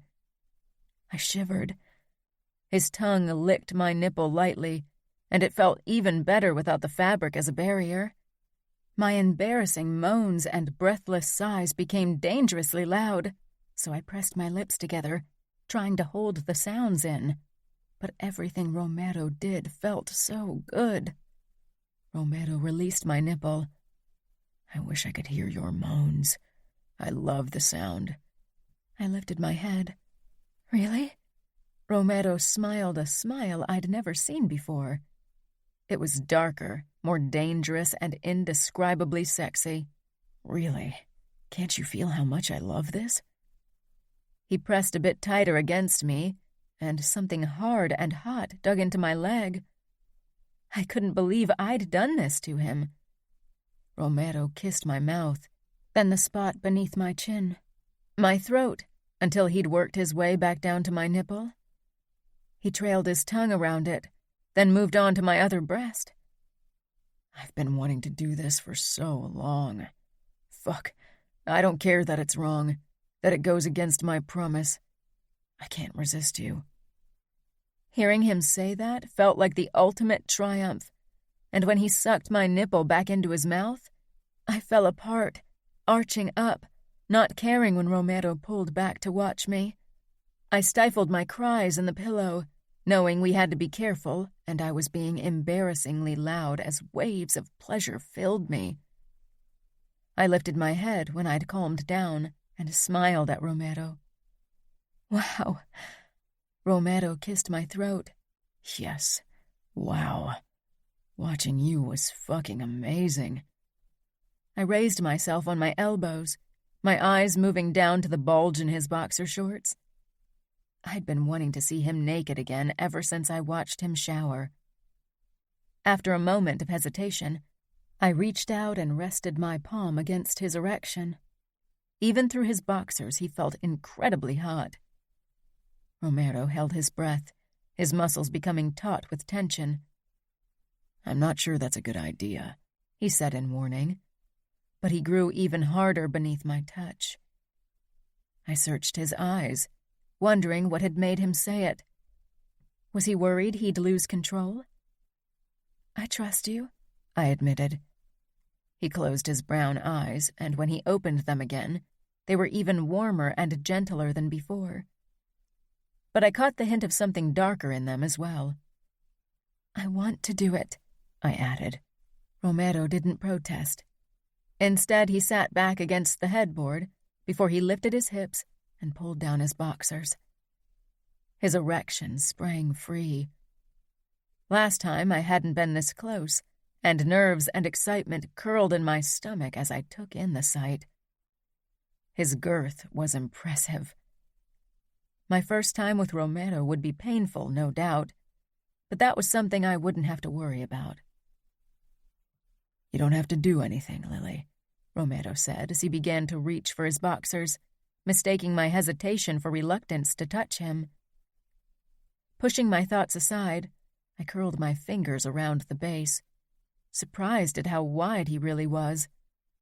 Romero sucked in a deep breath and dropped back against the headboard, his hands flat on the mattress. I stroked lightly up and down, ran my fingers over his tip and back down to his balls. I couldn't stop exploring him, curious and excited at the same time. Romero cupped my cheek, and I turned to look at him, but didn't stop my explorations. "Damn it, Lily. You're driving me crazy." "How do you want me to touch you?" I asked quietly. I wanted to make him feel as good as he'd made me feel. I'd overheard Gianna say something about blowjobs to Audio once, and that those brought any man to his knees. But I wasn't sure I could pull it off in a satisfactory way. Maybe I should have asked Gianna for instructions. "You're doing good." I didn't want to do good. I wanted to be amazing. Wanted to show Romero that I was a woman, and not the girl he still occasionally took me for. Pushing my worries aside, I bent over him and took him into my mouth. Romero jerked under me in surprise and gripped the back of my head. "You don't have to do that." It wasn't said with conviction. I licked from his base up to the top. He didn't taste of anything, except for the tip where a few droplets had gathered. I licked them away without thinking. Romero cursed, raking his hand through my hair. "Am I doing this right?" I asked after a couple of minutes. "Fuck, yes. You don't even know how hard it is not to thrust into your mouth." "If that's what you want, you can do it." "No, not today.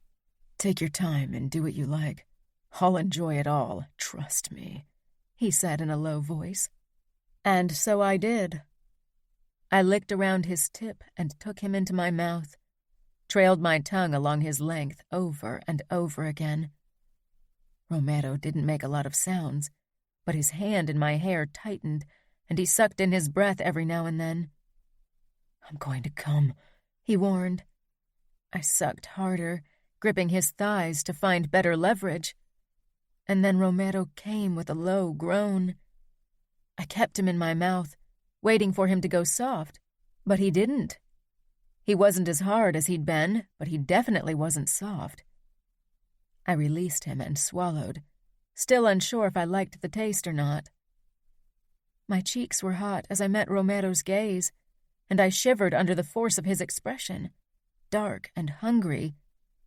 But then it softened as his thumb stroked my mouth. "I meant that as a warning.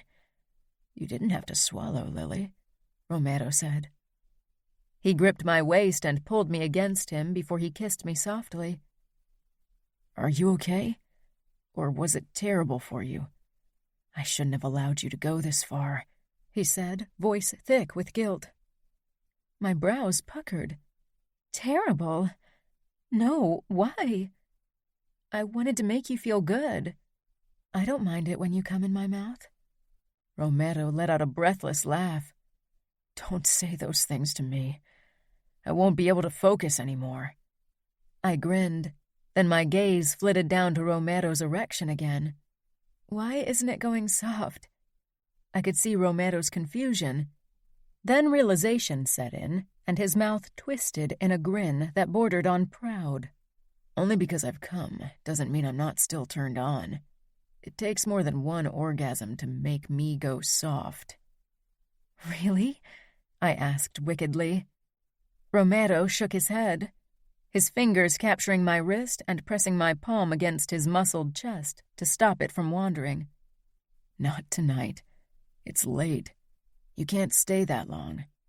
Disappointment banished my excitement. I know. Romero stroked my cheek. We have to be careful. Believe me, I'd love to spend all night with you. I nodded and put my head back down on his chest. I wanted to catch a couple of hours of sleep before I had to sneak back to my room. Enjoy the moment, I told myself before I fell asleep. Chapter 10. Romero. After Lily had given me that blowjob, I spent the next day thinking about nothing but returning the favor with my tongue. It was a good thing that the mansion wasn't the most dangerous place, because my focus was gone. I didn't think I'd have done a good job protecting anyone if there had been an attack. My cock was so hard it almost hurt as I waited in my bed that night for Lily to come over. When midnight rolled around and she wasn't there yet, I almost went in search for her. I couldn't remember the last time I'd been that horny. When my door finally opened and Lily walked in dressed in a flimsy nightgown, I had to stop myself from shoving her up against the wall and burying myself in her. That was the one thing I couldn't do. Many borders had already been crossed, but that was where I had to draw the line. Lily hopped into bed and kissed me eagerly. It seemed I wasn't the only one who'd waited for this. Gianna and Matteo were in the corridor, so I had to wait, she said, her fingers already traveling over my chest and down my stomach toward my dick. I loved her touch, but it was my turn. I grabbed her and flipped her on her back. She gasped in surprise. I hooked my hands in her waistband and slid her panties down her legs. Then I paused. This was still new for Lily. I couldn't treat her like the women I'd been with before. Is this okay? She lifted her legs to help me pull her panties over her feet. She nodded quickly. There was only need in her eyes. I smiled as I stroked her soft calf before I shifted it to the side so I could position myself between her legs, and a hint of embarrassment showed on her beautiful face, but I didn't give her time to think about it. She had nothing to be embarrassed about. I lowered myself to my stomach, pushed her legs farther apart, and after a moment to appreciate the sight of her arousal, I took a long lick. Lily let out a gasp, her hand flying to the back of my head. Romero, she said in wonder, and my fucking heart swelled at hearing my name from her lips. I moved my tongue slowly up and down, and damn it, she tasted even better than I'd imagined. She was coming quickly undone, trembling and gasping, so I pulled back and planted a few kisses on her inner thighs and trimmed curls. I didn't want her to come too soon. She was supposed to enjoy this for a while, but her inexperienced body was so very responsive. I dipped my tongue back in, and my cock twitched when she let out a long moan, legs falling open to give me better access. She raised her hips, fingers fisting the covers, and I closed my mouth over her clit. She exploded, arching up, legs shaking. She bit her lower lip, face contorted beautifully with passion and the effort to hold her moans in, and I watched her as I slowed my ministrations. She was beautiful, and I didn't ever want to have to share her beauty. Liliana. I'd heard girls talk about boys going down on them in school, but I'd never been able to imagine how it would feel to have someone's mouth on me like that. Would it be strange? Wet? Disgusting? Awkward? It was none of those things. It was mind-blowingly wonderful. Or maybe that was only because Romero knew exactly what to do. How to nibble and suck and lick until my fingers dug into the mattress because I couldn't take the pleasure anymore. And it seemed to get better every time we did it. Weeks passed, and every night Romero pleasured me with his mouth. He seemed to enjoy it as much as I enjoyed going down on him.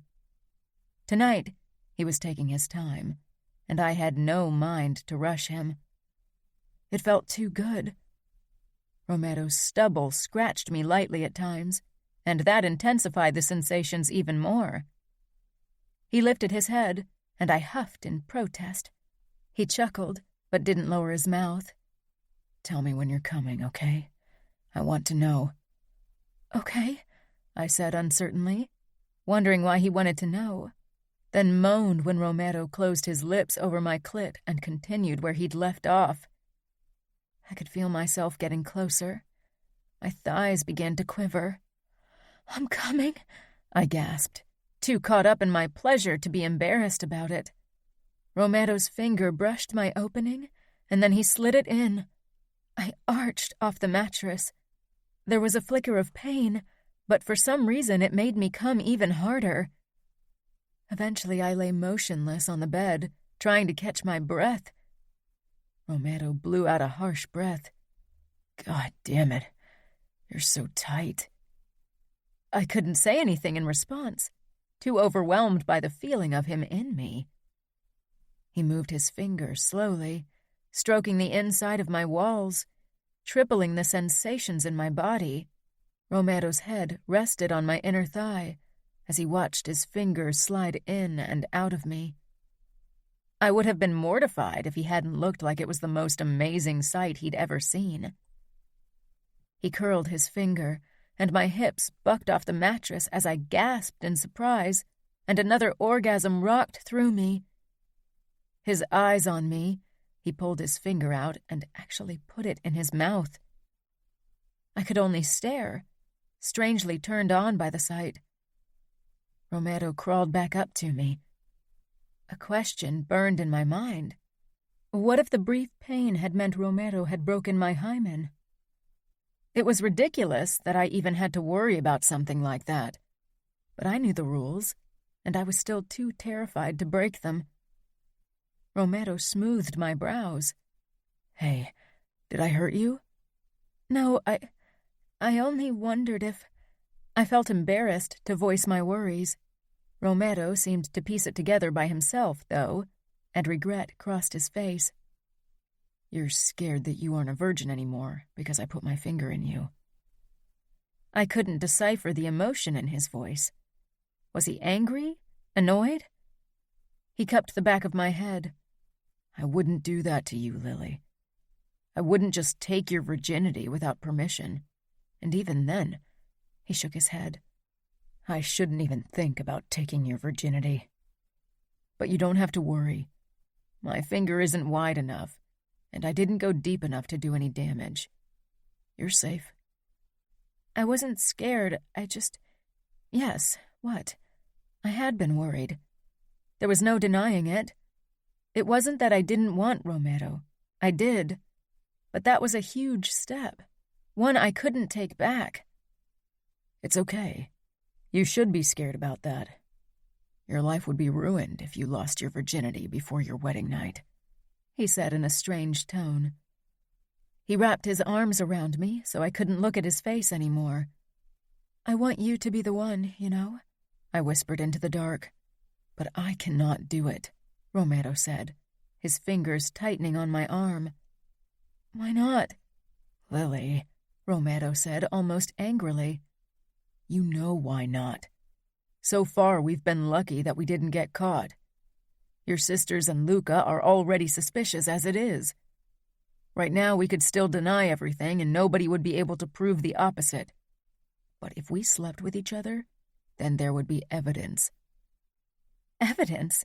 I huffed. "We aren't planning to commit a crime. In our world it is. We don't play by the rules of the outside world, and you know it. We only want to be together because we love each other. Is that so bad?" I snapped my mouth shut when I realized what I'd said. I'd practically put the words "I love you" into Romero's mouth when he'd never said them. Nothing close to it. I hadn't either, but I knew I loved him. Did he love me as well? He'd become motionless, and for a moment even stopped breathing altogether. "Fuck," Romero whispered harshly. He pressed a kiss against my temple. "This is spinning out of control." "I meant it, Romero," I said in a small voice. "I love you." He was quiet, and I realized he couldn't. He wouldn't say it back. "You shouldn't. We don't have a future, Lily." My heart ached from his words. I didn't want to believe them to be true. "You don't know that." "You're right," Romero said eventually, but it was to appease me. He kissed my temple again, and then neither of us said anything.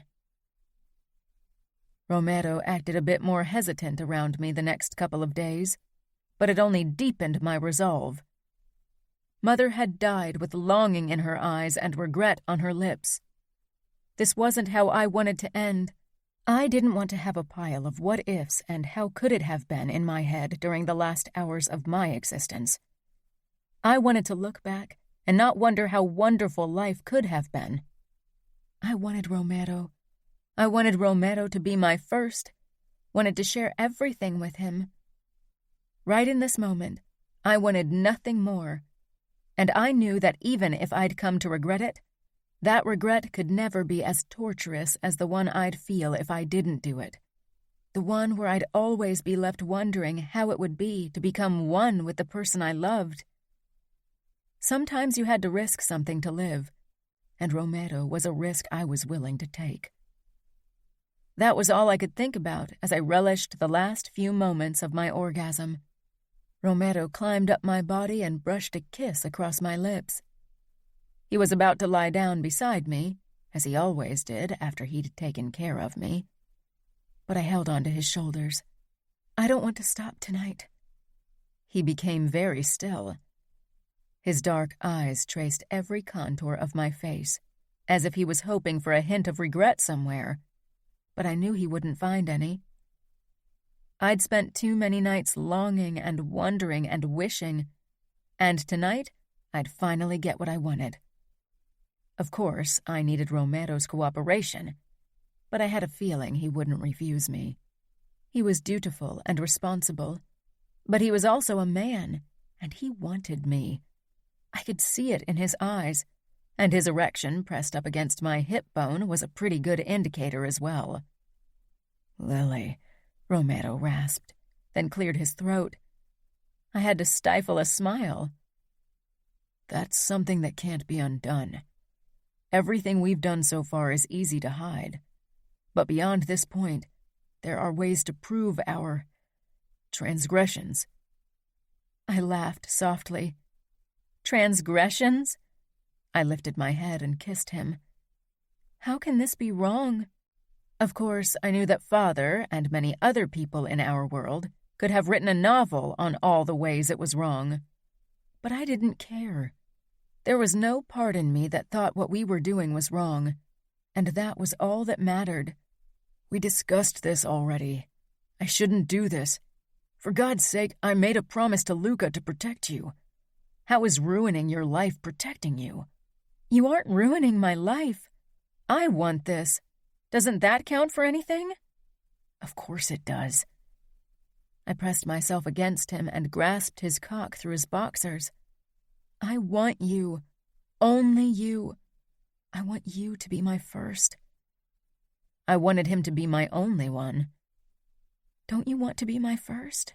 I said in a small voice, regarding him through my lashes.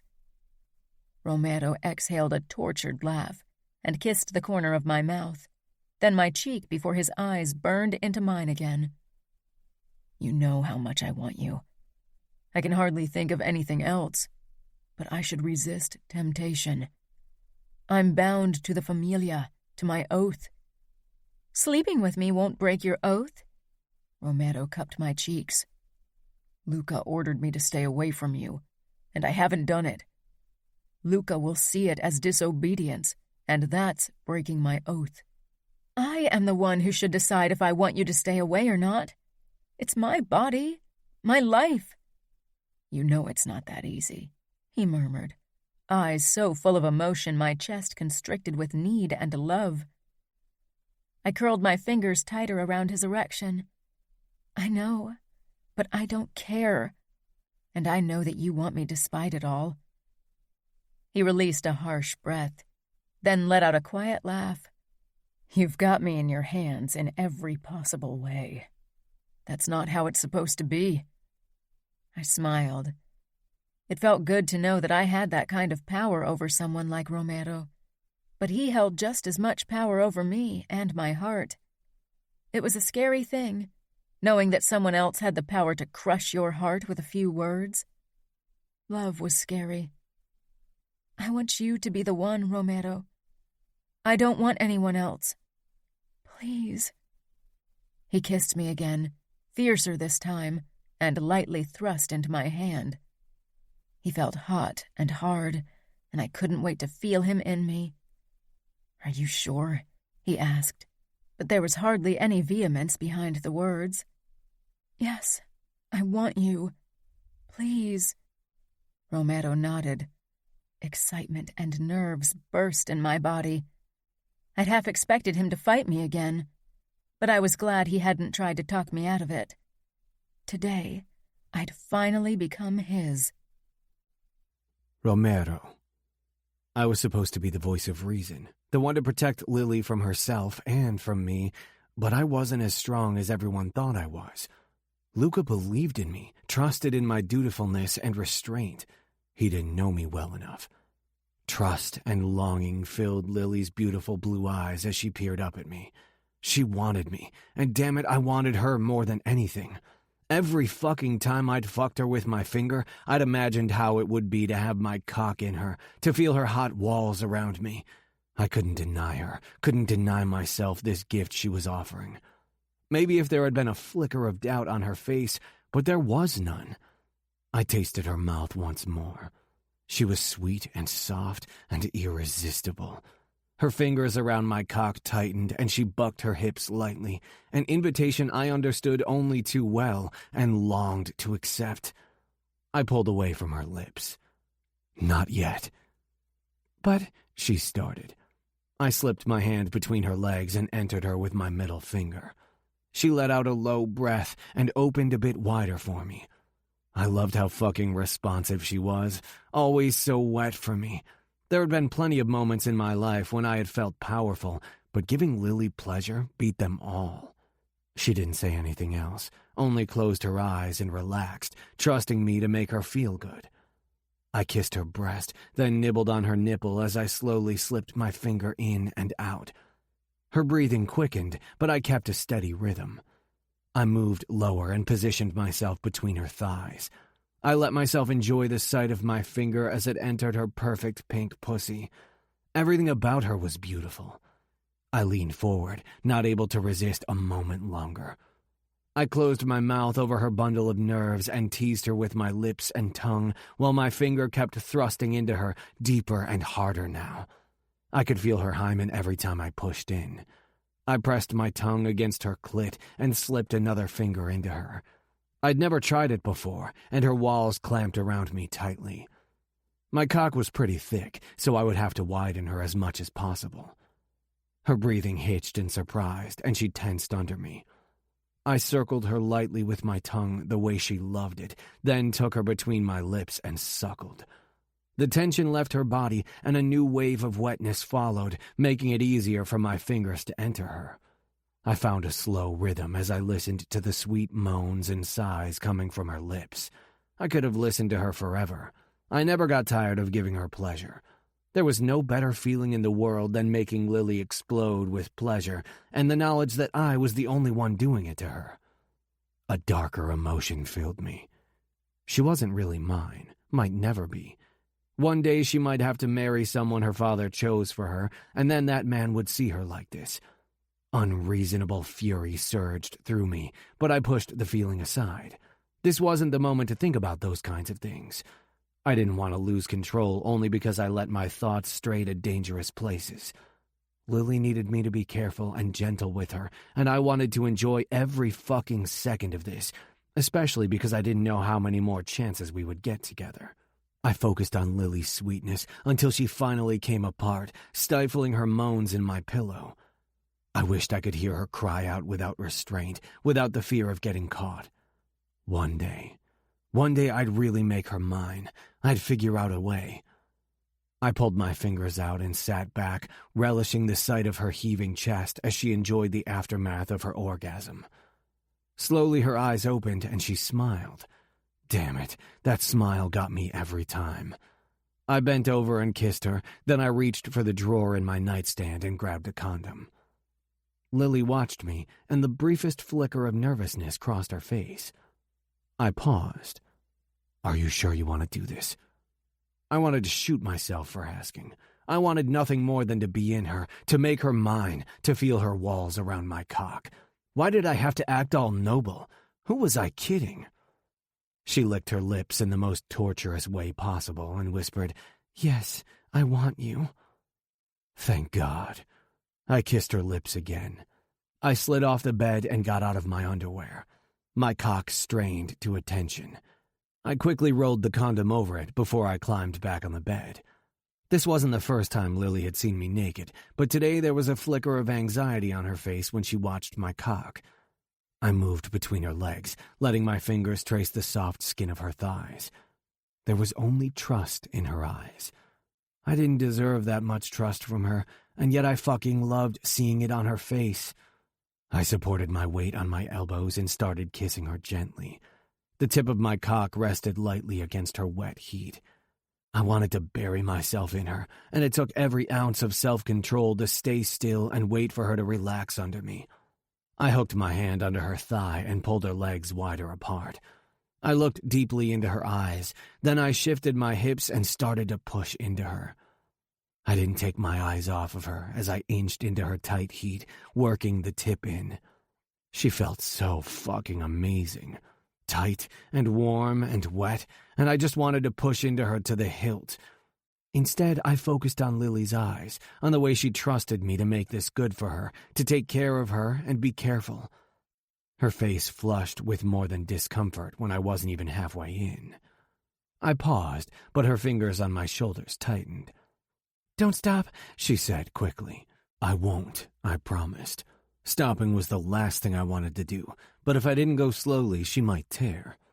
I traced my lips over her temple, then I pushed further into her until I reached her barrier. I didn't tell her it would hurt. She'd only tense. I pushed the rest of the way into her, and her walls squeezed my cock tightly as she gasped against my mouth. I didn't move. Lily's face was contorted in pain. It took me a moment to realize what was happening, what I'd done. I'd taken what wasn't mine to take. It was unforgivable in our world, regardless of the fact that Lily had given it to me without reservation. "It's okay," I murmured. This was the worst part. At least, I hoped it had been. She felt so tight around me. I was worried if I started moving, I'd make things only worse for her, but I couldn't stay in her like that forever, and I really wanted to move, wanted to lose myself in her. "Lily?" She gave me a shaky smile. "I'm okay. It's not as bad as I thought it was." That wasn't really something a guy wanted to hear from the girl he was with. I wanted to make her feel good, but I knew it would be difficult during her first time. Even though I wanted nothing more than to move, I decided to stay as I was and kiss her for a while. My cock screamed in protest. "You can really move," she whispered, and that was everything it took. I withdrew almost all the way before I slowly slid back into her. She exhaled, fingers digging into my back.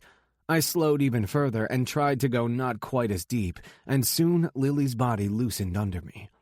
I made love to her like that for a long time, and when she responded with the first hesitant moan, I wanted to fucking scream in triumph. But I couldn't last forever, not with the way her walls clamped around me, and I had a feeling she wasn't going to come. Next time she would, and there would be a next time. I knew that now. When it came to Lily, I couldn't resist temptation. I sped up even more until I felt my balls tighten, then my cock before I released into her. I held Lily tightly as I rocked my hips desperately, filling the condom with my cum as I stifled groans. Then I stilled.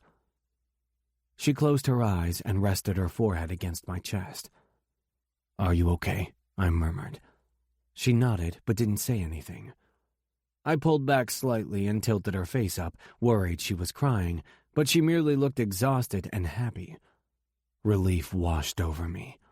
I pulled out of her slowly and removed the condom. Before I thrust it into the trash bin, I caught sight of the blood on it. For some reason, it took that image for reality to sink in.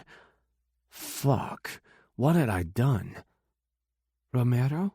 Lily whispered. I lay down beside her and pulled her into my arms. She didn't need to know my thoughts. I didn't want her to worry. It didn't take long for her to fall asleep, but I lay awake for hours. Eventually, I slipped out of bed and walked toward the window. I stared out toward the ocean for a long time. Regret wasn't a useful emotion. You couldn't undo the past. I turned back to the bed. Lily lay curled up under the blanket, only her beautiful hair and peaceful face peeking out. She was deep asleep.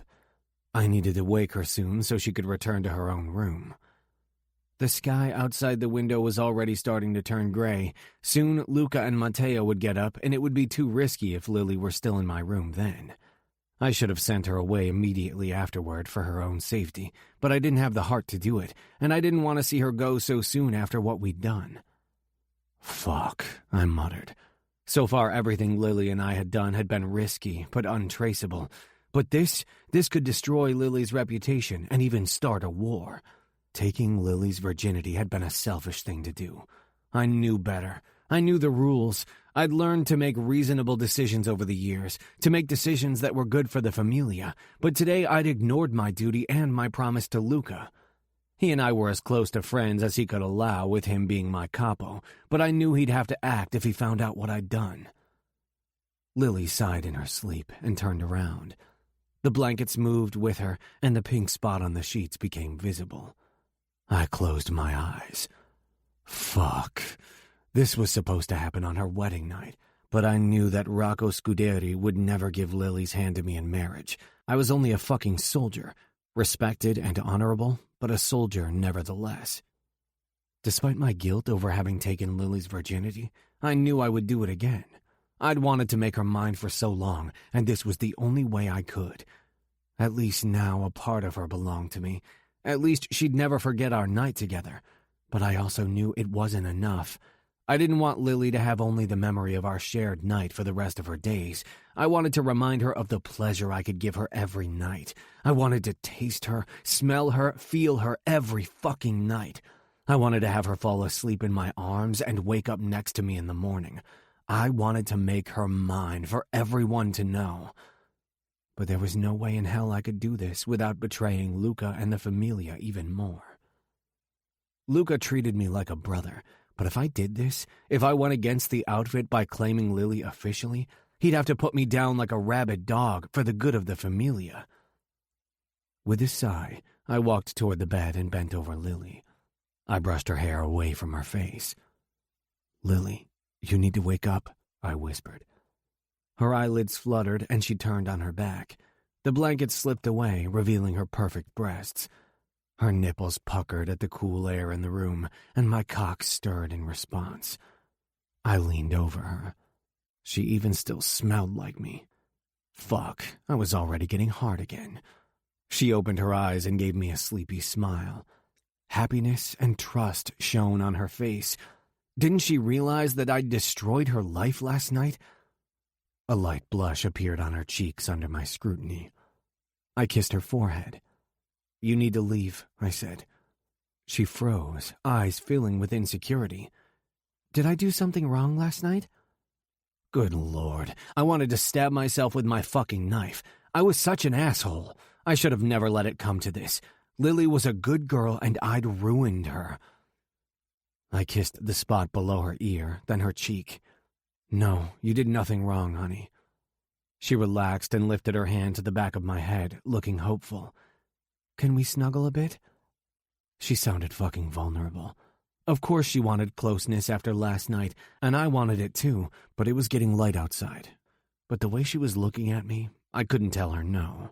I slipped under the blankets, and she pressed up against me. Her naked skin brushed mine, and all of my senses sprang to life. I pushed my lust down. This wasn't the time. I stroked her hair. "Are you okay?" She nodded against my shoulder. "I'm a bit sore." She sounded embarrassed. I pressed a kiss against her temple, and I wasn't sure why I said it, because it definitely didn't make things easier, but it slipped out. "I love you." And by God, it was the truth. I loved Lily, even though I knew our love was doomed. She sucked in a breath before whispering, "I love you too." I was digging my grave, and hers too, only because I couldn't control my dick, my heart, and my mouth. She let out a small, happy breath. She didn't seem to realize in how much trouble we were. I couldn't stop feeling guilty. I wished I could say I would have acted differently if I got the chance, but I knew I'd sleep with her again. I'd wanted her, still wanted her. I would never stop wanting her. Chapter 11. Liliana. I couldn't believe Romero and I had actually slept together. I didn't feel regret. Maybe it would come at some point, but I couldn't imagine it. It had been painful, and yet it was the happiest moment in my life. And afterwards, when Romero had admitted he loved me, I'd wanted to tell everyone about it. Let them get angry. Let them call me names. What did I care? I was happy, and that was all that mattered. But I knew better. Romero and I needed to keep it a secret. Maybe one day we'd figure out a way to make it official without causing a war. But right now, I only wanted to enjoy our time together. The summer was drawing to a close, but Father didn't seem to want me back, and I definitely didn't want to return to Chicago. Maybe he'd forget I existed, and I could move to New York for good. The first time I faced Adia and Gianna after losing my virginity, I'd worried they'd see something was different. But of course they hadn't. Nobody suspected anything. Maybe that realization was why I got more daring. It was almost noon, and I could hardly keep my eyes open. Romero and I had made love until the early morning hours, and once I'd been back in my room, I'd only managed 2 hours of sleep before I had to get up for breakfast again. "Why don't you rest on the sofa for a while? You look tired," Adia said when I yawned again. We'd been rifling through a brochure that detailed events in the Hamptons for something to do in the next few days. Sunbathing and swimming were getting old. Gianna wiggled her eyebrows behind Adia's back. "She does. She doesn't seem to get enough sleep at night." Romero glanced over from where he stood with Luca and Matteo in the kitchen area, but he didn't seem worried. I decided to ignore Gianna's comment. I stood from the table. "You're probably right, Adia. I'll lie down for a bit." Adia set the brochure aside and peered down at her watch before she looked over to Luca. "If we want to head out for lunch, we should leave soon." Luca nodded. I walked toward the sofa, stretched out, and closed my eyes. I almost immediately drifted off into a light slumber, only interrupted by the sound of Adia and Luca leaving, followed a few minutes later by Gianna and Matteo's laughter as they headed for the beach. In the following silence, I felt my mind drift off again. "I'm wearing you out," Romero said from close by. I opened my eyes to find him standing over me with a smirk. Slowly, my own lips curled into a grin, and my sleepiness began to disappear. I hooked my leg behind his knee in an attempt to make him fall forward and preferably land on top of me. But Romero was too strong. After a quick glance toward the terrace door, he leaned down, though, and gave me a kiss. When he was about to pull back again, I wrapped my arms around his neck and my legs around his waist. "Adia and Luca are out for lunch, and Gianna and Matteo will spend the day on the boat. That leaves the house to us." Romero looked conflicted, but when I pressed my core against his crotch, I knew I had him. He was already hard. With a growl, He lowered himself on top of me. Our lips eagerly found each other. After a few minutes of heated kissing and roaming hands, Romero drew back. "It's too risky to have sex out here." "I know, but there are other things we can do," I said, before I pulled Romero's head back down for another kiss. He didn't protest again, which might have also had something to do with the fact that I was rubbing his erection through his pants. For some reason, making out with Romero in the middle of the living room made things seem more real between us, like we could maybe be an official couple, and not just something that needed to happen in the secrecy of darkness. My lips were raw from Romero's kiss, but I loved it. Romero slipped his hand under my shirt and sneaked his fingers under my bra cup, finding my nipple. I gasped and arched off the sofa. Romero kissed me even harder. I swung my leg over his lower back, pulling him even tighter against me. I couldn't wait to feel him without the clothes between us. Maybe I could convince him to risk a quickie in the living room. A door banged and steps rang out, but there was no time to react before Adia appeared in the living area. "Lily, She snapped her lips shut and froze. So did Romero and I. Romero pulled his hand out from under my shirt and sat back quickly. He held his arms in a way that was supposed to hide his erection, but I doubted he was fooling Adia. My eyes searched the area behind her back, but Luca wasn't there. That was the only good thing about our situation. Nobody said anything for a long time. I tried to reposition my bra and straighten my hair, but I wasn't doing a good job because my hands were shaking. "This isn't how it looks," I said, but stopped when I realized how stupid that sounded. Adia raised her eyebrows as if she thought exactly the same thing. "That's why I didn't want you alone with her, Romero. I knew this would happen." "You make it sound like I had nothing to do with it. It wasn't only Romero's doing," I said, but Adia hardly paid me attention. She was glaring at Romero. "Why are you back, anyway? Shouldn't you be having lunch with your husband?" I asked. "Are you blaming me for this?" Adia asked incredulously. "Luca got a call that there was trouble in one of the clubs. Something with one of the Russian underbosses, so he dropped me off in the driveway and headed straight to New York. You're lucky he didn't come in." "If you tell Luca," Romero began, but Adia interrupted him. "I won't tell him," she said angrily. "I know what he'll have to do if I do." Romero helped me to my feet. "He's your husband. You owe him the truth." What was he doing? He'd be in big trouble if Luca found out. And what if Luca told my father? I gave Romero a confused look, but he didn't react. Then another thought struck me. Maybe he wanted people to find out. Maybe he hoped Luca would approve and would figure out a way for my father to agree on a union between Romero and me. Hope flared up in me. "Lily, can I talk to you in private, please?" Adia asked, looking truly shaken. Her worry ignited my own. I nodded, even though my stomach turned from anxiety. Adia was my sister. I loved her and trusted her. But Romero was right. She was also the wife of the capo, and I wasn't sure where her loyalties lay. I followed her toward the dining room and then into the kitchen. She didn't say anything until we'd both settled on bar stools. "How long has this been going on?" she asked. God, she even sounded like the wife of a capo. So grown up and responsible. "A while. Almost since I came to New York," I admitted. There was really no use in lying anymore, and I actually wanted to talk to her about it.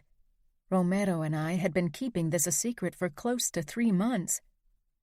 Adia nodded slowly, her eyes full of worry. "I should have known. Sometimes I thought I saw you exchanging those secretive looks only lovers do, but I didn't want to believe it." I wasn't sure what to say, if she even expected me to say anything. "We tried to hide it." "Of course you did," Adia whispered harshly. "Oh, Lily, this is bad. You know that, right?" If Father finds out, all hell will break loose. You'll be in major trouble. And not only that, Father might very well start war over this. After all, Luca promised to keep you safe while you were in New York, and having one of his men have an affair with you is definitely a breach of that promise." "Affair?" I said, offended. What Romero and I had was so much more than that. "You make it sound like it's just about sex." Adia's eyes widened. "I didn't mean it like that, but wait a second. Please tell me you haven't slept with him yet." Her expression was so pleading and anxious, I almost considered lying to her. I bit my lip. "I really love him, Adia." "So you did sleep with him," she said quietly. She made it sound like it was the end of the world. I nodded. "And I don't regret it." I was so glad that I got to share that moment with Romero.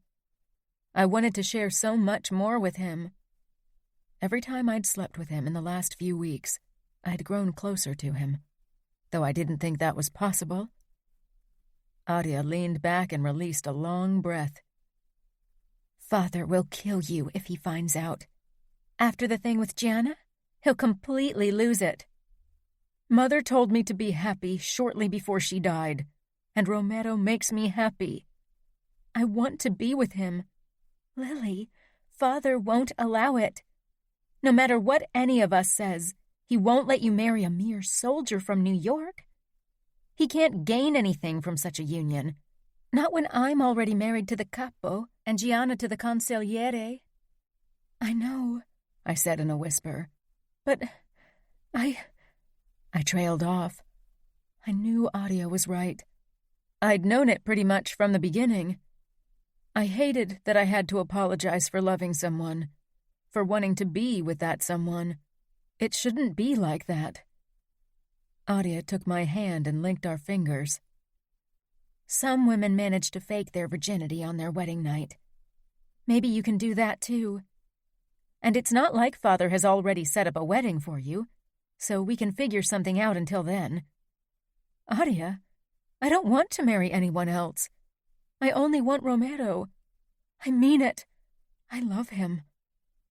Adia looked into my eyes for a very long time. I wasn't sure what she was hoping to find there, but I gave her time. "You do, don't you?" she said, resigned. "What about him? Does he love you?" "He said it after we made love for the first time. I'd hoped he would say it again after our first night together, but so far he hadn't. Maybe he wasn't the type to say it out loud very often." "Are you sure he's serious about you?" "Of course. Didn't you hear what I told you?" I said, but even I could hear the flicker of uncertainty in my voice, and I wasn't sure where it was coming from. "Some men say things they don't mean after sex because they feel guilty." My eyes widened. How would she even know? She had warmed the heart of one of the most feared men in the country. "He wouldn't do that. And if you're saying he only tried to get in my pants, that's ridiculous. You know Romero. He wouldn't use me like that." Her blue eyes softened with guilt. "No, you're right. Romero isn't the type, and he wouldn't risk so much for sex. He must care about you if he goes against Luca's orders." "You won't tell him, right?" "I told you I won't. Luca's got enough on his plate already. I don't want him to worry about this as well. We'll figure something out. But until then, please be more careful. I'm not going to tell you to stay away from Romero, because I suspect you'd just go behind my back. But if someone else finds out, things could really get out of hand." "I know," I said.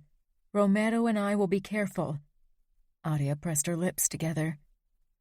"And there's really no way that you'd consider breaking things off with Romero?" "No," I said without hesitation. She smiled sadly and hopped off the bar stool. "I want to talk to Romero now." I pushed to my feet and grabbed her arm. "Why? Will you try to talk him into leaving me?" "Do you really think I'd do that to you?" Adia asked in a hurt tone. I felt bad instantly. but Adia had changed over the years.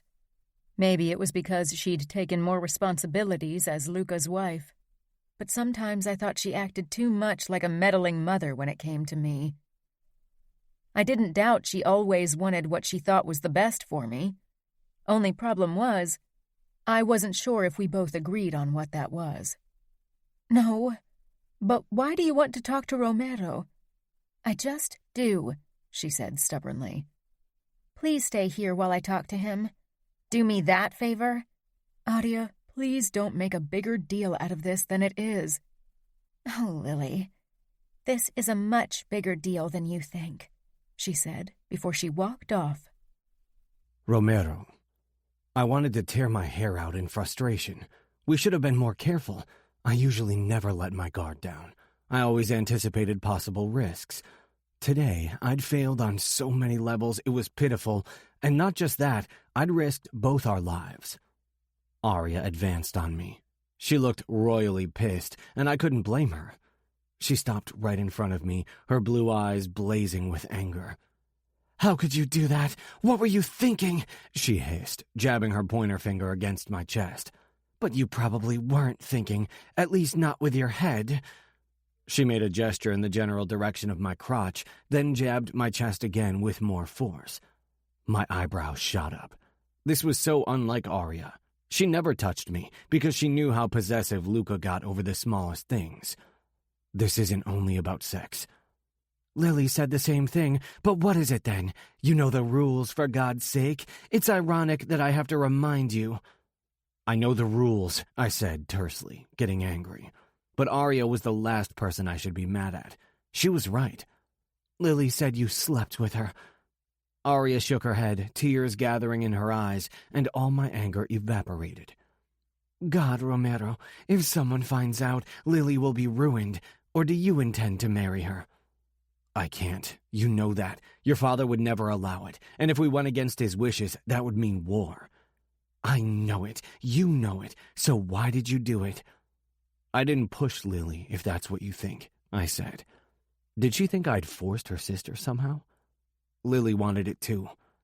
I don't doubt it. I see how she's looking at you. She loves you. Of course she wants to sleep with you, but you should have known better. Fuck. Why did she have to be right? I know. What do you want me to say? That I'm sorry? You'd be lying, Arya muttered. Indignation shot through me, but she was right. I wasn't sorry that I'd slept with Lily, at least not enough that I wouldn't do it again. Are you going to tell me to stay away from her now? You'd be going behind my back, and Lily would hate me if I tried to get between you and her.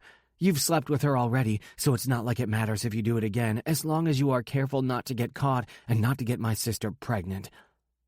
Are you going to give me the talk? I said in amusement. I'm serious. If Lily gets pregnant, then things will get really bad. We're being careful. As careful as you were when I caught you on the sofa? I mean it. Lily won't get pregnant. Arya covered her face with her hands. God, I can't believe we're having this discussion. I wanted Lily in New York so she'd have some fun, but not that kind of fun. I wasn't sure what to say. Guilt weighed heavily on my shoulders, but like Arya had said, it was too late now. Would you stay away from her if I threatened to tell Luca? Arya asked as she lowered her hands.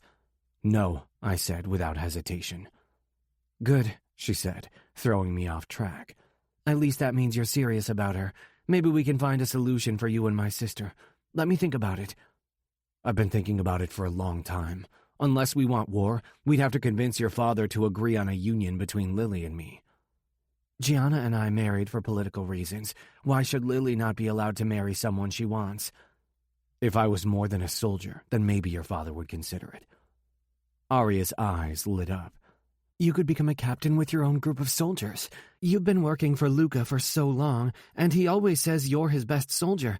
The only reason why he hasn't already promoted you is because he trusts you with me and doesn't want anyone else as my guard. I stared at her. Usually the position of captain was handed down from father to son. Soldiers rarely received the honor of becoming captain. Father still hasn't found a husband for Lily. That's a good sign. Gianna and I were long engaged when we were Lily's age, so maybe he's open for suggestions, and it would be a good move to improve relations between New York and Chicago again." "You'd make a good capo, too," I said with a smile. "I'm married to a good capo, that's all." "You are," I said, "but I don't want to become captain only because you talk Luca into it. I haven't worked this hard for a pity promotion." "I won't have to talk him into it, and Luca never does anything because of pity. You should know that." I nodded. She had a point. Once you tell him there's no going back, he might not take it so well. I went against his direct orders, after all. That's still a crime.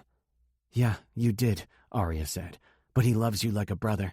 He'll forgive you. I'll just have to figure out a way to break it to him." "I could talk to him. I have to own up to my actions." Arya shook her head. "No, I can be more convincing than you, and he can't stay mad at me for long." I laughed. "You Scuderi women have a way with men." Arya smiled for the first time since she'd found Lily and me on the sofa. I took that as a good sign, even though I wasn't so naive to think that I'd become captain tomorrow, and then Scuderi would gladly accept me as his future son-in-law. This would be a difficult battle. Chapter 12. Liliana. I nervously paced the kitchen. What took Adia so long? I didn't even want to know what she was saying to Romero. What if she convinced him to break things off with me? She'd promised not to do something like that, but I wasn't sure. If she thought she had to protect me from harm, she'd play dirty if she had to. The door opened, and Romero stepped in. He looked almost relaxed. I hurried toward him. "What did she say?" "That we should be careful." "That's all? She's not going to tell Luca about it?" "No, not right now." "What does that mean?" A slow smile curled his lips. "There might be a way for us to be together." "You mean officially?" I asked excitedly. "Yes, but first Adia needs to figure out a way to talk to Luca, and then we'll go from there." I tried to hold back my joy, but it was difficult. I wanted nothing more than a real future with Romero. I stood on my tiptoes and kissed him, but after only a few seconds, Romero pulled back with a pained look. "We need to be more careful. Adia will rip my head off if she catches us kissing out in the open like that again." "Probably not only your head," I said with a wicked grin, cupping him through his pants. Romero groaned, gripped my wrist, and pulled my hand away. "Lily, stop torturing me." "I thought you like it when I torture you." Romero leaned down, his lips brushing my ear. "I do, when we are alone." "Then how about we head to my room?" "There's nothing I'd rather do, but we shouldn't risk it during the day," Romero said regretfully. "And I really need to call Luca and ask about the problem with the Russian underboss." I pouted playfully. "I hate it when you're being reasonable. Tonight is too far away. I want you now." "Fuck," Romero muttered. Then he gave me a dangerous grin. "Go ahead. I'll come after you in a few minutes." I dashed off toward my room, already feeling my core tighten with anticipation. The next day, Luca returned from New York. He was on edge, so our confession would have to wait.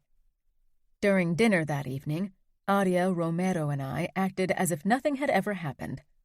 I really hoped Adia would figure out a way to talk to Luca soon, so we could all find a way to make a future for Romero and me possible. Gianna kept chancing looks at Adia and me, as if she could smell that something was going on. Gianna had always been drawn to trouble, so it was really no surprise. Halfway through the main course, Luca's phone started buzzing. "What now?" he growled as he dropped his fork. Today definitely wasn't the day to tell him about Romero and me. I hadn't seen him in such a bad mood in a while. He got up, pulled the phone out of his pants pocket, and answered it. "Rocco, I didn't expect your call," he said. We all turned toward the conversation. Luca glanced in my direction. Liliana is doing well." My father had only called once the entire summer to ask how I was. For some reason, I worried about the true reasons for his check-in. "Tomorrow? That's short notice. Has something happened?" I put my fork down, my stomach tightening with anxiety. "Of course. She'll be there," Luca said with a frown. He hung up and returned to the table, lowering his large frame into the chair. "What's going on?" Arya asked, before I could even utter a word. She looked as worried as I felt. Did she think Father had found out something about Romero and me? If that were the case, the call wouldn't have gone over so peacefully. That much was sure. And who should have told them? Nobody in this house would. "Your father wants Liliana to come home tomorrow," Luca said, lips tight with concern. "What?" I said, shocked.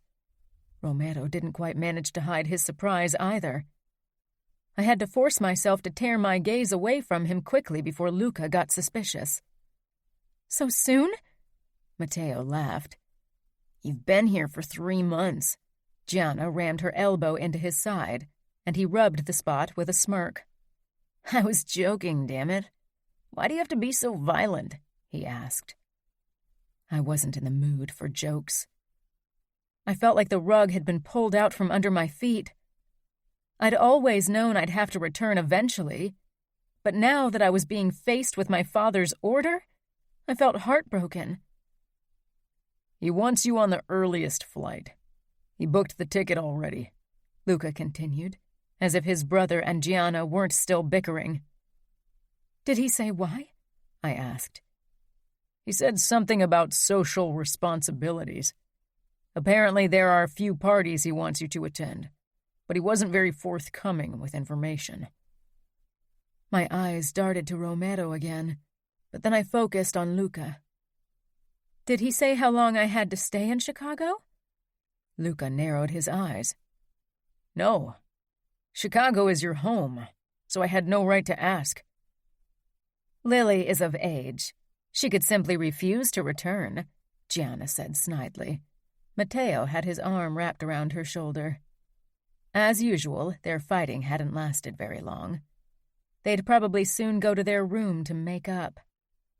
Luca glowered. "Then I'd drag her onto that plane if necessary. If her father wants her to come home, she'll go. I won't risk a conflict over something as ridiculous as this." I bit my lip. "It's okay. I'll go. I'll survive a few parties. And I'm excited about seeing Fabi again. I missed him. I'll plead Father to let me return to New York as soon as possible." I didn't talk for the rest of dinner, and was glad when I could finally get up. It was ridiculous of me to be so nervous about going home, because despite everything, Chicago was still supposed to be my home.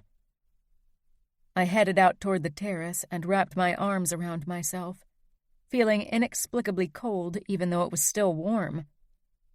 The door slid open behind me again, and Audia walked up beside me, giving me an understanding smile.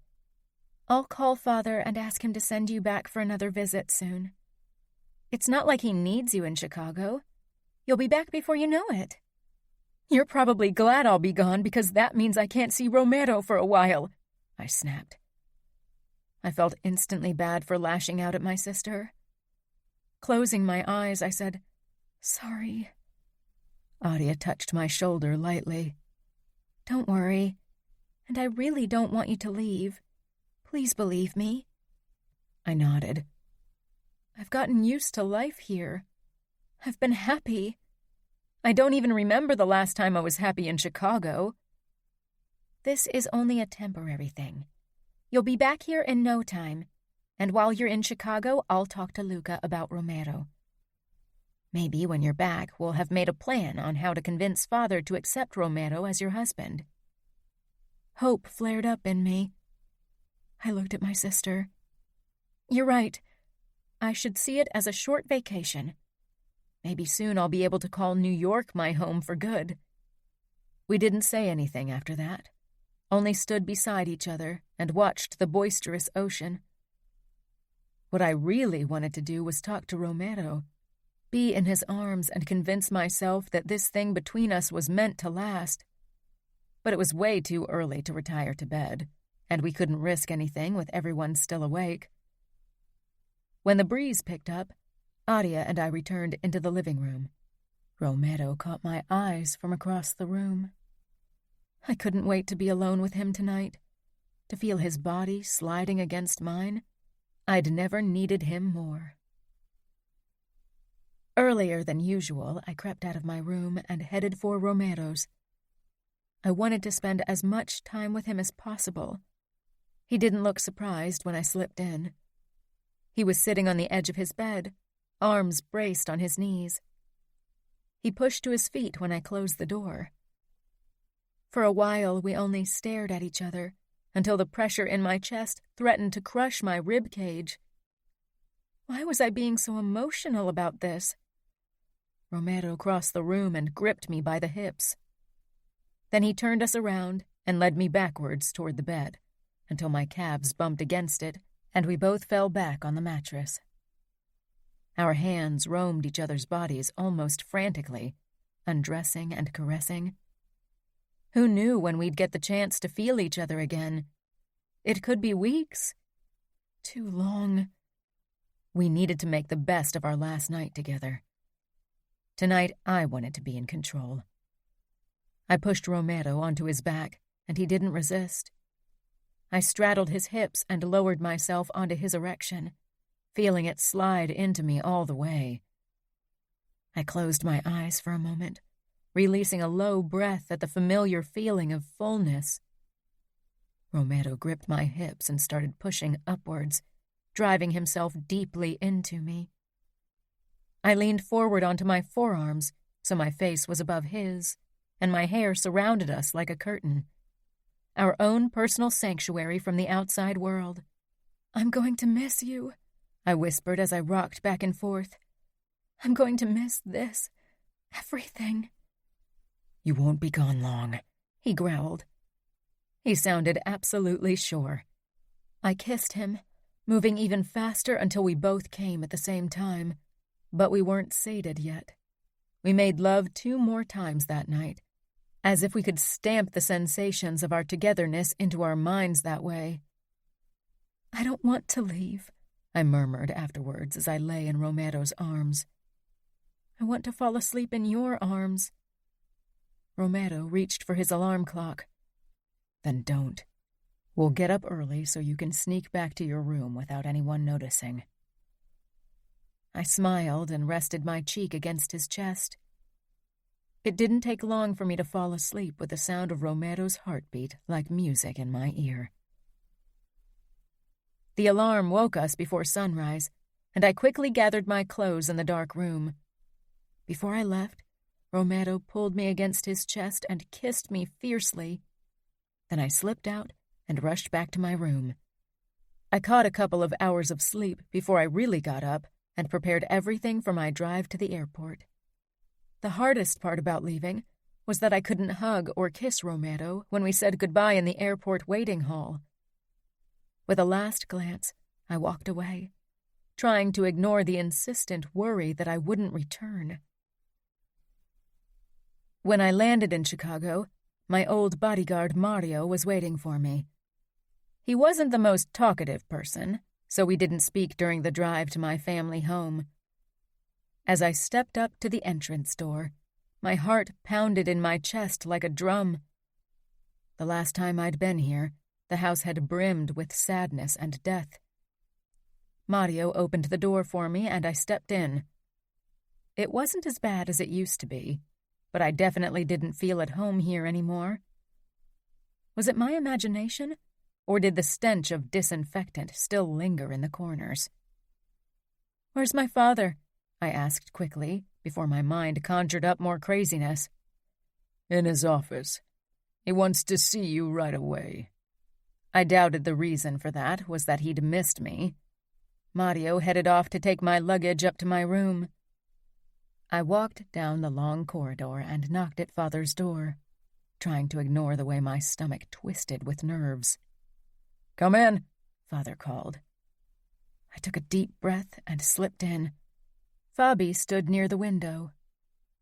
He had grown in the 3 months that I'd been gone, and something about the way he held himself told me that wasn't the only change in him. The last few months seemed to have taken a toll on him. It would have been better if Fabi had been allowed to go to New York with me for the summer, but naturally, that had been out of the question. Father sat behind his desk, as usual. He didn't bother getting up to hug me. But Fabi walked up to me, and I wrapped my arms around him before he could decide he was too cool for affection. He was taller than me. I leaned back to take a look at his face. I knew something was wrong the moment I saw Fabi's expression. Recently, Father had involved him more and more in the mob business, even though Fabi wouldn't turn 13 for several more weeks. Had something happened? He couldn't have been forced to kill someone already, right? The idea that my little brother might already be a killer turned my stomach into an icy pit. "Sit," Father said with a nod toward the armchair in front of his desk. Fabi immediately freed himself of my embrace. But what worried me more was that he made sure to keep his eyes on my chin. "It's good to see you back in Chicago. I trust Luca and Aria took good care of you?" Father asked. No mention of Gianna, which wasn't a huge surprise. I sank down on the chair across from him. "Yes, they did. It was lovely." I tried to catch Fabi's gaze. He'd returned to his spot at the window, where he was busy avoiding my eyes. His hands balled to fists at his side, and his lips a thin white line in his angry face. My stomach tied itself into a knot. Father tapped his fingers against the smooth wood of the desk. If I didn't know better, I'd say he looked almost ashamed. Fear gripped me. Again, I darted a look at Fabi, but he was glaring at the floor. The silence stretched between us until I was sure I'd suffocate. "You said to Luca that you wanted me here for a few parties?" "That's part of the reason. You need to become part of our social circles again." Father paused. Then he cleared his throat. He looked almost guilty. "Life must go on. Death is part of our existence, but we must make sure that our family line stays strong." Where was he going with this? "I'm going to marry again." I was torn between relief and shock. At least I wasn't in trouble, but I couldn't believe, much less understand, how he could be considering another marriage when Mother had been dead for less than 6 months. But I stopped myself. Nothing I could say would change a thing. It would only get me in trouble. "Who is she? Do I know her?" There were a few widows in Father's age I knew, but I wasn't sure if any of them were his type. Even thinking that made me feel guilty, and I wasn't even the one considering replacing Mother. Maybe Father was lonelier than he'd let on. I'd always thought he and Mother hadn't cared much for each other, but maybe I'd been wrong. Maybe he had loved her in some twisted way. Maybe he hadn't been able to show it. Some people were like that. Fabi let out a low sound, drawing my eyes toward him, but he was still glowering at his feet, which was probably for the best, because Father gave him a look that sent a shiver down my back. I noticed a fading bruise on Fabi's left temple, and I couldn't help but wonder if there were more hidden beneath his clothing, and if Father was responsible for all of them. Father's fingers took up their tapping again. "Maria Brasi." I almost fell forward in my chair. "What?" I blurted. He had to be kidding. Maria was only 1 year older than me. She could have been Father's daughter. She'd gone to school with me, for God's sake. I peered at Fabi again, needing him to tell me this was a joke. But his grimace was all the answer I needed. This was disgusting. Was this some kind of midlife crisis thing on Father's part? I couldn't even begin to understand how he could choose someone who could be his daughter. "In turn," Father continued evenly, You are going to marry her father, Benito Brasi. And that's when my whole world shattered. I could see it right before my eyes. All the images of a future with Romero, of happiness and smiles, of sweet kisses and endless nights of love-making, splintering into tiny pieces, and they were replaced by something horrendous and dark, something people whispered about in hushed voices, because they were worried the horrors might become reality if they spoke about them too loudly. Not in my darkest nightmares had I imagined that father would marry me off to an old man like Benito Brasi. I didn't remember much about him, but I didn't have to. Everything about this was wrong. I tried to speak, but I was mute. I wondered when the first tears would fall. Right now, I still felt too numb. You're condemning Lily to a life of misery, Fabi said the words I could only think. He sounded so old, like he'd become a man sometime when I hadn't been looking. I wanted to give him a grateful smile, but my face was frozen. All of me was. Was this really happening? This morning I'd still kissed Romero, and now I was supposed to marry Brasi? I'm making reasonable decisions.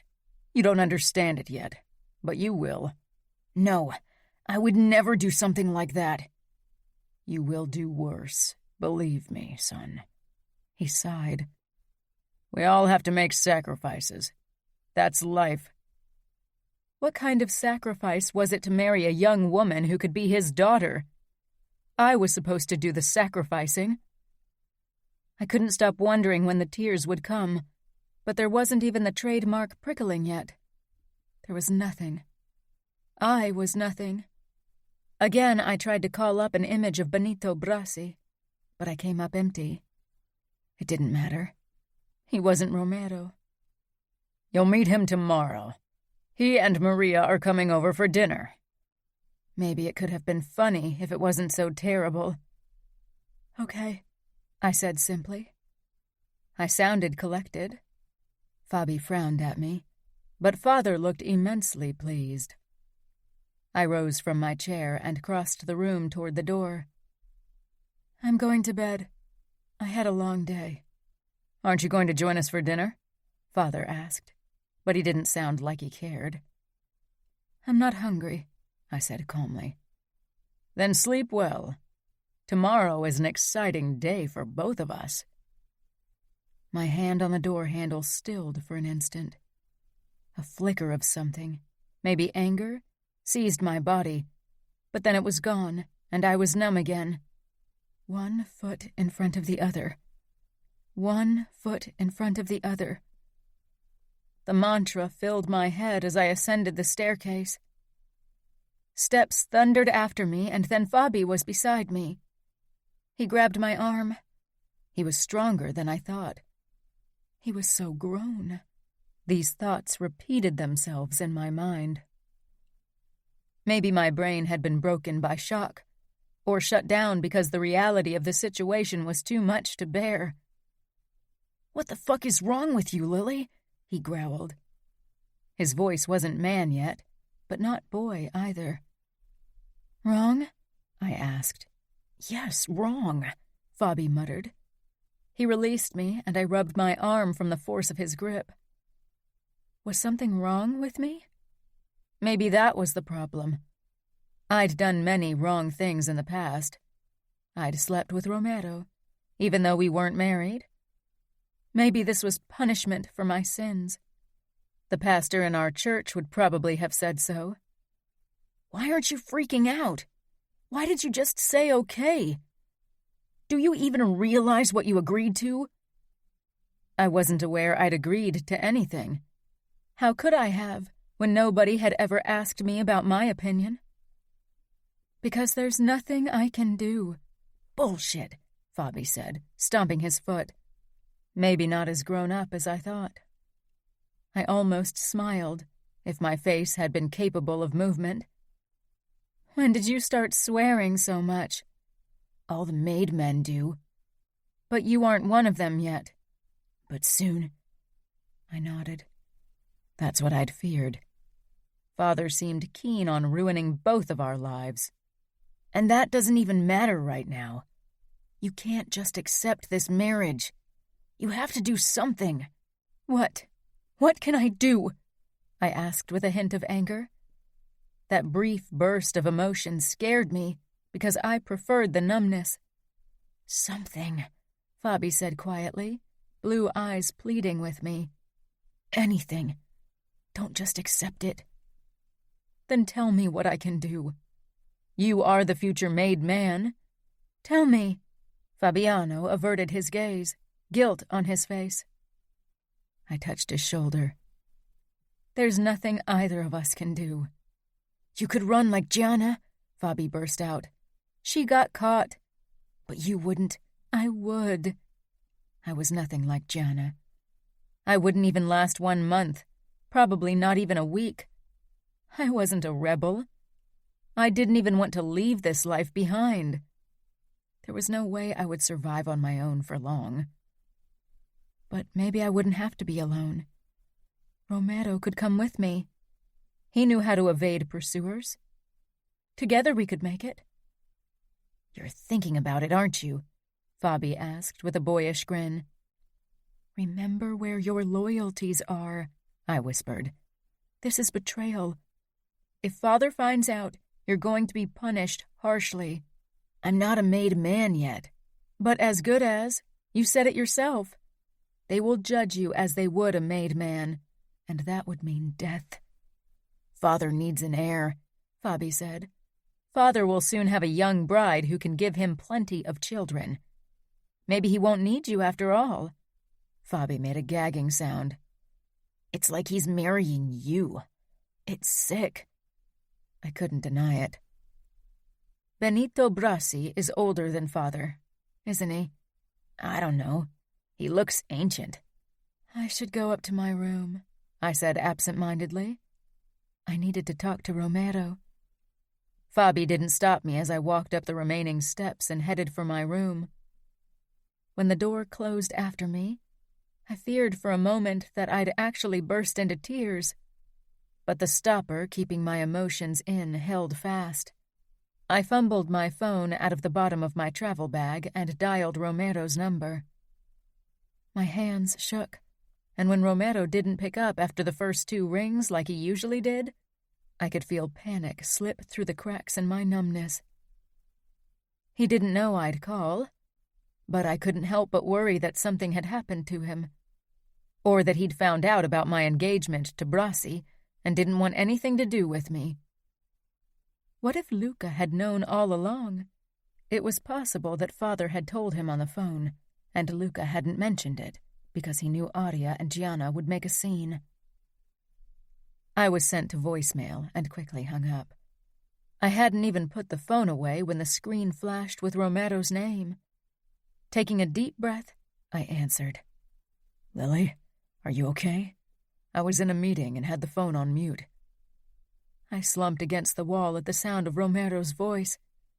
It calmed me, but at the same time it made me realize what I could lose if I had to marry Brasi. Father has chosen a husband for me, I said eventually. I sounded like I was talking about the weather, completely detached. Silence followed on the other end. I couldn't even hear breathing. I didn't dare say anything, although I was bursting with fear and anxiety. Who is it? Romero asked in a low voice. I wished I could see his face to get a hint about his emotions. He sounded as emotionless as I had. Benito Brasi. You probably don't know him, but... Romero interrupted me. I know him. I met him during a gathering last year. Oh, I said, then waited, but again Romero was silent. Why was he so calm? Didn't he care that I was going to marry another man? Maybe this had always been a distraction for him. Maybe he'd never intended for us to have more than... What? An affair? I felt dirty just thinking about it. He's much older than me. I know. Of course Romero knew, but I wasn't sure what else to say. I thought, I said hesitantly, I thought we could... I didn't dare utter the words. You thought we could what? I closed my eyes. I thought we could run away together. I cringed when the words had left my mouth. Could I sound any more pathetic and naive? That would mean war between the outfit and New York. He said it matter-of-factly, like it had absolutely nothing to do with him. I hadn't thought of that, but of course that would be the first thing that crossed Romero's mind. The familia always came first. I'd been stupid. Mother had always warned me that men promised you the world if they wanted something from you. Romero had been kind and loving, and I'd given him everything in turn. My body, my heart, every little thing I could give. I'd given it gladly, and I didn't want to feel regret over a single thing. But it was hard. I bit my lip, suddenly on the verge of crying. I could feel the floodgates open. It wouldn't be long now. "You're right," I croaked. I choked and quickly hung up. Then I hid the phone in my travel bag again and curled up on my bed, letting sobs rack my body until my muscles hurt, until my throat hurt, until everything hurt. But nothing as much as my heart. Was this it? The end of every dream I had? Chapter 13. Romero. I stared at my phone. What the fuck was Scuderi thinking? I'd wanted to kill him so often in the past. Now I wished I'd done it. Nino came out of the meeting room and put a cigarette into his mouth. That guy grated on my fucking nerves. "Why the long face? Get yourself a nice long blowjob from one of the girls. That always puts a smile on my face." I stormed toward him, gripped him by the collar, and flung him against the wall. His head smashed against it, and he dropped his stupid cigarette. "What the fuck, you asshole? Let me go!" he screamed like a fucking pussy. I punched him in the stomach twice, and he dropped to his knees. God, I wanted to fucking kill someone. I didn't even care whom. I hit him over and over again. "Hey, what's going on here?" Luca growled. He gripped my arms and pulled them behind my back. "Romero, what the hell are you doing? Calm the fuck down." I relaxed in his hold and took a deep breath. Matteo knelt beside Nino, who was bleeding from a wound on his head and from his nose.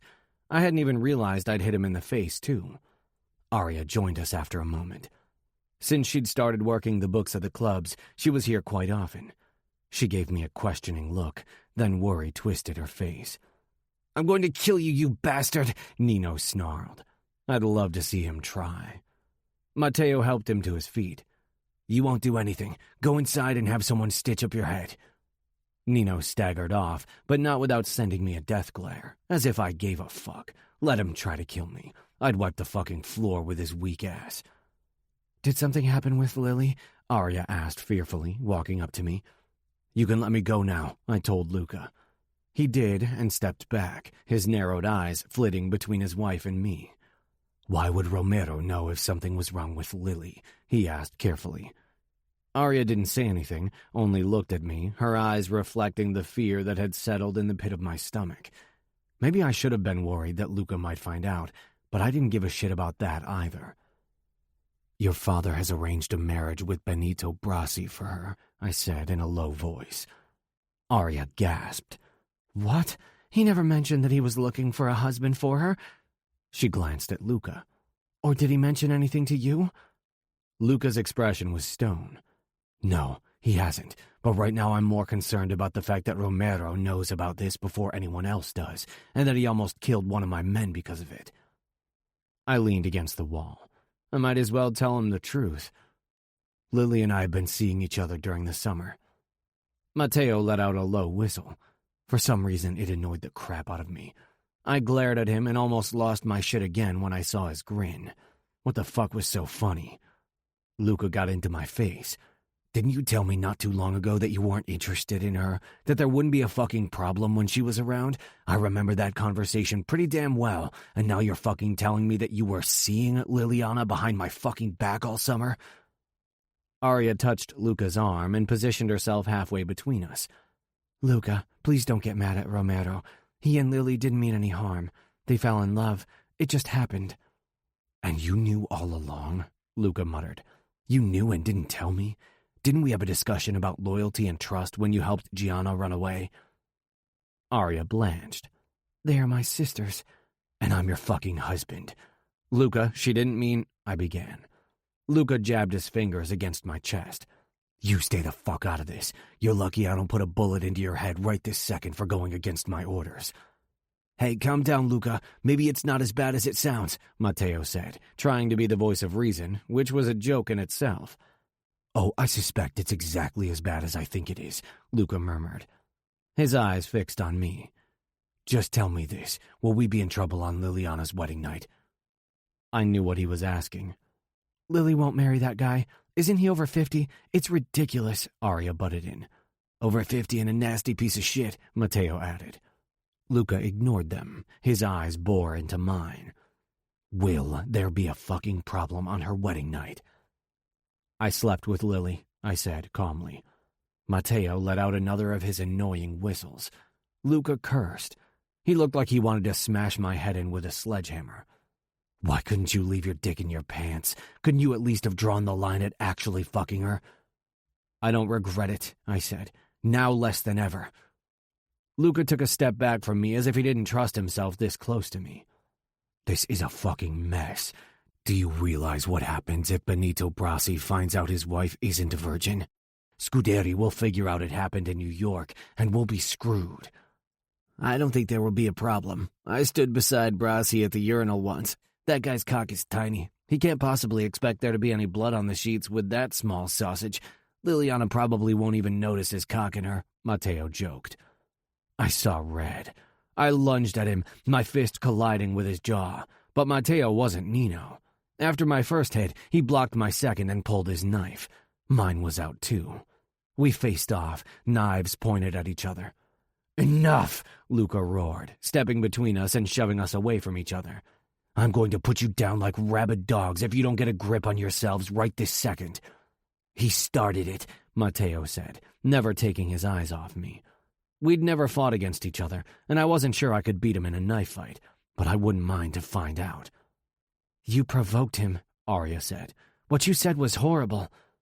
Matteo rolled his eyes. "My God, I was trying to lighten the mood." "You failed," Luca said coldly.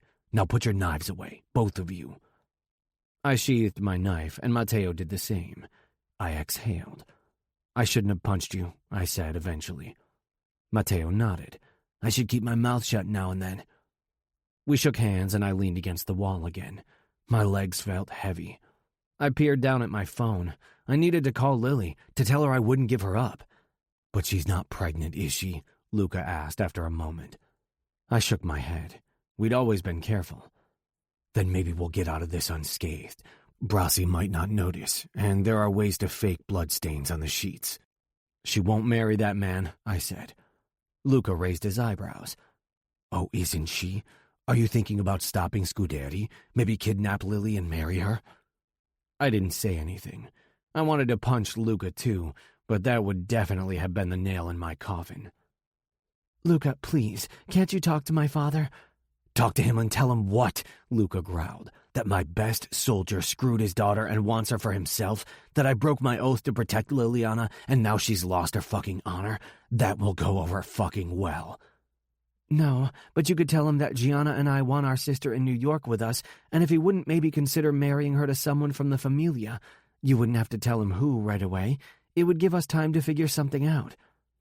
"I can't get involved. It's none of my business, and if your father has already promised Liliana to Brasi, he won't change his mind. It would make him look bad and offend Brasi." "But we have to do something," Arya exclaimed. "I won't go into war over this," Luca hissed. I understood him. He had to consider only the Familia, but I didn't have to. Liliana. I was woken by the ringing of a phone. Slowly, my conversation with my father, and then Romero, replayed in my mind. My eyes darted toward my travel bag in the walk-in closet, thinking and hoping it was Romero again, before I remembered that it was on mute. Disappointment crashed down on me once more. I sat up, disoriented and exhausted from crying. The clock on the nightstand told me it was only 10 p.m. I walked toward my desk where the landline phone was and picked it up. It was Adia. She must have heard already. Had Father called her to tell her the good news? I picked up. "Hi, Adia," I rasped. There was no hiding that I'd been crying. Adia knew that voice. "Oh, Lily, I just heard. I'm so sorry. I can't believe it." "We're not going to let Father get away with it. We'll figure something out," Gianna shouted in the background. They were together. They had husbands they loved. And I'd be stuck here with an old man I would never be able to love. How could things have gone so horribly wrong? "Did Father call you?" I asked, my voice regaining some of the emotionlessness I preferred. "No, he didn't. We found out through Romero." "He told you?" "Yes, he did," Adia said slowly. "He attacked one of the other soldiers who said something to him. So Luca had a word with him and figured it out." "Why did he attack that man?" "What do you think?" "Because he doesn't want you to marry Brassi," Adia said softly. "He's been trying to call you for the last hour, but you didn't pick up. He almost went crazy over here. He wants to talk to you." "He's there with you?" "Yes. I'll hand him the phone now, okay?" Fear corded up my throat. "Okay." "Lily," Romero murmured into the phone. His voice was anything but detached now. I released a harsh breath and felt tears run down my face. "Lily?" I swallowed hard. "I thought you didn't want anything to do with me now that I'm promised to someone else." "No, never. I know I didn't react the way I should have. I was so angry when you told me your fucking father wants to sell you off to that old bastard. I wanted to fly over there and kill him. I didn't want to let out my anger on you, so I tried to push it back." "Okay," I whispered. "Do you still want to run away?" "Yes, more than anything else." "It would mean war. You said it yourself." "I don't care. I would risk war for you." "Is Luca there to hear you say that?" "No, he isn't. He would kill you if he could hear you.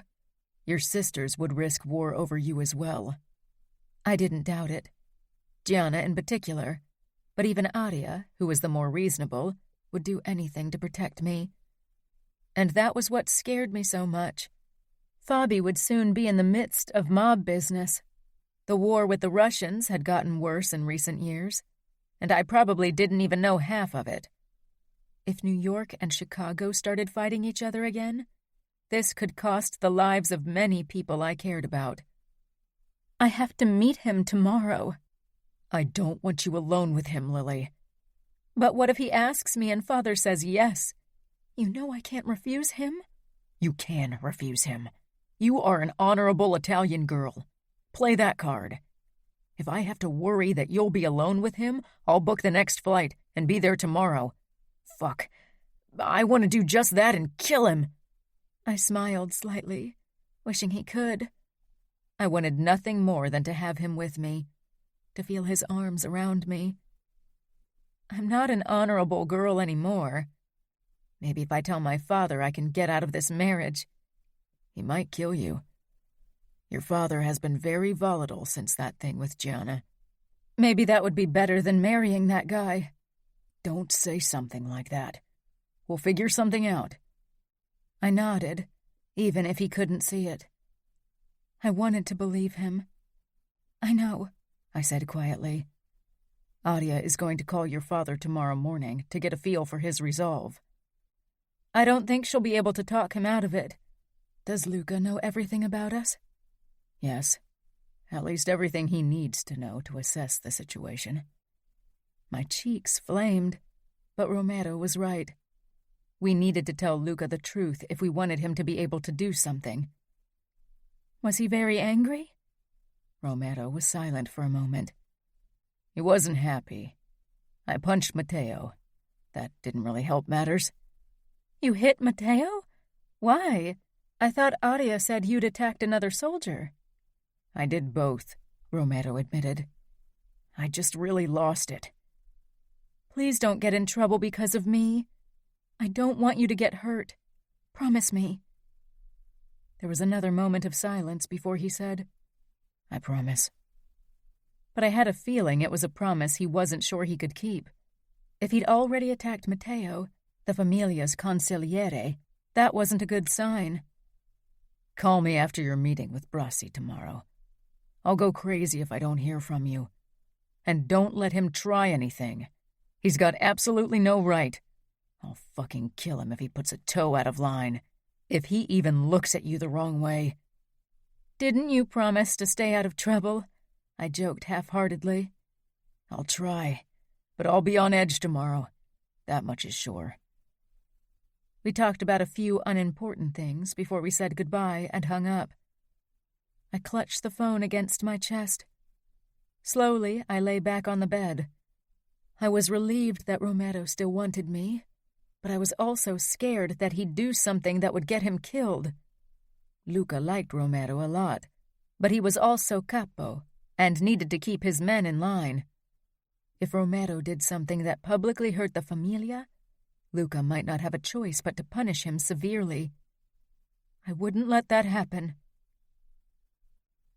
I barely slept more than 2 hours. I'd known that my first night in Chicago wouldn't be easy, but I hadn't expected it to be this horrible. There were dark shadows under my eyes, and I didn't bother covering them up. Maybe Benito would decide not to marry me if I looked like a corpse. I put on jeans and a shirt before I made my way downstairs. Fabi and Father were already sitting at the table, eating breakfast. I wondered if they'd done the same when I was gone. "Since when are you awake this early on a Saturday?" I asked Fabi as I took the chair across from him. "Only because he doesn't have school doesn't mean he should laze around," Father answered in Fabi's stead. Fabi stabbed at his fruit with his fork, looking like he wished it was Father. "Is he getting inducted soon?" Father set his coffee down. "You know very well that that's none of your business." I curled my hands into fists under the table. My throat tightened at my next words. "When are Benito Brasi and his daughter going to arrive?" "Around 6. I already told you we'd have dinner with them." His eyes narrowed. "I hope you don't intend to wear that tonight. Take out one of your cocktail dresses and let your hair down. That's how Benito prefers it." I blinked a few times, too stunned for words. Fabi dropped his fork with a clang. "And you should eat. I don't want you to faint again. Tonight is important," Father continued, unimpressed. I reached for a Danish and stuffed a few pieces into my mouth, but I wasn't sure I could keep them down. "Stop picking at your food, Liliana, for God's sake! Leave her alone!" Fabi shouted. Father and I both froze. "What did you just say?" Father asked in a dangerous voice. Fabi glared back, but then he lowered his eyes. "Why can't you leave her alone? I don't like how you treat her." "I won't have you criticizing me, Fabiano. You better learn to keep your mouth shut, or you'll be in major trouble once you're part of the outfit. Understood?" Fabi nodded, but his lips were a thin white line. I forced the rest of my Danish down, even though it tasted like nothing. Father picked up his newspaper and disappeared behind it. Fabi and I didn't try to talk. And really, what was there left to say? Chapter 14. Liliana. I chose the dress I'd worn at last year's Christmas party. It was more modest than my other dresses, with a high-cut collar and a hem that reached my knees. It was more fitted than I would have liked for the evening, though. Like Father had said, I let my hair fall down to my shoulders, even though the idea of being attractive for Benito terrified me to no end. I decided to wear ballet flats, since Father had said nothing about high heels. "Liliana, what's taking you so long? Our guests will arrive any moment. Get down here. I took a deep breath and walked out of my room. Everything would be all right. If I got through today, Romero would figure out a way to get me out of this marriage. Everything would be all right. I repeated the words over and over again as I walked down the stairs. But my throat tightened anyway. Fabi was dressed in a proper dark blue suit and a tie, but his expression was that of a sulking teenager. Father, too, wore a business suit, but he almost always did. He scanned my outfit critically. You should have chosen a different dress, but it'll have to do now. We don't have time for you to change again. I paused on the stairs. Anger surged through me again, fiercer than before. The doorbell rang, preventing me from saying something that would have probably earned me a slap across the face. Father gave Fabi and me a warning look before he went to the door and opened it. My fingers on the handrail tightened painfully. Benito, good to see you. Come in, come in. Dinner is ready for us. I've let our cook prepare a wonderful roast, Father said in an overly friendly manner that he only ever used with people of importance, definitely not with his family. I had to stop myself from running up the stairs and hiding in my room. I wasn't a child anymore. I'd handle this situation with grace, and then I'd do my best to stop this marriage. There had to be a way. But what if there wasn't? I walked down the last few steps and stopped beside Fabi. Father opened the door wider to let Brasi and his daughter in. I held my breath. And when my intended husband entered the entrance hall, revulsion overcame me. He was tall and thin, with graying brown hair that was combed back the same way as Father's. But where Father's was full, Benito's had thinned and his scalp peeked through. His skin was tanned from too many hours on the tanning bed and looked almost like leather. He looked old. His dark eyes settled on me, and a grin twisted his lips. Benito's gaze felt like slugs crawling over my skin, the way they traveled over every inch of my body, already marking me as his. I wanted to wipe it off like slime.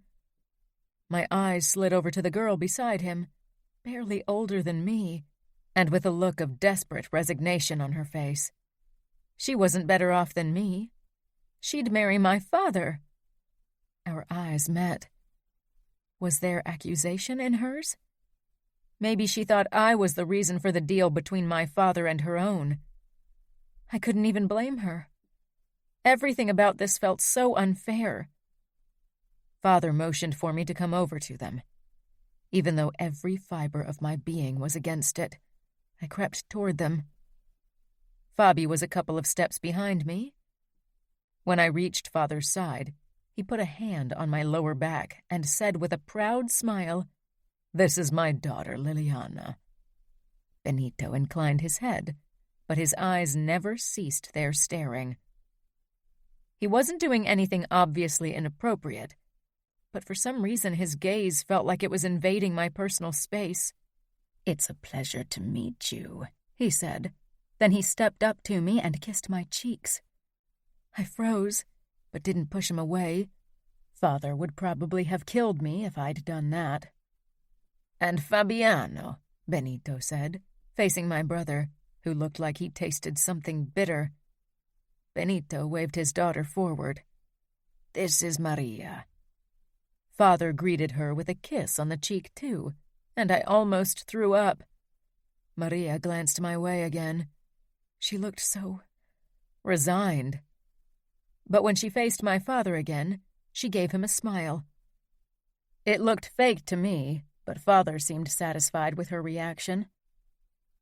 I could practically see his chest swelling with pride. Father nodded toward the dining room. "Let's have dinner. It'll give us the chance to talk."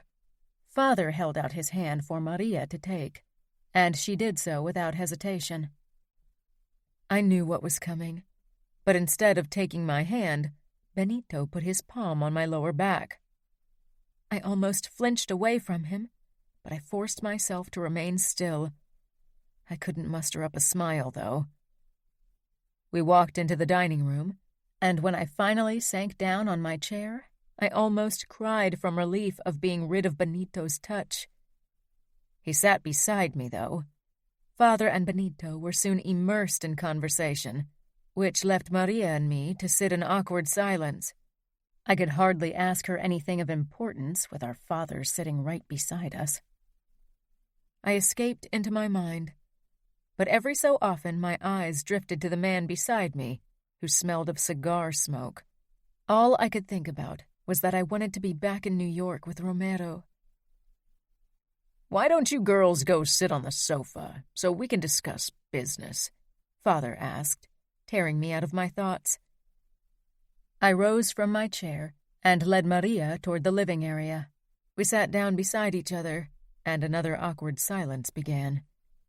I cleared my throat. It's strange, isn't it, that we're sitting here with our fathers who are planning our marriages? Maria watched me cautiously. They want what's best for us. I almost snorted. She sounded like a parrot. Had her father put those words into her mouth? Do you really believe that? You're going to marry a man who could be your father. How is that the best for you? Again her gaze darted toward our fathers. She was very well behaved, that much was sure.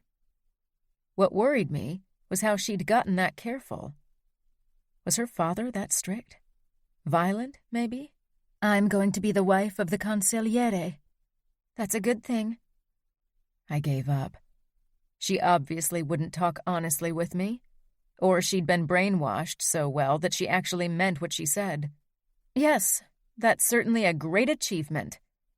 I didn't mean to snap at her, but my nerves were too frayed to be considerate. But she didn't catch my sarcasm. She was too busy chancing looks toward our fathers.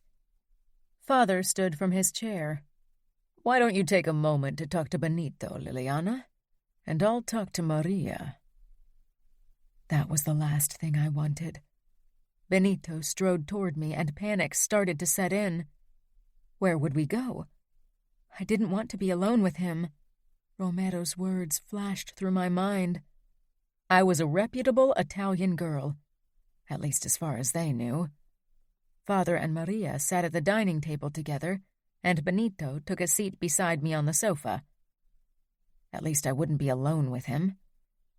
He even left a space between us, but he was still too close for my taste. I could smell the cigars on his clothes and breath, and his knee was only about 3 inches from my own. I could feel my vision tunneling. God, I wasn't getting a panic attack because he was sitting beside me, right? What would happen when he really married me?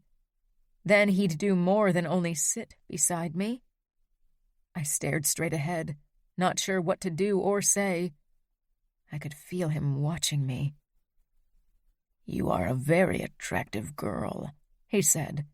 He took my hand and lifted it to his lips. I couldn't even react, I was too shocked. When his lips brushed my skin, I wanted to sink into myself. I'd had many men kiss my hand at parties, but for some reason, this was worse. "Thank you," I choked out. "Has your father told you the date of our wedding yet?" There was a date? I'd found out about this only yesterday. How could there be a date already?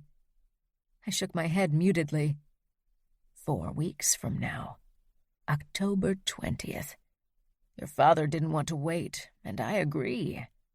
He'll marry Maria the week before our wedding." I stared at him, then toward my father who was leering at Maria like she was a piece of candy he wanted to devour. I was going to be sick. Any moment now my dinner would come up again. "Liliana, are you listening?"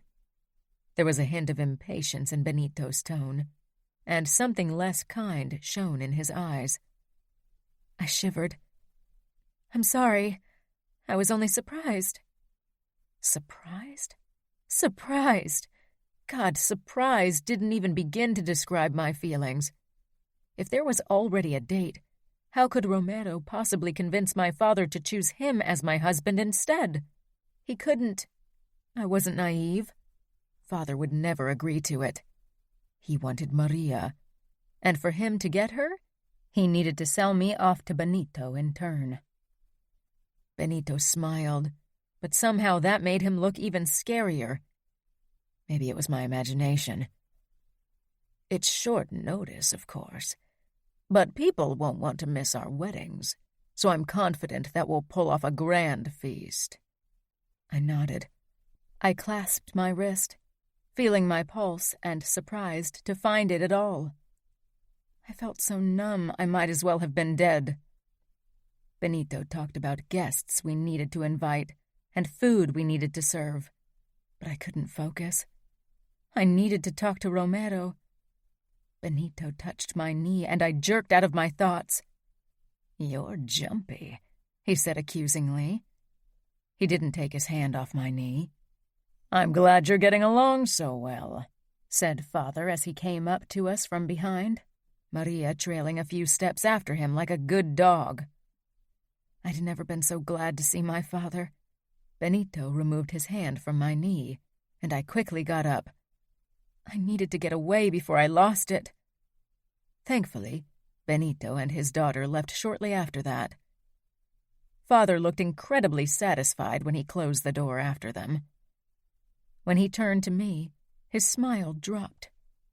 "Don't give me that look. Benito is an important man.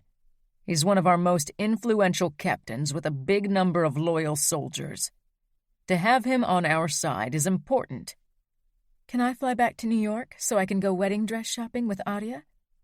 I didn't mention Gianna, even though I felt bad about it, but I couldn't risk Father getting angry again, and I definitely didn't want to remind him of Gianna's flight. Father laughed. "You can go shopping here. I won't let you leave Chicago again.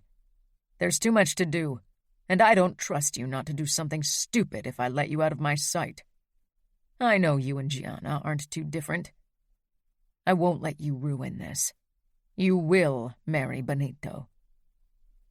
Once I was back in my room, I dialed Romero's number with shaky fingers. He picked up after the first ring. "Are you okay?" he asked immediately. "The wedding is in 4 weeks." "Fuck," Romero growled. I could hear him hitting something, and then the sound of something shattering. Romero had always seemed so in control. "Your father has lost his fucking mind. I won't allow it. I don't give a damn that he's consigliere. Please calm down." Part of me relished in his fury, because it showed how much he cared for me. But the other part was terrified of the consequences he might face if he acted on his emotions. "How can you be this calm, Lily? Do you realize what that means?" "Of course," I whispered. "What about Aria and Luca? Can they do something?" "I don't know. Aria's talking with your father right now." "Good," I said half-heartedly, but I knew it was no use. Father had looked determined. "Will you be allowed to return to New York?" "No. Father doesn't want me to leave Chicago. He wants to keep an eye on me until the wedding." "Damn it. I'm going to talk to Luca. We'll find a way." "Okay," I whispered. "I won't lose you, Lily. I won't allow anyone to hurt you. I swear it." "I know." "I'll call you once I've talked to Luca." "Okay." I sounded like a broken record. I hung up and sat cross-legged on my bed. I wasn't sure how much time passed until Romero called again. I picked up at once. I was oddly calm. "And?" I said. Romero released a harsh breath, and I knew everything was over. A bone-deep sadness overcame me. "Your father will go through with this wedding. Adia tried to talk him out of it, but he got really mad and accused her of trying to weaken the outfit. He warned her not to get involved, or he'd see that as an attack on the outfit and advised Dante to cease relationships with us." "So there's nothing to stop this wedding?" "I can fly over to Chicago tomorrow and get you. I doubt your father's men could stop me." "And then?" Then we'd figure something out. Could we return to New York? Would Luca protect us? Romero was silent for a long time. Luca won't risk war over this. We'd be on our own. Would that mean Luca would hunt us too? Romero sighed. Lily, we could make it. I could keep us both safe. I didn't doubt it. But what kind of life would that be? I'd never see Aria and Gianna again. Never see Fabi again.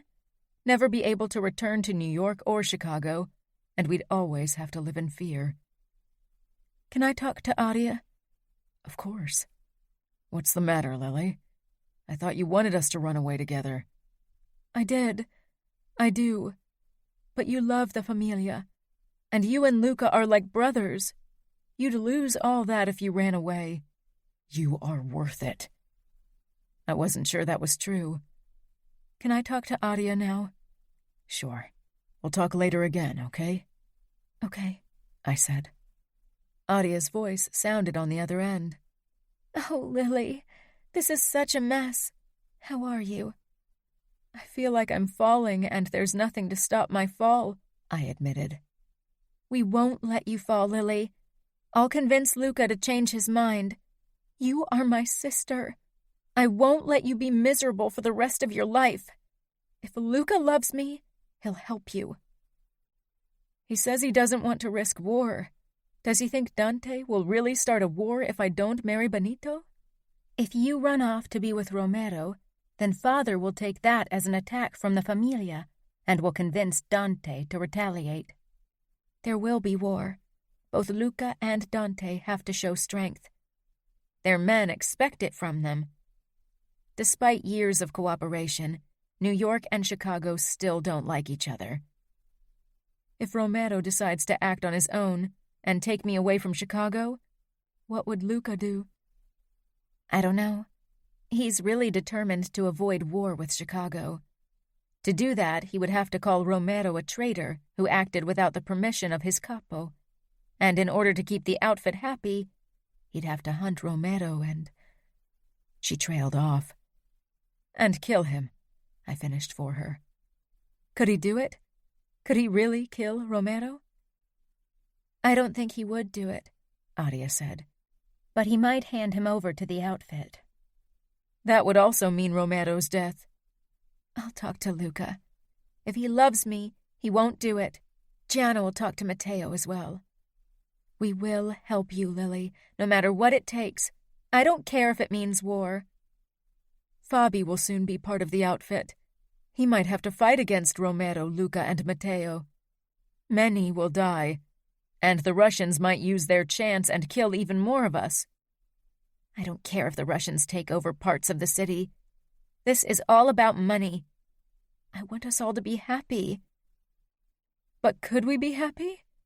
What if Dante and the outfit try to assassinate Luca? It's happened before when New York and Chicago were at war. Aria was silent. She loved Luca. It won't come to that. You don't know that. We were silent. Do you want me to give Romero the phone again? Aria asked after a while. Yes. I could hear her move, and then Romero was back on the other end. So have you and Aria talked everything through? We did. Aria is going to talk to Luca again. He won't change his mind. And he's right to remain firm. He needs to think of the Familia, he said. I don't care about the Familia, but I care about you. Don't worry about me. I'll gladly die if it means saving you from Benito Brasi. That was exactly what I feared. Don't say that. My life isn't worth more than yours. Marrying him isn't a death sentence. Do you want to marry him now? Romero asked tersely. He was so on edge. I wished I could touch him and calm him down. Of course not, but I don't want you to risk your life. There's no other way, Lily. But don't worry, I've done it before. I knew he had, but this was different. We talked a couple more minutes before I promised to call him the next day for detailed plans about my escape. When I'd hung up, I stared at the white wall across from my bed for a very long time, as if it could give me the answers I needed. The people I loved the most would risk everything to keep me safe, to save me from a loveless marriage. But at what cost? Romero had sounded as if he didn't care at all that he might lose everything. I knew he loved the Familia, was proud to be a part of it. He loved this life, but he'd have to leave it behind if he helped me escape this marriage. Luca wouldn't risk war. His people would mutiny. He'd have no choice but to give up Romero and hand him over to the outfit. Adia might destroy her marriage if she tried to blackmail Luca into helping me. He'd forgiven her once for betraying him, but would he do it again? Could I risk everyone's happiness for my own? Someone hammered against my door, and then Father stepped in without warning. I stood immediately. His expression was thunderous. "What did you tell your sister? Why are she and Luca trying to get involved in our family? Did you really think they could make me change my mind about your wedding?" "They want to help because they're worried about me." "I don't care," he roared. "You are going to marry Benito. End of story." "I can't," I said desperately. "You can, and you will." "I'm not a virgin anymore. If you don't want people to find out, you can't let me marry Benito," I blurted. Father stormed toward me, gripped my arms, and pushed me against the wall. The back of my head rang from the impact. "What did you say?" he snarled. I gaped up into his menacing face. He shook me hard until my vision turned blurry. Suddenly, Fabi raced into the room. He tore at Father's arm, trying to free me, but Father lashed out. Fabi landed on the floor, his face flashing with pain. "Go back to your room, boy. Now, or I swear I'll make you regret it." My arms hurt from Father's grip, but I gave Fabi a small nod. I wanted him to leave.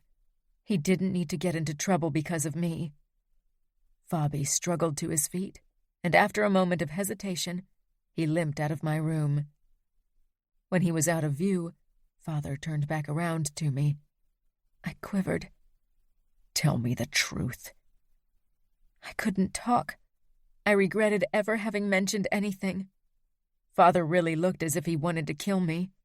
He slapped me hard across the face but didn't release me. "Who was it? Who turned you into a little whore? Someone from the Familia, wasn't it?" Tears burned in my eyes, but I didn't cry. I couldn't tell Father the truth.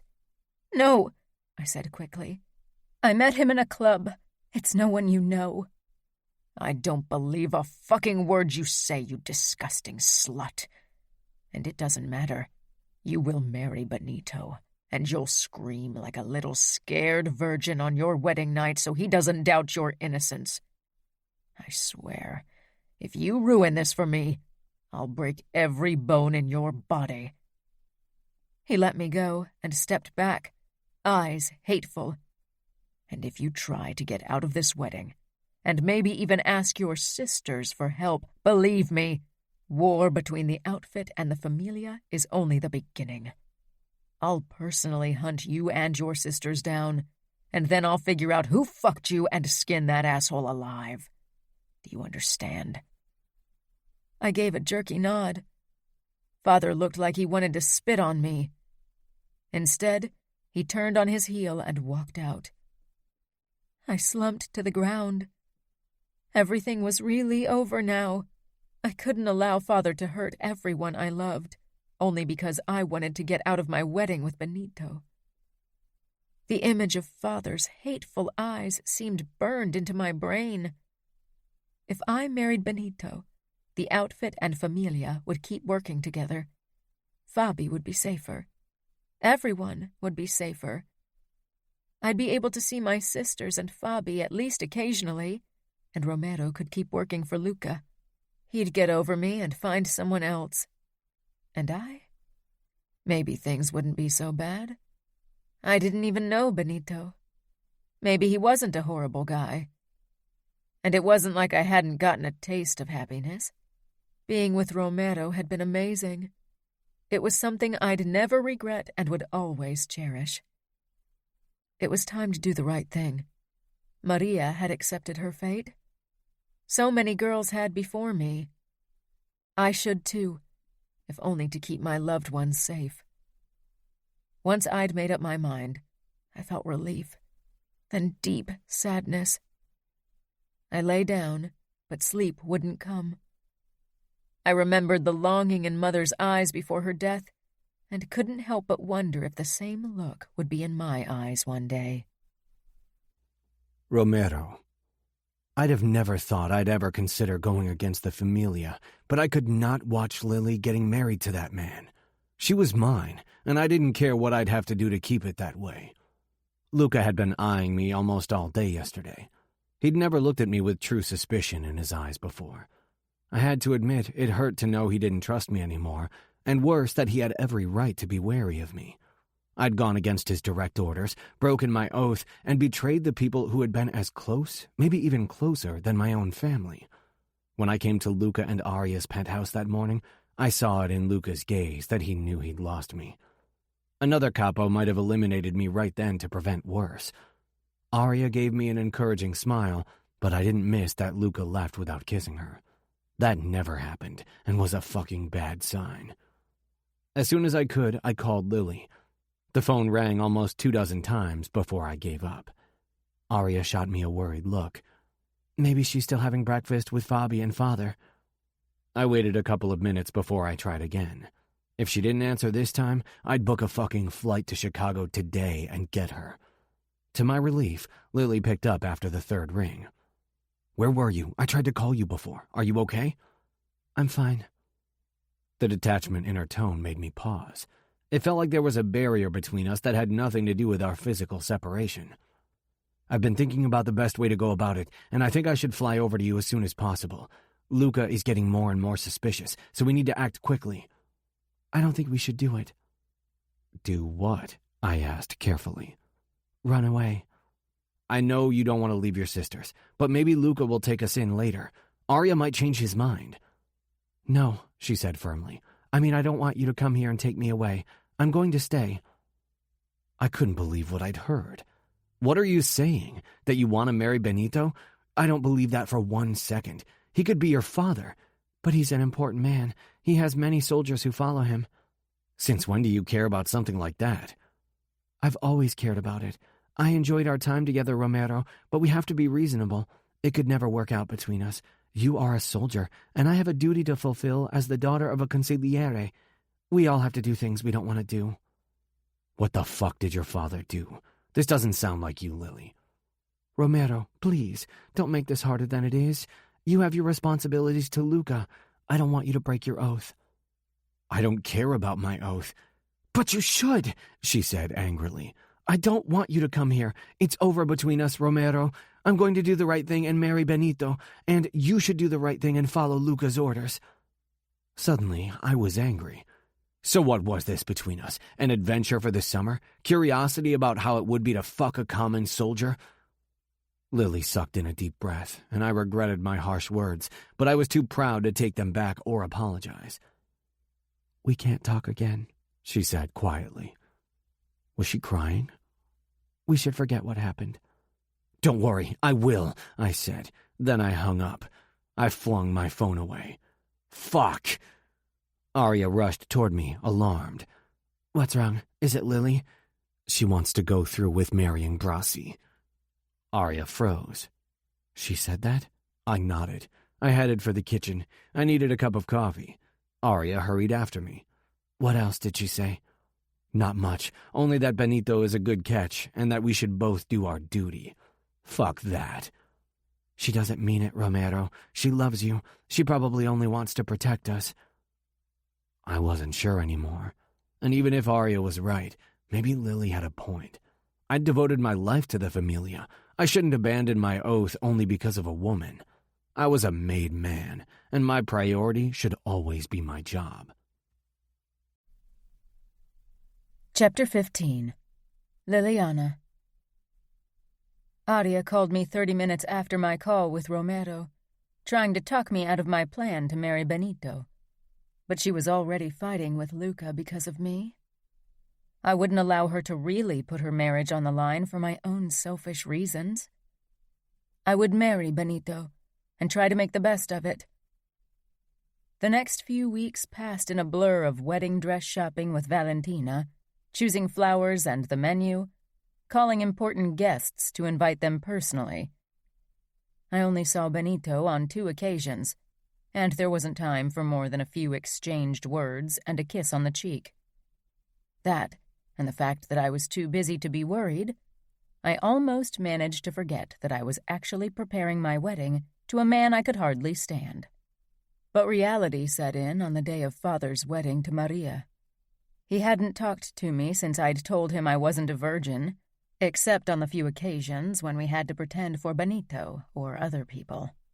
While Gianna and Matteo would arrive later to attend my wedding only, Aria and Luca were also invited to Father's feast, of course. And that meant Romero was with them. I'd hoped he'd decided to stay in New York, not because I didn't want to see him, but because I was scared of facing him, of being confronted with what I was losing. Luckily, they were all coming directly to church because their plane arrived so late. That meant there was a chance of me being able to avoid an encounter with Romero. I sat in the front row, Benito beside me. He didn't touch me in any way, thank God, because it would have been improper before our marriage. But every time Aria looked my way, I felt like I was doing something indecent by sitting next to a man I didn't even want to marry. I wasn't sure where Romero was sitting. Since he wasn't family, probably somewhere in the back of the church.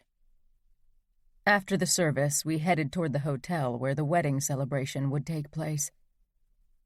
I managed to get through dinner without seeing Romero, but later into the evening, when I was dancing with Benito, I spotted him at the other end of the room.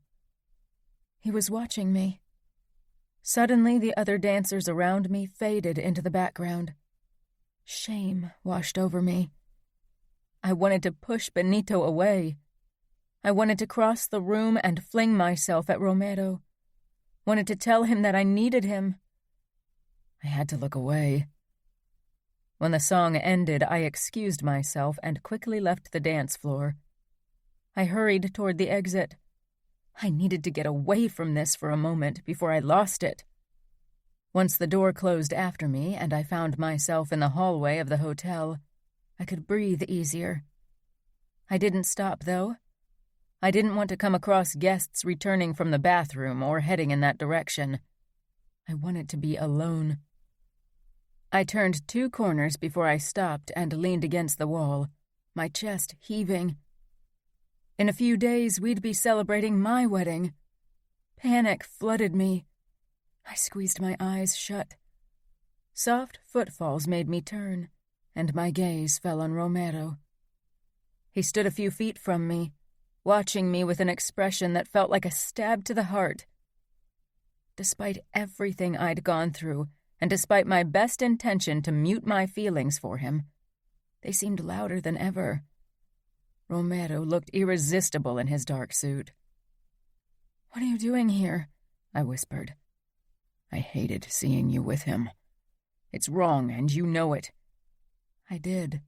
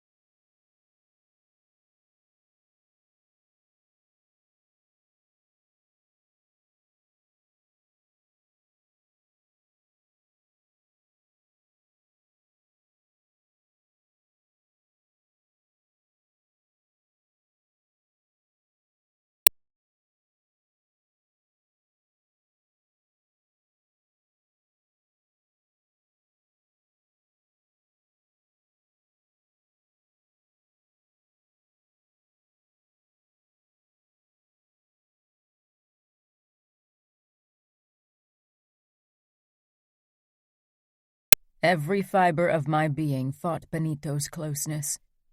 But I couldn't tell Romero that. He took a step closer to me, his dark eyes burning into my own. "We shouldn't be here alone," I said feebly. But I wasn't trying to leave. I didn't want to. He took another step closer, every move so lithe and graceful, and yet dangerous. I wanted to fly into his arms. I wanted to do more than that. I stayed where I was. Romero bridged the remaining distance between us and braced one arm above my head, his gaze hungry and possessive. "Do you want me to leave?" "Say yes. If Father found us here, he'd kill Romero on the spot. And as distracted as Romero was at the moment, my father might actually succeed." I released a shuddering breath. Romero bent down and kissed me, and then I was lost. I raked my hands through his hair and down his back. He kissed me harder. His hands cupped my butt, and then he lifted me up. I wrapped my legs around his waist, so the skirt of my cocktail dress rode up, but I didn't care. Romero's erection was hot against my opening, despite the fabric of my panties and of his pants between us.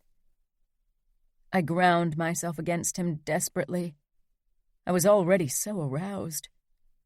I'd missed this. I'd missed him. I knew someone might come down this corridor and find us, but I couldn't stop.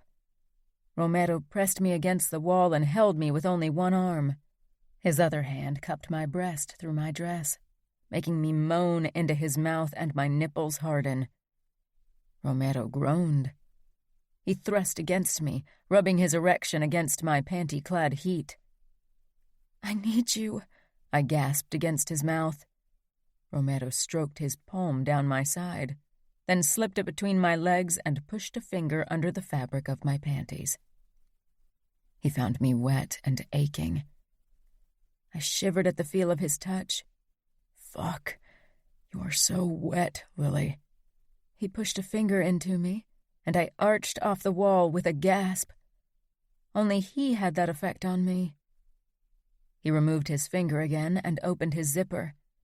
My core tightened with anticipation and need. I heard the rip of a condom package, and then his tip pressed against my opening, and he started to slide into me. My walls yielded to his hot length until he'd sheathed himself completely in me. We peered into each other's eyes. This felt so right. Why did it have to feel so right? "You feel so fucking good, Lily. And so fucking tight, good God." Our lips found each other again. It had been too long. Romero thrust into me, driving me higher up against the wall. I moaned when he hit a spot deep inside of me. "We have to be quiet," he murmured in a low voice. Then his mouth swallowed my next sound. I wrapped my arms even tighter around his neck. It felt like we were one, inseparable. I dug my heels into his butt, driving him deeper into me as I stared into his brown eyes. Eyes so full of emotions they threatened to unravel me. I loved him. How could I live without him? Without this? Romero didn't take his eyes off mine as he plunged into me harder. Pleasure surged through me and I came apart. Romero kept pounding into me until his own orgasm hit him. We clung to each other, still united. I kissed the side of his neck. His familiar scent flooded my nose and I closed my eyes. I wanted to stay like this forever. Distant sound of laughter dragged me back into the realm of reality. Romero pulled out of me. I loosened my hold on him and let my legs slide down until my feet hit the ground. I couldn't even look up at him as I straightened my skirt.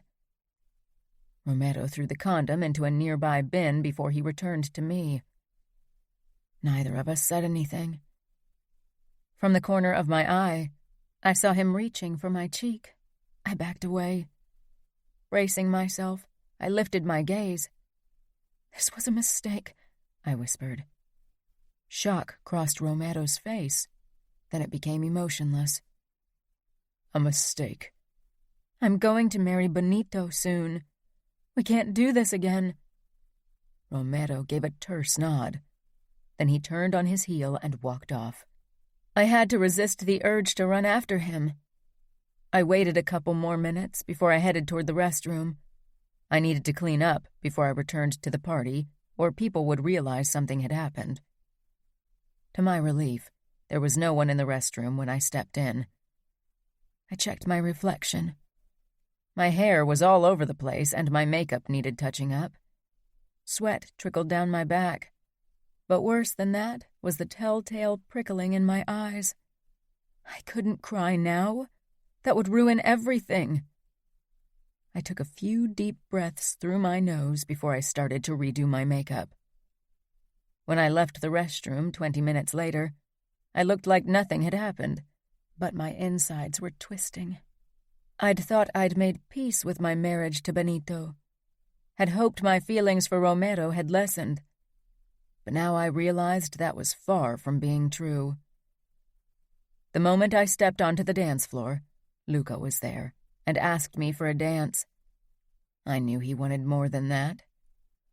He steered us toward a part of the dance floor where there weren't as many dancers before he started to talk quietly. "You are still going through with this marriage? You and Romero were gone for a while." "Yes, I will marry Benito. Don't worry," I said tiredly. I couldn't even blame Luca for being so insensitive. He'd invited me into his home and taken care of me, and I'd paid him back by making one of his soldiers break his oath. "You don't have to stay married to him forever," Luca said casually. "Father would never agree to a divorce. Father would kill me before that ever happened." "There are other ways out of a marriage than divorce. Sometimes people die." "He's not that old." Luca cocked an eyebrow. "Sometimes people die anyway." Was he really suggesting that I should kill Benito? "Why can't he die before my wedding?" "That would look suspicious. Wait a few months. The time will pass quickly. Trust me." I wanted to believe him, but months sharing a bed with Benito? Of having him inside of me? Like Romero had just been, sounded like hell. "Romero won't want me anymore then." Luca remained silent. He knew it to be true. Why would Romero still want me after I'd spent months sleeping with another guy? I was already disgusted by the thought. How much worse would it be for him? "There are good men in the outfit, too. You'll find new happiness. You're doing the right thing by marrying Benito. You're preventing war, and you're protecting Romero from himself. That's a brave thing to do." I nodded, but I wanted to cry. Luca and I returned to our table. Adia tried to talk to me again, but she gave up when I barely said anything. I needed to survive this day somehow, and then my wedding, and the months thereafter, and then maybe I'd get another chance at happiness. I searched the room until my eyes settled on Romero. He was pointedly not looking at me. I loved him so much it hurt. I knew there would be no happiness for me without him. Adia and Gianna helped me with my dress. It was white, of course, with a veil that trailed after me. I wore my hair down because Benito had wanted me to. "You look beautiful," Adia said from behind me. I checked my reflection, but I could only see the look of utter despair in my eyes. I'd need the veil to hide it from the world. Gianna and Adia didn't know about my last conversation with Father, and it was better that way.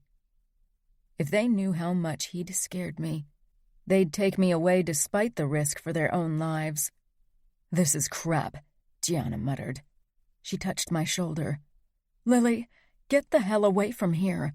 Let us help you. What's the use of being married to the capo and the consigliere of the Familia if we can't force them to start a war for our little sister?" You're going to be miserable. Luca said I could get rid of Benito in a few months when it won't look suspicious anymore. Gianna snorted. Oh, sure. And what until then? My God, could Luca be any more of a jerk? Adia didn't say anything, which was a sign in itself. She usually always tried to defend Luca. Are you and Luca still fighting? I asked. She shrugged. I wouldn't call it fighting. We're basically ignoring each other. He's angry at me for keeping you and Romero a secret from him, and I'm mad at him for making you marry Brasi. He isn't making me, Adia. Father is. Luca's acting like a capo should. I'm not his responsibility, but the familia is. Good God, Romero has really rubbed off on you. Please tell me you don't really believe what you just said, Gianna said. I won't have you all risk everything for me. Gianna touched her forehead in exasperation. We want to risk it for you, but you have to let us. Even if I said yes now, what could they do? Both Luca and Matteo wouldn't help us, not when they were surrounded by outfit soldiers. This would be suicide. And Romero? He would do it without hesitation and get himself killed. Father's words flashed in my mind again. No, I had to go through with this. It was the only option. Someone knocked, and a moment later Maria poked her head in. She was one of my bridesmaids, even though we still weren't talking much. You need to come out now. She disappeared before I had time to say something. I can't believe Father is married to her, Gianna said. I don't like her, but I still feel sorry for her. Father is a bastard. I barely listened. My vision was turning black. Fear filled my bloodstream, made me want to bolt.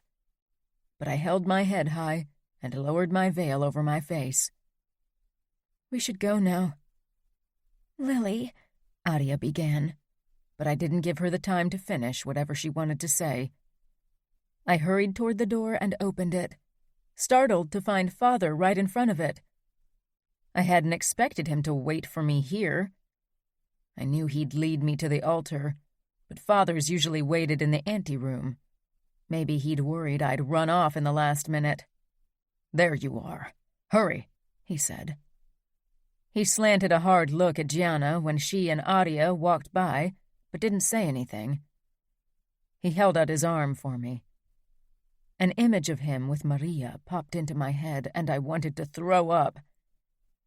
I put my hand on his forearm and let him lead me toward the main part of the church, even though every fiber of my being wanted to get away from him.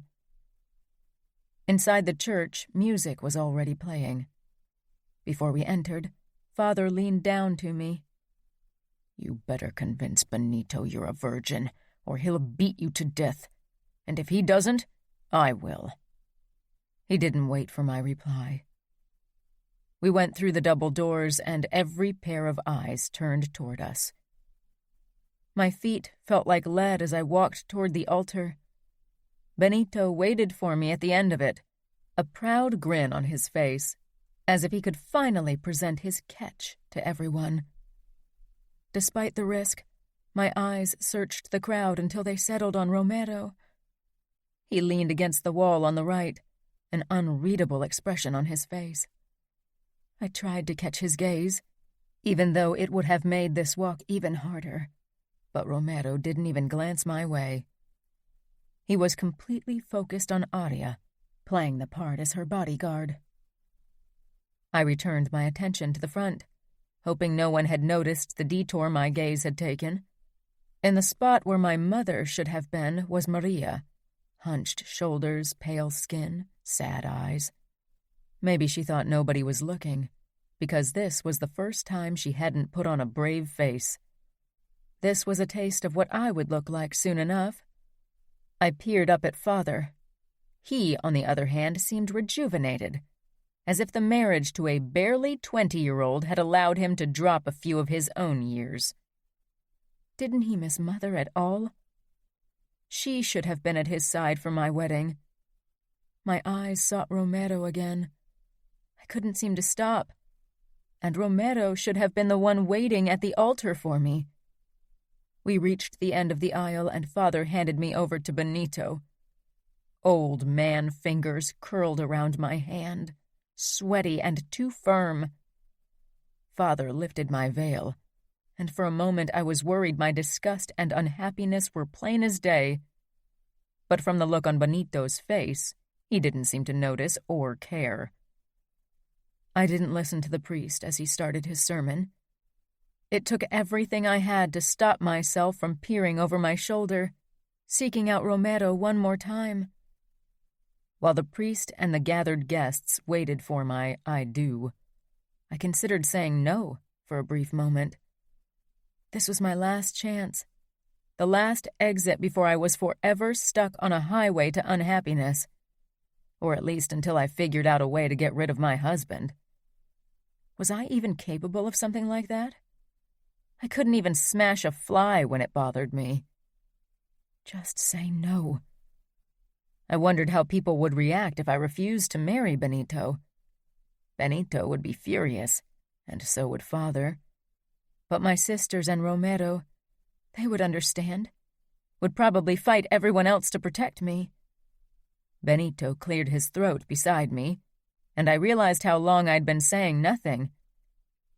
I quickly said what everyone expected, even when the words tasted like acid. Yes, I do. You may kiss the bride. Benito grasped my waist. I stiffened, but I didn't push him away. His rough lips pressed against mine. I could taste cigars. I pulled my head away and turned to our guests with a forced smile. Benito shot me a disapproving look, but I ignored him. If he knew how much restraint it had taken not to shove him away, he wouldn't be mad at me for ending our kiss a bit too soon. Taking my hand, he steered me down the aisle. My eyes darted toward Romero, but he was gone. I searched the entire church, not finding him. He probably hated me now that he'd seen me kiss Benito, and didn't want anything to do with me. Would I ever see him again? Romero. I should have never come to Chicago. Watching Lily stride down the aisle toward Benito, I felt like someone was squashing my heart under a boot. I wanted nothing more than to stick my knife into Benito's eye very slowly, see the light leave him, hear his last labored breath. I wanted to skin him alive, wanted to give him more pain than any man had ever endured. I forced my eyes away from Lily and focused on Arya, as I was supposed to do. She looked back at me and gave me an understanding smile. I didn't react. I shut off my emotions like I'd learned to do in the first few years after my initiation, when seeing people get killed or tortured still bothered me. You may kiss the bride. My eyes shot toward the front of the church, where Benito fucking Brasi had put his hands on Lily's waist and was practically dragging her toward his body. I saw red. I wanted to kill him.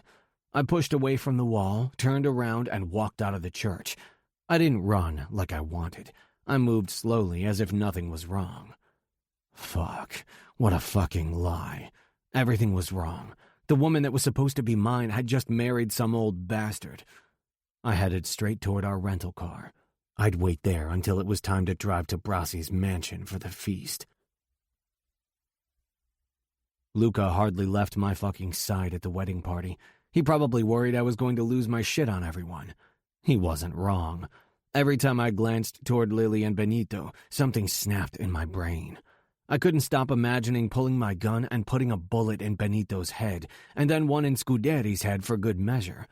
If I was lucky, they wouldn't stop me quick enough. Arya came toward me after dinner. I wasn't sure if I could take her pity, but I wasn't going to send her away. She was only trying to be kind. You don't have to stay, you know. Luca is here for my protection. This must be hard for you. Why don't you go ahead and find yourself a hotel? I'm sure you don't want to spend the night under the same roof with Benito. Tonight. So far, I'd managed not to think about the wedding night too much. No, I'm fine. I can handle this. Arya hesitated as if she wanted to say more, but then she headed back to Luca. When the party drew to an end, I could feel myself getting more and more agitated. And then what I'd been dreading happened. Benito and Lily rose from their chairs to head to the master bedroom for their first night together. A crowd followed them, cheering and making suggestions of what should happen tonight. My pulse quickened, and my fingers longed to reach beneath my vest. I trailed after them, though I knew it was the last thing I should do. I had always prided myself on my control, but I could feel it trickling through my fingers. I knew I'd said to Lily that I would accept her marriage. She had told me she didn't want me. As a soldier of the New York familia, it was my duty to put them first. Wanting Lily could mean war. No, it would lead to fucking war. Dante Caballero was a calculating man, but his soldiers had been waiting for a chance to tear into us again.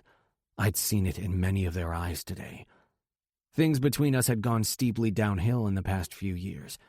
The honeymoon phase of our union had waned off quickly after Luca and Aria's wedding, and now this was a marriage of convenience, a marriage both the familia and the outfit wanted out of. The smallest infraction would be enough to blow up everything. Without realizing it, I'd followed the other guests into the lobby. I spotted Lily's dark blonde locks at the top of the steps, next to Benito's ugly head, and a crowd of other men around them. And then my feet started moving, my hand going for my gun, my temples pounding with anger. I had to push through the crowd and ignored the mumbles of protest. I couldn't let that fucker Benito have her. Lily was mine, and would always be mine. If that meant a fucking war, then so be it. I'd spend until the end of my days hunting Russians and outfit bastards if that meant I could keep her. I sped up, and then Luca was suddenly in front of me. I ground to a halt, breathing hard. I had half a mind to punch him, but I fought the urge. If I made a scene surrounded by so many people, I could screw up everything. Luca grabbed me by the shoulder and steered me into an empty corridor. He pushed me against the wall, making my ears ring. Then he released me. "God damn it," he snarled and gripped my shoulder again. "She's not yours. She's a married woman now." "She never wanted any of this," I said harshly, and shook Luca's hand off. "It should have been me next to her at the altar." "But you weren't. It's too late, Romero. This is Chicago. We won't start a fucking war because you can't keep it in your pants." I got straight into his face. "This is much more than that, and you know it." "I don't care, Romero. You watched Liliana walk down that aisle, and now you have to accept the consequences. She did her duty, and so should you. Go to your room and get some sleep. Don't do anything stupid." Luca was capo. It was his job to look out for the best of the familia, but right then, I wanted to kill him. I'd never wanted to kill my capo. "Yes, boss." Luca grabbed my arm. "I mean it. This is a direct order. I won't have war over this. I've warned you about how this would end a long time ago, but you didn't listen." "I won't do anything," I gritted out. Even I wasn't sure if it was the truth or if I was lying. I hadn't made up my mind yet. Chapter 16. Liliana. When people started to call for Benito and me to retire to his room, I felt the blood leave my face. Benito didn't waste any time, though. He took my hand and pulled me to my feet, and before I knew what was going on, we were heading toward our room. His palms stuck to the thin material of my wedding dress. It was sweaty and heavy and too warm. Slowly it traveled lower until it rested on my butt. I suppressed a shudder. I wanted to push his hand away, push him away, but he was my husband, and soon enough he'd touch me there without the protection of fabric. He would touch me everywhere, would see every inch of skin that was supposed to be Romero's only. Sickness washed over me, and I almost threw up. Sheer power of will kept my wedding dinner in my stomach. I glimpsed over my shoulder. Even though I'd promised myself I wouldn't do it, my eyes searched the crowd for Romero, but he wasn't there. Part of me was glad that he didn't have to witness Benito pawing me, but the bigger part, was disappointed. That silly part had hoped that he'd somehow stop this. Of course, that would have only gotten him killed. They would have shot him on the spot, and then war would have broken out. Many people would have died. Maybe even Fabi, Adia, and Gianna. It was a good thing that he'd kept his oath, that he hadn't interfered and let me do what was expected of me. I turned back around and realized that we'd already arrived in front of our room for the night, a guest bedroom, because the Brassis believed it was bad luck if a married couple spent their first night in the master bedroom. Benito opened the door and half shoved me into the bedroom. I froze in the middle of the room, listening to the sound of the door closing and Benito's steps. "You're a real beauty," he said, his voice already thick with desire. "I wanted to be alone with you all evening. If it hadn't looked rude, I'd have taken you to our room hours ago." Bile clogged my throat. I didn't dare move from fear of vomiting onto my shoes. He gripped my arms and turned me around to him. Then, before I could even gather my bearings, his mouth pressed against mine. I gasped, and he used the chance to thrust his tongue past my lips. He tasted of the cigars he'd smoked with the other men, and it made me feel even sicker.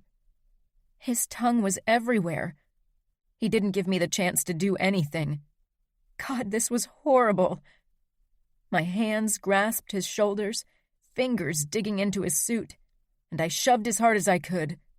But his arms wrapped around my waist, pulling me even tighter, giving me no chance to escape.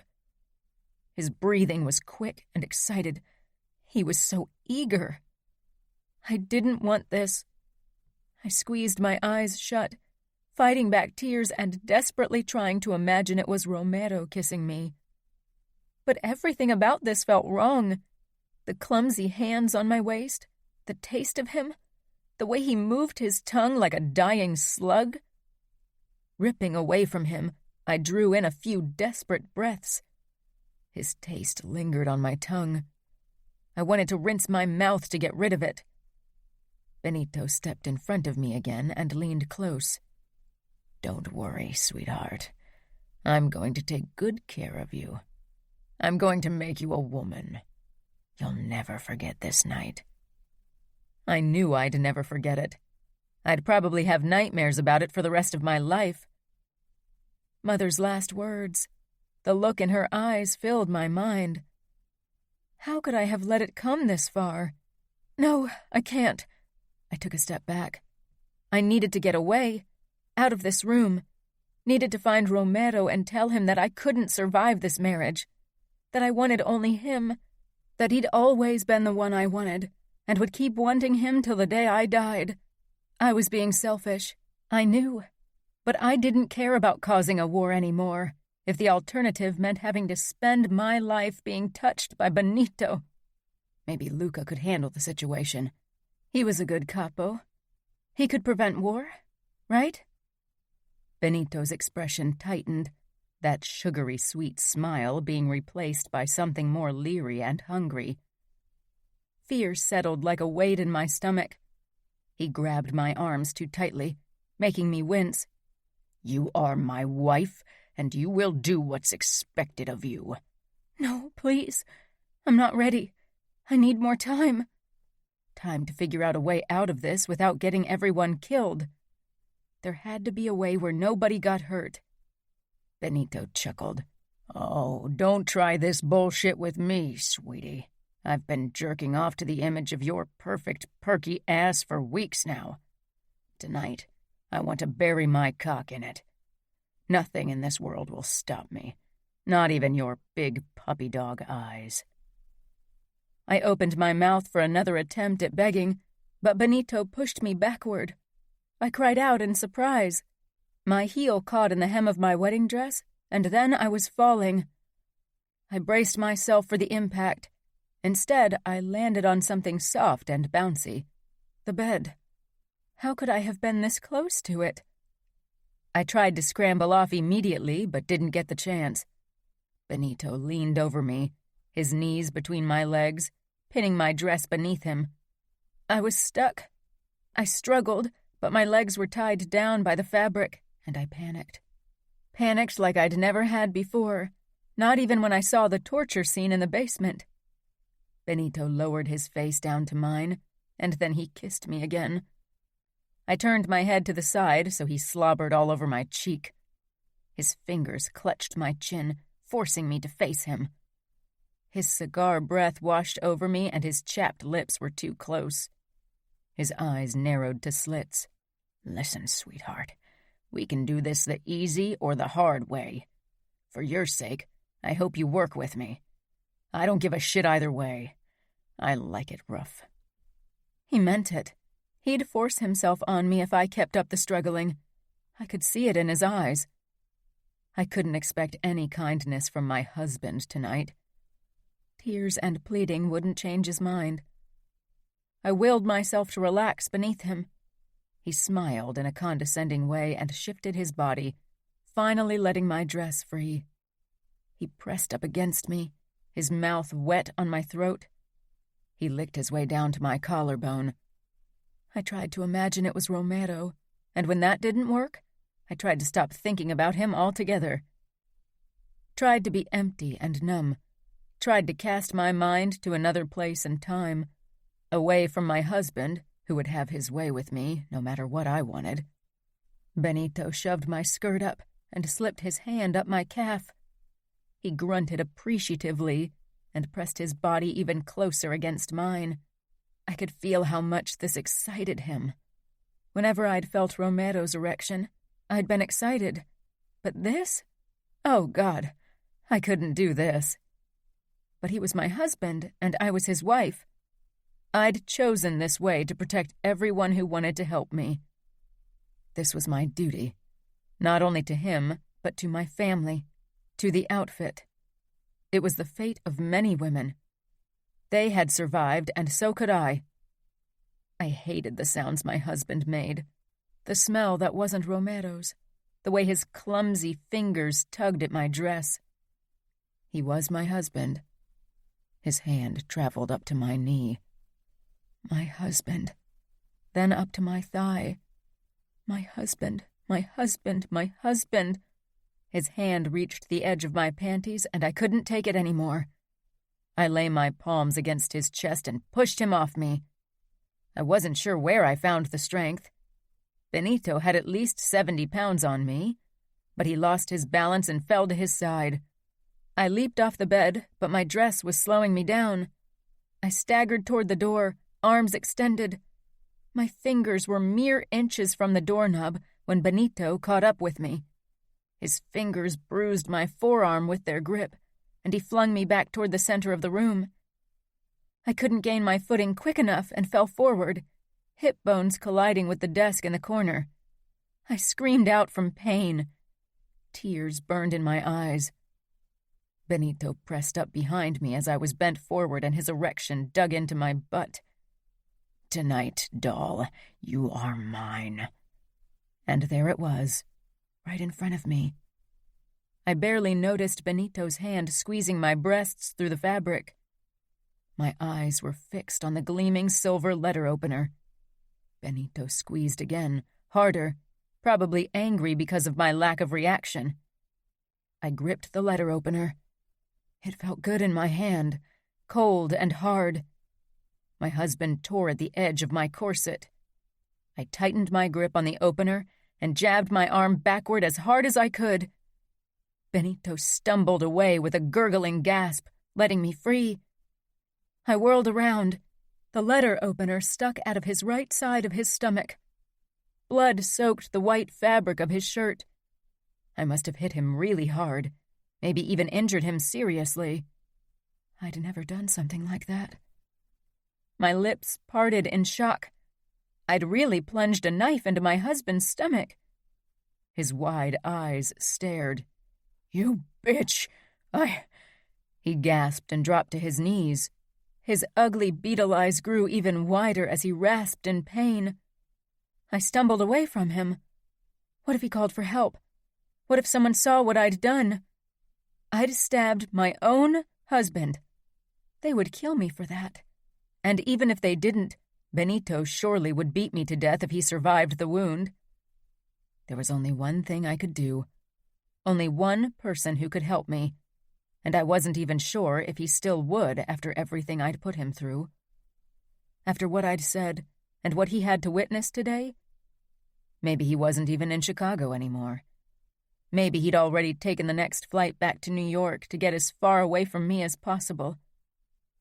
I rushed toward my bag, ripped it open, and fumbled for my phone.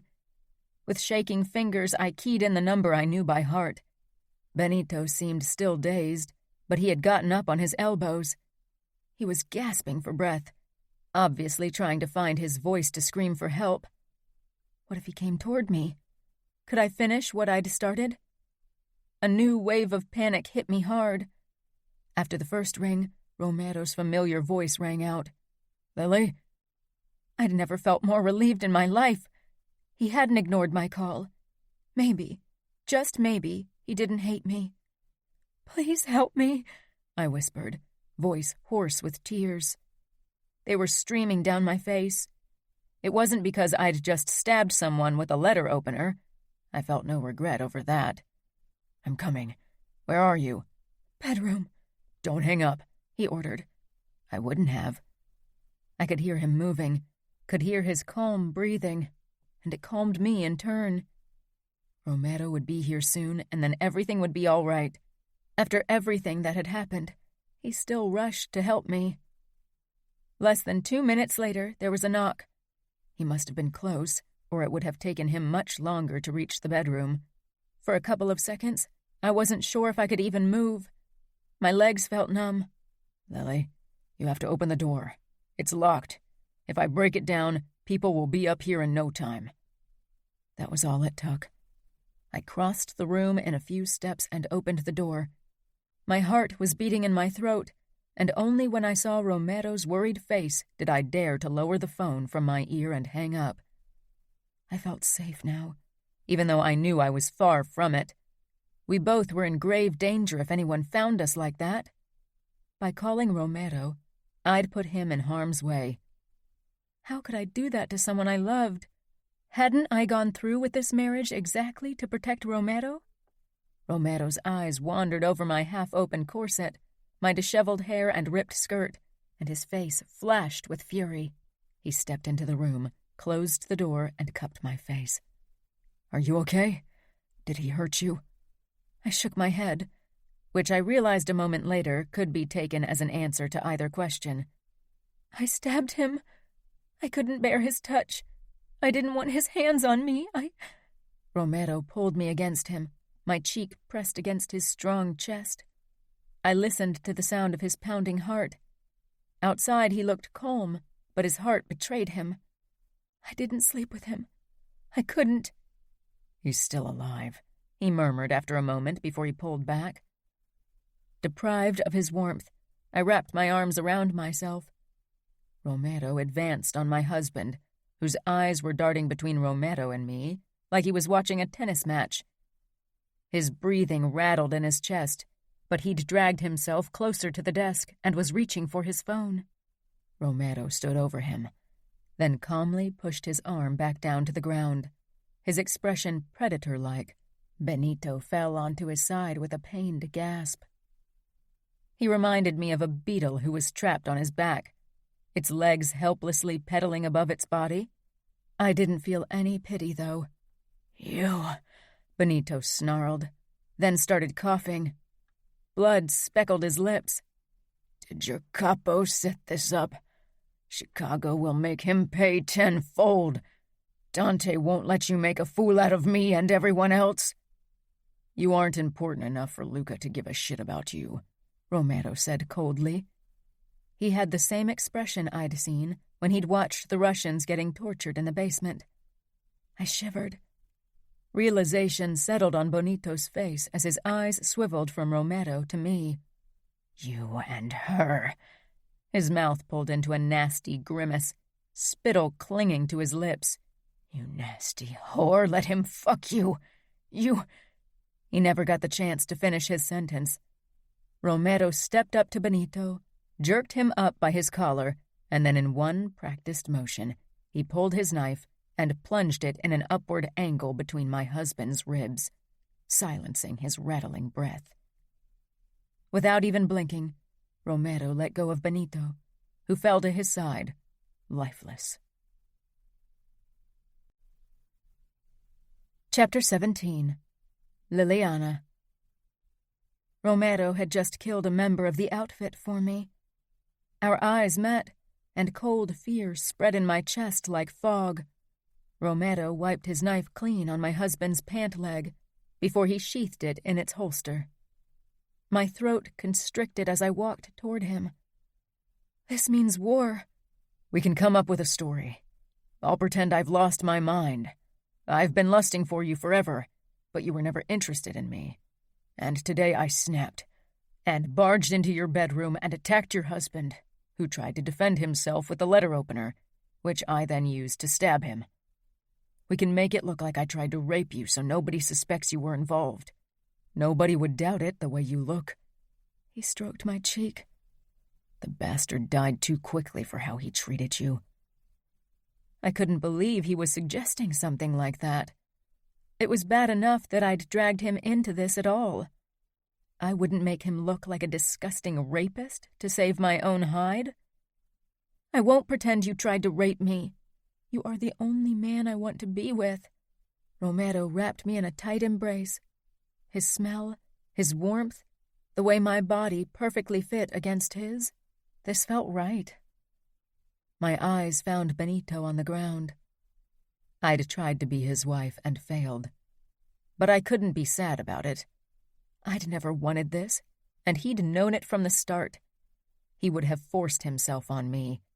Maybe that didn't deserve a death sentence, but he lived in a world where death was almost always the punishment.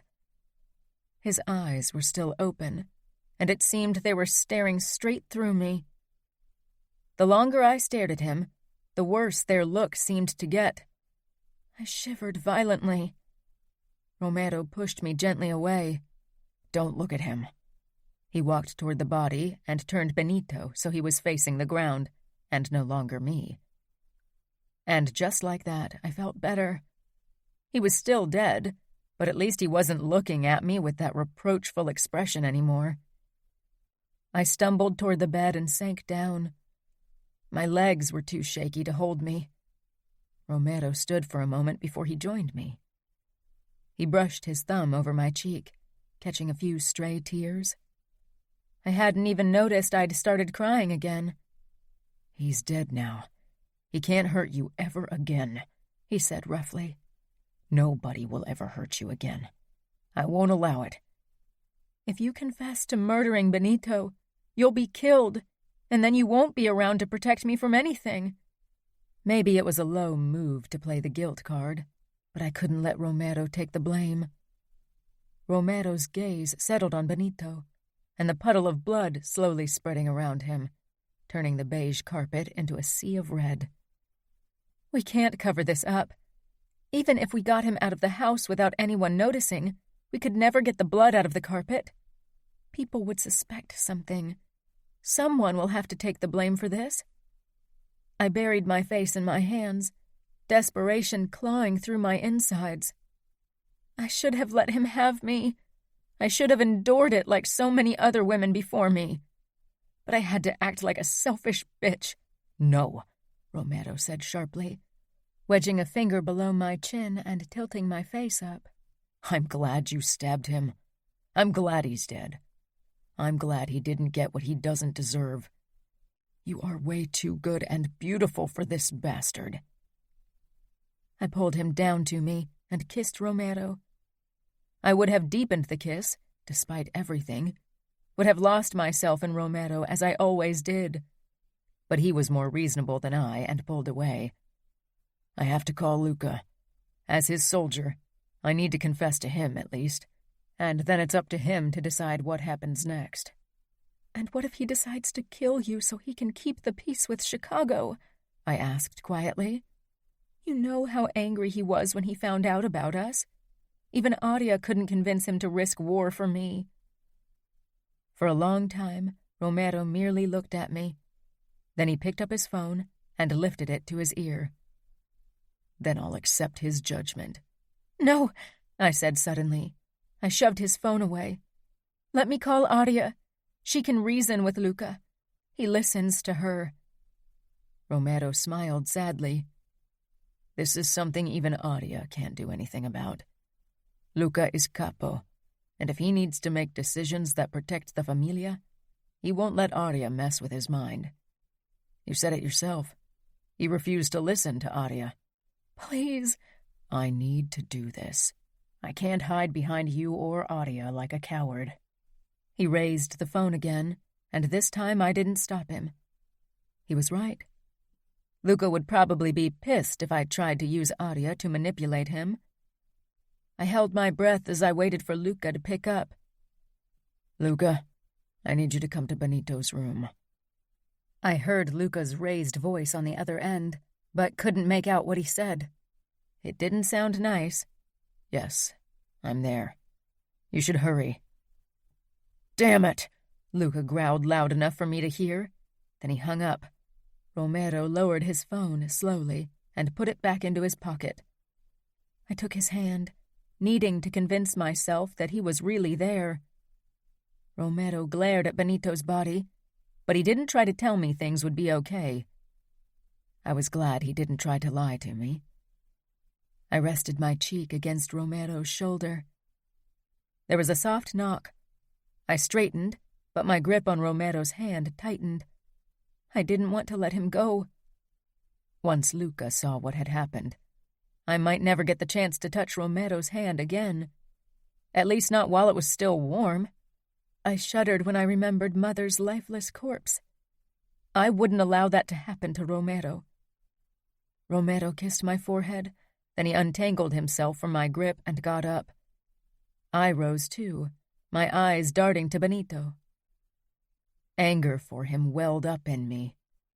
If he'd never stepped into my life, then I could have been happy. But Father would probably have found another horrible husband for me.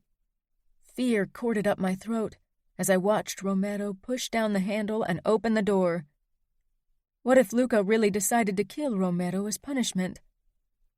Romero didn't open the door all the way, so Aria had to slip in. She sucked in a harsh breath at the sight of my dead husband. Then she rushed over to me and clutched my shoulders. But my eyes were frozen on Luca, who had walked in after her. His gaze settled on Benito, on the letter opener still stuck in his side, and on the hole in the shirt where Romero's knife had gone in. Romero closed the door noiselessly, but didn't move away. I wished he'd bring some distance between himself and Luca. It was a ridiculous notion. It wouldn't protect him. "My God, Lily!" Adia said shrilly. I couldn't remember the last time she'd sounded so scared. I met her gaze. "What happened? Are you okay?" she asked. She ran her hands over my arms, her eyes lingering on my ripped skirt. I didn't reply. Luca had started moving toward the body and knelt beside it, scanning the scene without saying a single word. His face was stone. This was it. Suddenly I was sure that Romero and I wouldn't find Luca's mercy today. Maybe Adia would manage to convince Luca to protect me, but Romero wouldn't be so lucky. I knew I wouldn't be able to watch him die. Luca raised his head very slowly and fixed me with a look that turned my blood to ice. "What happened here?" I glanced at Romero. Did he want me to tell the truth? Or should I lie? There had to be a story that wouldn't make Luca angry enough to want to kill us. Luca straightened. "I want the fucking truth." "Luca," Adia scolded. "Lily is obviously in shock. Give her a moment." "We don't have a fucking moment. We have a dead outfit member in a room with us. Things will get ugly very soon." Adia squeezed my shoulder lightly. "Lily, are you okay?" "I'm fine," I said. "He didn't have time to hurt me." She pursed her lips but didn't argue. "Enough," Luca said harshly. He turned to Romero. "I want answers. Remember your oath." Romero looked like a man resigned to his fate. It scared me senseless. "I always do." Luca jabbed a finger toward the dead body. "That doesn't look like it. Or are you saying that Liliana did this alone?" Liliana is innocent, Romero said firmly. He never called me Liliana. What was he trying to do? Benito was still alive when I arrived. She'd stabbed him with the letter opener because he attacked her. It was self-defense on her part. Self-defense, Luca muttered, his gray eyes fixed on me. What did he do? He tried to force himself on her, Romero said for me. I didn't ask you, Luca growled. Adia let go of me and walked toward him and put a hand on his arm. He ignored her completely as he said, And if he tried to consummate the marriage, nobody in this fucking house will see it as self-defense. Benito had a fucking right to her body. He was her husband, for God's sake. Romero took a step forward but stopped himself. You can't be serious, Adia said, eyes imploring. You know the rules, Adia. I'm stating the facts, Luca said in a much calmer voice. Adia always had that effect on him. I don't care. A husband doesn't have the right to rape his wife. Everyone in this house should agree on that. I shivered.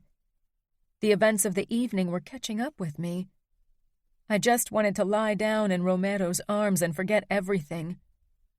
Romero came over to me and wrapped an arm around my shoulders. Luca narrowed his eyes.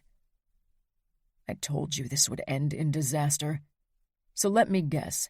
Liliana stabbed her husband, called you, and you finished the fucking job to have her for yourself. Yes, Romero said. And to protect her. If he'd survived, he would have blamed Liliana, and she would have been punished harshly by the outfit. Luca let out a dark chuckle. And now she won't? They will put her on trial, and they will not only punish her harshly, they will also accuse us of having set this up, and then there will be a fucking bloodbath. Dante is a cold fish, but he needs to show strength. He will proclaim war in no time. All because you can't control your dick and your heart. As if you could do it. You'd take down anyone who'd try to take Adia away from you, Romero said. But Adia is my wife. That's a huge difference. If it was up to me, Lily would have been my wife for months. I stared at him in surprise. He'd never mentioned marrying me. My heart swelled with happiness, only to turn to stone at the sight of Luca's expression.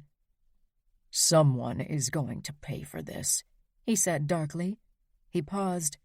As capo of the New York Familia, I need to put the blame on Liliana and hope Dante buys it and doesn't start a war. That would mean my certain death. Maybe Dante wouldn't give the orders himself, but he would have to submit me to my father's judgment, and I didn't expect any mercy from him. He hated Gianna for what she'd done, and that wasn't nearly as horrendous as my crime. You can't do that, Adia whispered. Her knuckles were turning white from her tight grip on his forearm. Romero let go of me and walked a few steps toward the center of the room, where he got down on his knees and held out his arms wide. I'm going to take the full blame for this. Tell them I lost my mind and ran after Liliana because I've wanted her for months. I killed Benito when he tried to defend Lily and himself. But before I could rape her, you noticed I was missing and went in search of me. Then there won't be war between the outfit and New York, and Lily will get the chance at a new life. If that's the story we want them to believe, there's something missing, Luca said. Romero nodded. He met Luca's gaze straight on. I will put my life down for this. Shoot me. I staggered forward. No! Adia too screamed the same word. Luca and Romero ignored us, locked in a silent staring contest. I stepped between them. I didn't care if that went against some secret Mafia rule. I walked toward Luca. From the corner of my eye, I saw Romero getting up. He looked like he was worried about me getting close to Luca, but I wasn't worried for me. If Luca killed Romero because of me, that would be the end of me. I'd never be able to live with myself. Please, I whispered, peering up into Luca's emotionless face. Please don't kill him. I'll do anything. Just please don't. I can't live without him. Tears started streaming down my face. Romero put his hands on my shoulders and pulled me back against him. "Lily, don't. I'm a soldier of the Familia. I broke my oath to always put the Familia first, and I have to accept the due punishment." "I don't care about any oaths. I don't want to lose you," I said as I turned in his grip. Adia rested her palms flat against Luca's chest. "Please, Luca, don't punish Romero for protecting someone he loves. He and Lily belong together. I beg you," she said the last in the barest whisper. I wanted to hug her, but I was scared to move. She and Luca were gazing at each other, and I didn't want to break their silent understanding, especially if it saved Romero's life. I glanced up at Romero. He looked so calm, not like someone whose life could end any moment. Luca finally tore his eyes away from my sister and gently removed her hands from his chest. "I can't base my decisions on feelings. I'm capo, and have to make decisions that benefit my familia." Romero nodded. Then he walked past me and stood across from Luca. I began shaking, completely terrified. Adia's wide eyes settled on me. "You are my best soldier. The Familia needs you, and I don't trust anyone with Adia as I do with you," Luca said. He put a hand on Romero's shoulder. "War has been inevitable for a while. I won't end your life to postpone it for a few fucking months. We'll stand together." I almost sagged with relief. Adia rushed over to me and hugged me tightly. My moment of euphoria was short-lived, however. "Of course, we might not get out of this house with our lives," Luca added. "We're surrounded by the enemy now. Most guests are either drunk or asleep. We could try to sneak out. They won't notice Benito's death until morning. By then, we'll be back in New York," Romero said. A flicker of relief showed on his face. I wanted to be in his arms, but he and Luca needed to deal with our dilemma. A dilemma I'd started. What if we really didn't get out alive? The outfit outnumbered us greatly. This was their territory, and we were thousands of miles away from reinforcement. "I'll have to call Matteo and Gianna. They need to come here so we can figure out the best way to get out of this house," Luca said, already raising his phone to his ear. Romero strode over to me and smoothed the crease between my brows. I pressed up against him. Adia headed for Luca, giving us space. "I was so scared," I whispered. Romero buried his face in my hair. "I know." "Weren't you? It was your life on the line." "My life has been on the line since I've become a made man. I've grown used to it. The one thing that fucking scared me today was when I had to watch you walk toward your wedding night with that asshole Benito. I wanted to kill him then. I've wanted to kill him every day since I found out you were forced to marry him. I'm glad that I finally did." "Me too," I said, then rose to my tiptoes and kissed his lips. "Damn it! Matteo isn't picking up his fucking phone." "Do you think something happened to them?" Adia asked. Romero let out a small laugh and exchanged a look with Luca. "The only thing happening is that he's probably fucking your sister's brains out right now and ignoring his fucking phone," Luca said. I wrinkled my nose. Of course I knew my sisters had sex. I just didn't want to be reminded of it. Or worse, imagine it. "Can we go over to their room?" Luca shook his head. "It's farther away from the back entrance." He dialed again. "Damn it.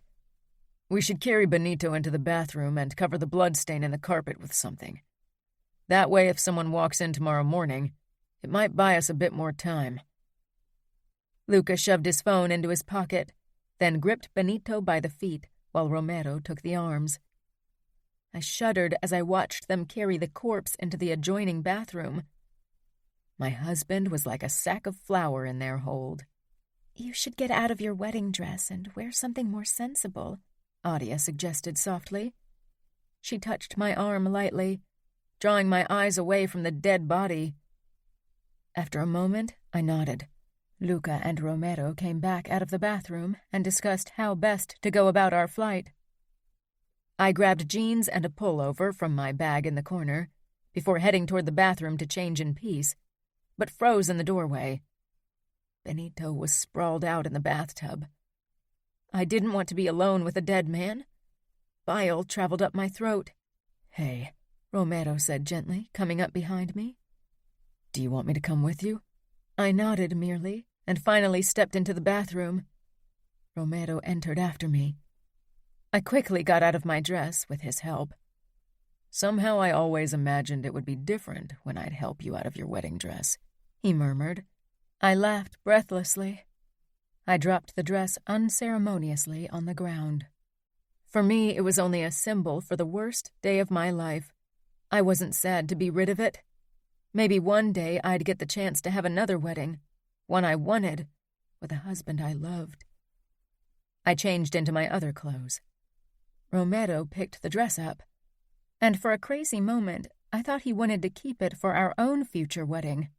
"What are you doing?" "I went to cover the bloodstain in the bedroom with it. Nobody will get suspicious if your wedding dress lies on the floor after your wedding night." He headed out of the room and set the dress down on the ground. Luca nodded. "Good. Now let's get going. I don't want to risk staying here a moment longer than absolutely necessary." He held out his hand for Audia, who took it. I suspected the tension between them would be over after tonight. The way they looked at each other gave me hope that Luca would forgive her for her secrecy. After pulling his gun, he opened the door and peered out into the corridor. "Stay close to me," Romero told me, drawing his own gun and grasping my hand with his free one. Luca gave a curt nod, then pushed the door open wider and stepped out, Audia a step behind him. Romero led me after them. Nobody said anything. The long corridor was empty, but from below you could hear scattered laughter and music from the party. The smell of smoke traveled up. Immediately I was reminded of Benito's breath and the taste of his tongue in my mouth. I shoved the thought out of my mind. I needed to focus. I really hoped none of the guests would decide to head our way. Luca or Romero would have to shoot them. What if it was someone I knew? I didn't even want to think about it. Audia glanced over her shoulder at me as Luca pulled her along. The same worry I felt was reflected on her face. Chapter 18. Liliana. Romero and Luca showed only determination and vigilance as they led us through the house.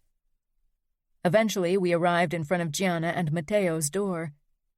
Luca knocked lightly, but I could tell from the thunderous look in his eyes that he'd have loved to take the door down if it weren't for the risk of getting overheard. Again, nobody reacted, and I was starting to freak out. When, after another louder knock, the door finally opened. Matteo appeared in the gap, hair ruffled and only dressed in boxer shorts. They looked like he might have put them on the wrong way in his hurry, and there was a bulge hidden beneath them. I drew my eyes away. "Didn't you get the hint that I didn't want to be interrupted when I didn't answer your fucking call?" Matteo muttered. Then his eyes settled on Romero and me, and he grimaced. "I have a fucking bad feeling." Luca shoved Matteo's shoulder. "For fuck's sake, Matteo, pick up when I call you. You need to get dressed. We have to leave now." "What's wrong?" Gianna asked, coming up behind Matteo in a satin bathrobe. Her lips were red and swollen. There was really no doubt what they'd been doing before we arrived. Her gaze darted from Audia to me. "Shit, something bad happened, right? Did the asshole hurt you?" She slipped past Matteo despite his and Luca's protests and hugged me. "He's dead," I whispered.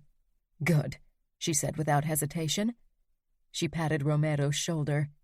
"You did it, didn't you?" Romero smiled tightly. "Yeah, which brings us to the reason why we need to hurry. Romero's right. We need to get out of this house before someone realizes that the groom is dead," Luca said impatiently.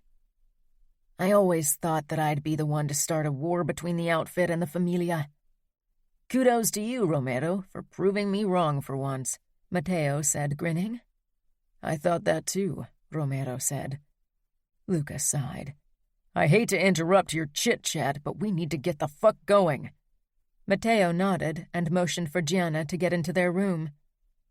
The rest of us followed and waited while Matteo and Gianna got dressed. Every time I heard voices, I jumped, half expecting Father or Dante to rip open the door and shoot us all on the spot. Romero brushed a few strands that had fallen over my eyes away from my face. The look in his eyes made me realize that it was worth it. Love was worth risking it all. I just wished I hadn't dragged others into danger with me. 5 minutes later, the 6 of us left the room and continued our journey through the house. The sounds of the party had dwindled further, which meant more people could be walking back to their rooms and potentially cross our paths. But so far, we'd been lucky. We took the second staircase in the back of the house down to the first floor and headed for the door that led to the underground garage. Most houses in this area had them because outside space was limited. There was the sound of steps from the corridor to the left of the door. Romero pulled me to a stop and pointed his gun ahead. Both Matteo and Luca did the same. My pulse pounded in my temples. They had silencers on their barrels, but a shooting always made some noise, and I really didn't want to have more blood on my hands. Someone turned the corner into our hallway, and I clutched at Romero's arm to stop him from shooting. It was Fabiano. He jerked to a stop with his own gun pointed at us. I didn't even know he wore a gun, especially to my wedding. He was too young for this. His eyes scanned our small group, his brows drawing together in suspicion. He was still in his festive vest and trousers. What was going on here? Adia put her hand on Luca's arm with the gun, but he didn't lower it. Neither did Matteo, despite Gianna's urgent whispering. Don't hurt him, I pleaded. Romero didn't take his eyes off my brother, but he lightly squeezed my hand in response. What's going on here? Fabiano asked firmly, standing even taller than usual and trying to look like a man. With the gun and that serious expression, he almost managed to look like more than a teenage boy.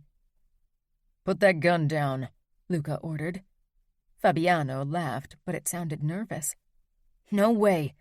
I want to know what's going on. His eyes moved from Adia to Gianna, then to me, and finally settled on Romero's hand, which was clutching mine.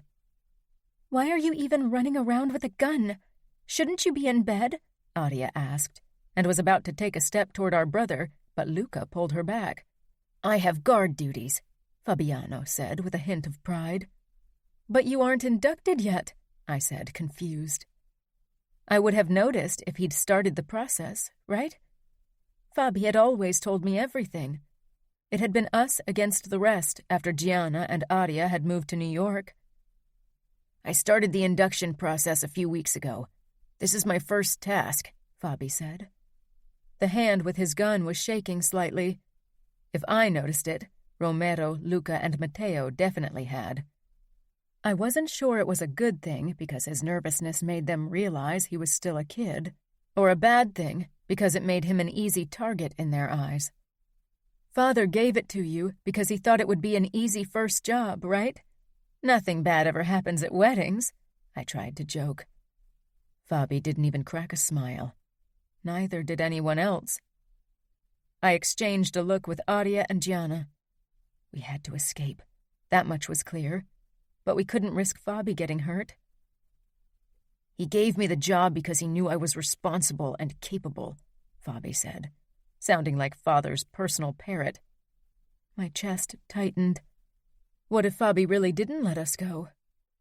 The way he pointed his gun at us, he appeared absolutely determined. Had he changed so much? You don't really think you can kill all 3 of us, do you? Matteo asked with a twisted grin. Gianna shot him a glower. Shut up, Matteo. Fabi shifted on his feet, but his face remained hard. When had he learned to wear a poker face like that? I can try, Fabi said. Fabiano, Luca said calmly. They are your sisters. Do you really want to risk them getting hurt? Why is Lily here? Why isn't she with her husband? I want to know what's going on. Why are you trying to take her with you? She's part of the outfit, not of New York. I can't stay here, Fabi. Do you remember how you told me I shouldn't marry Benito? That it wasn't right? That's been a long time ago, and you said yes to him today. Where is he, anyway? I glanced at Romero. Something in my expression must have given it away. You killed him, didn't you? Fabi accused, his narrowed eyes switching between Mateo, Romero, and Luca. Was this some kind of trick to weaken the outfit? Father always said you'd stab us in the back one day. He raised his gun a bit higher. Adia tried to move toward him again, but Luca practically shoved her behind him. He's my brother, she hissed. He's a soldier of the outfit. Fabi, I said. The Familia didn't try to weaken the outfit. This isn't about power. It's all my fault. Benito tried to hurt me and I stabbed him. That's why I need to leave. Father would punish me, maybe even kill me. Fabi's eyes widened, making him look younger at once. You killed your husband? Romero's hand around mine tightened, but the hand with his gun was steady. He hadn't moved it at all. It was still pointed straight at Fabi's head. If he killed my brother, I couldn't even finish the thought. I didn't know what else to do, I said. I decided not to mention that Benito had still been very much alive when Romero plunged his knife into his heart. That would have complicated things even further. What about you and him? Fabi nodded toward Romero. I'm not stupid. There's something going on between you. There was no denying it, and I had a feeling that Fabi would get angry if I tried to lie to him. Mateo had inched closer to Fabi while we'd been talking. I wasn't sure what he planned to do, but knowing Mateo, it wouldn't end well. We've been together for a while. You know I never wanted to marry Benito, but Father didn't give me a choice. So you want to leave Chicago and the outfit for New York, like Gianna and Adia, Fabi said. I have to, I said. You could come with us, Adia suggested. Realizing her mistake, she peered up at Luca, who would have to accept Fabi into the Familia. You could become part of the Familia, he said immediately. Fabi shook his head. Father needs me. I'm part of the outfit. I made an oath. If you're not fully inducted yet, it's not as binding, Mateo said. Which was not quite a lie, but really, he'd be treated like a traitor if he ran off anyway, and the punishment would be the same. Fabi glared. I won't betray the outfit. Then you'll have to stop us from leaving, Luca said simply. And we won't let you. There will be blood, and you will die. I stiffened and was about to say something, but Romero gave a small shake of his head. I'm a good shot, Fabi said indignantly. I believe you, but are you better than all three of us? Do you really want your sister Lily to be punished?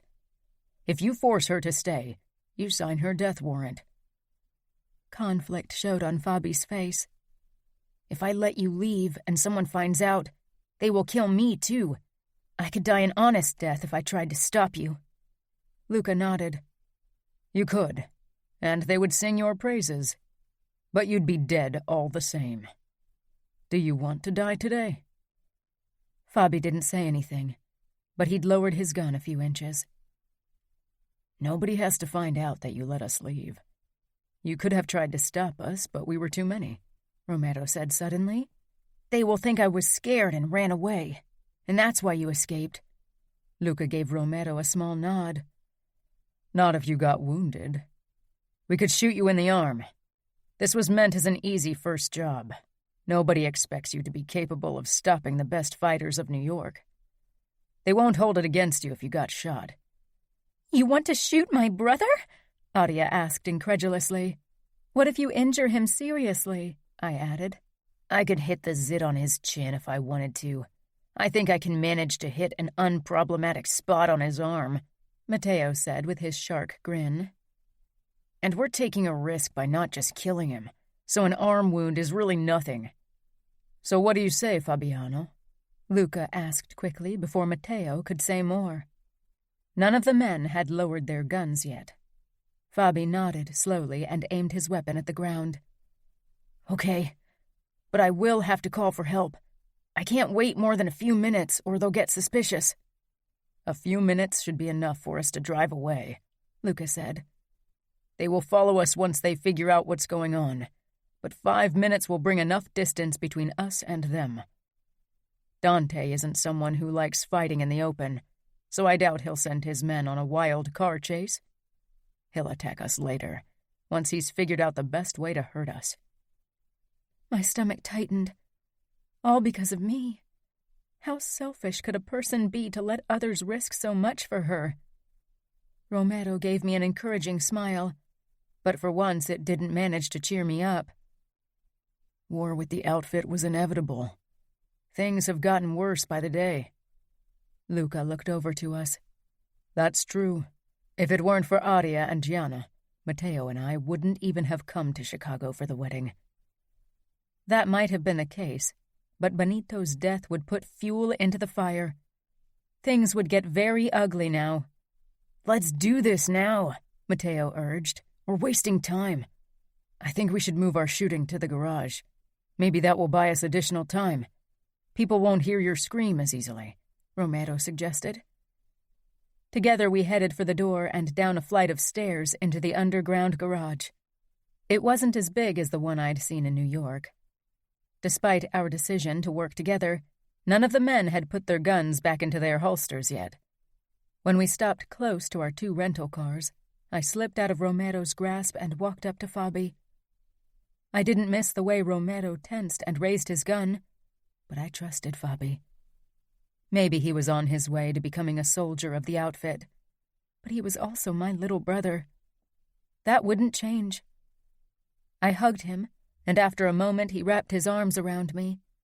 In the last year, he'd avoided public displays of affection because he'd tried to act cool. But it felt good to have him close, especially since I didn't know when I'd get another chance to see him. "I'm sorry for getting you into trouble," I whispered. "I wished things were different." "I never liked Benito," Fabi said. "Father shouldn't have married you off to that guy." Suddenly, Gianna and Aria were there too, and took their turns embracing him. "We have to go now," Luca reminded us. I pulled away from Fabi and returned to Romero. He motioned for me to get into the car, while Aria and Gianna got into the other. I watched as they tried to figure out the best way to fake a shooting. Eventually, Fabi fired 2 muffled shots, and then it was Romero and Matteo's turn. When Matteo's bullet sliced through Fabi's upper arm, I winced. My brother dropped his gun and fell to his knees, his face scrunched up in pain. Nothing about that was fake. Romero rushed toward our car and slid behind the steering wheel before flooring the gas. Luca pressed the button that made the garage doors slide open. Most guests had parked in the driveway, so I worried that the sound would draw attention to our flight even before Fabi started screaming. I doubted anyone had heard the silenced shots through the thick ceiling of the underground garage. Romero steered our car up the slope and down the driveway. Matteo was behind the steering wheel of the other car and close behind us. We raced down the driveway, past a couple of drunk guests who sat on one of the marble benches on the side. My heart stuttered in my chest, but there was no time for worry. I clutched the seat as we drove off the premises at a dizzying speed. I glanced through the rear-view mirror, but the only car behind us was the one with my sisters and their husbands. "Nobody is following us," I said. "Give it a moment. Most of them are drunk, and it'll take a while for them to figure out what's going on. But someone will be sober enough to chase us," Romero said. He looked calm about it. This wasn't something new to him, even if the circumstances that had led to us here were. But Romero had been a made man for a long time.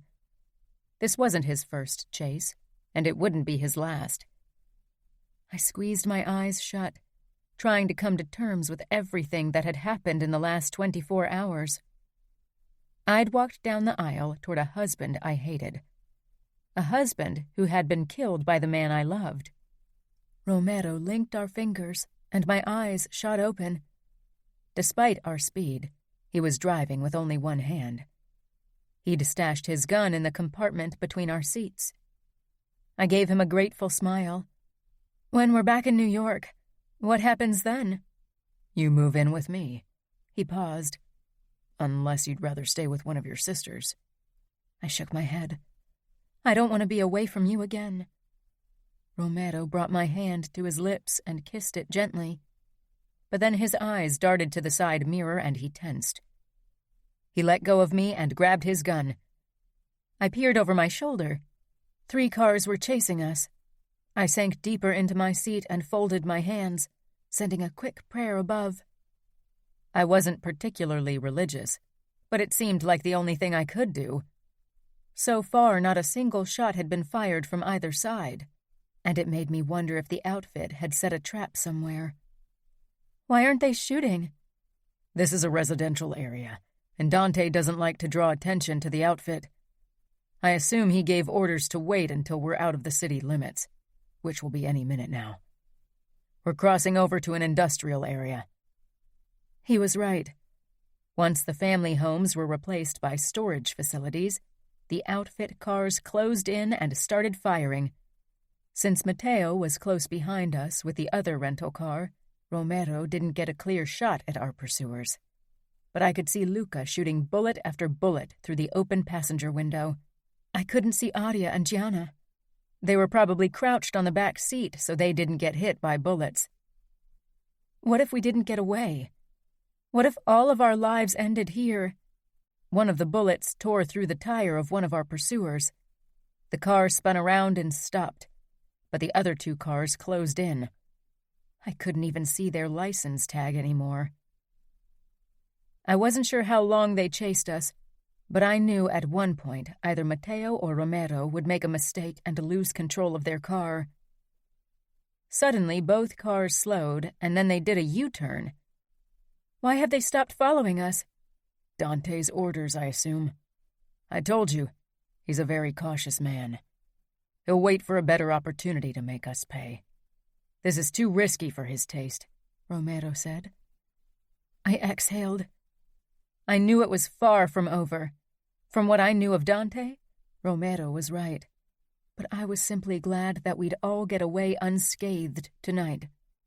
We'd figure out the rest tomorrow. I glanced at Romero again. I couldn't believe I'd finally be allowed to be with him. Except for 2 toilet breaks, we didn't stop on our drive to New York, and then we barely spoke. When the skyline of New York finally rose up outside of the car, relief flooded me. For some reason, the city already felt like home, and I knew we'd be safer here. This was Luca's city. It wouldn't be easy for Dante to attack us here. Chapter 19. Romero. After more than 14 hours on the road, we arrived at Luca's penthouse. Lily had fallen asleep a couple of times during our drive, but she'd startled awake almost instantly. She was probably having nightmares about Benito. I was so fucking glad that I'd killed him. When I walked into the bedroom and seen Benito with a letter opener in his body, I'd wanted to scream with joy. I knew the next few weeks and months, maybe even years, would be hard on the Familia and for each of us. Dante would retaliate with everything he had. I parked the car in the underground garage and got out. Lily could hardly stand on her own feet from exhaustion, but she put on a brave face. I wanted nothing more than to take her home with me, but first, Luca, Mateo, and I needed to have a talk without the risk of an outfit attack. When we stepped into the penthouse, Aria and Gianna led Lily toward the sofa. A protest lay on the tip of my tongue. I still felt very protective of her after almost losing her and wanted her at my side at all times, but it would have been ridiculous to say something. She was still in the same room as me. Her longing gaze in my direction when she sat down between her sisters told me that Lily felt the same way. We have to call everyone in for a meeting. They need to know that the truce between the outfit and us is no longer in effect. I don't want anyone to walk into a trap because they thought they could trust an outfit bastard, Luca said. I could tell that he was still pissed at me, and he had every right to be. That he hadn't killed me was a bigger sign of his friendship than I'd ever hoped for. "Some people might not be happy with Liliana and you," Matteo said. "They probably won't act on their anger, but I'd be careful if I were you." "Don't worry, and if someone lays a finger on Lily, I'll rip their throat out."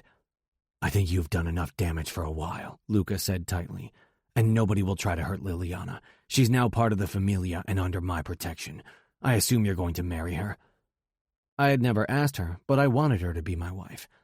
"If she says yes, then I'll marry her." "After all the drama of today, she better marry you," Matteo muttered. He leaned against the dining table and yawned widely. "I'll ask her soon enough." Luca raised his hand. "This isn't our main concern right now. We have to double security measures. We didn't only kidnap Scuderi's daughter. We killed a captain with a loyal following of soldiers. There will be blood to pay." I chanced another look at Lily. The outfit might try to kill her. Knowing her father, he'd probably do it himself. He'd have to go through me if he tried to hurt her. Liliana. After 2 hours in Luca's apartment, we were finally at Romero's place. I'd never been there, and I was curious despite my exhaustion. I could tell that Romero was tense, but I wasn't sure why. Maybe he regretted everything that had happened?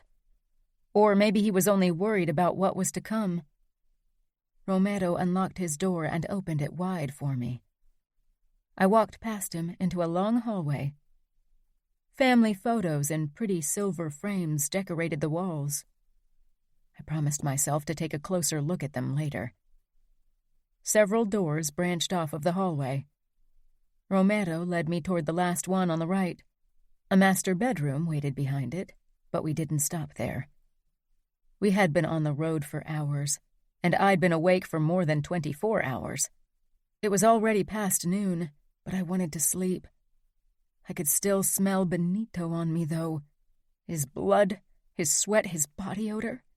It made me sick. Romero opened the door to the adjoining bathroom. I quickly shimmied out of my clothes and stepped into the glass shower. Romero watched me silently, an unreadable look on his face. He looked exhausted. When the warm water streamed down my body, I felt some of the tension leave my limbs. "Do you want to be alone?" Romero asked after a moment. He sounded uncertain. That wasn't something I was used to from him. Maybe I needed to take into consideration that he needed some time to work through everything. I shook my head. "I want you to join me." Romero got out of his clothes. I didn't try to hide my admiration as I watched him. I loved Romero's body. I loved everything about him. I moved to the side so he could step into the shower with me.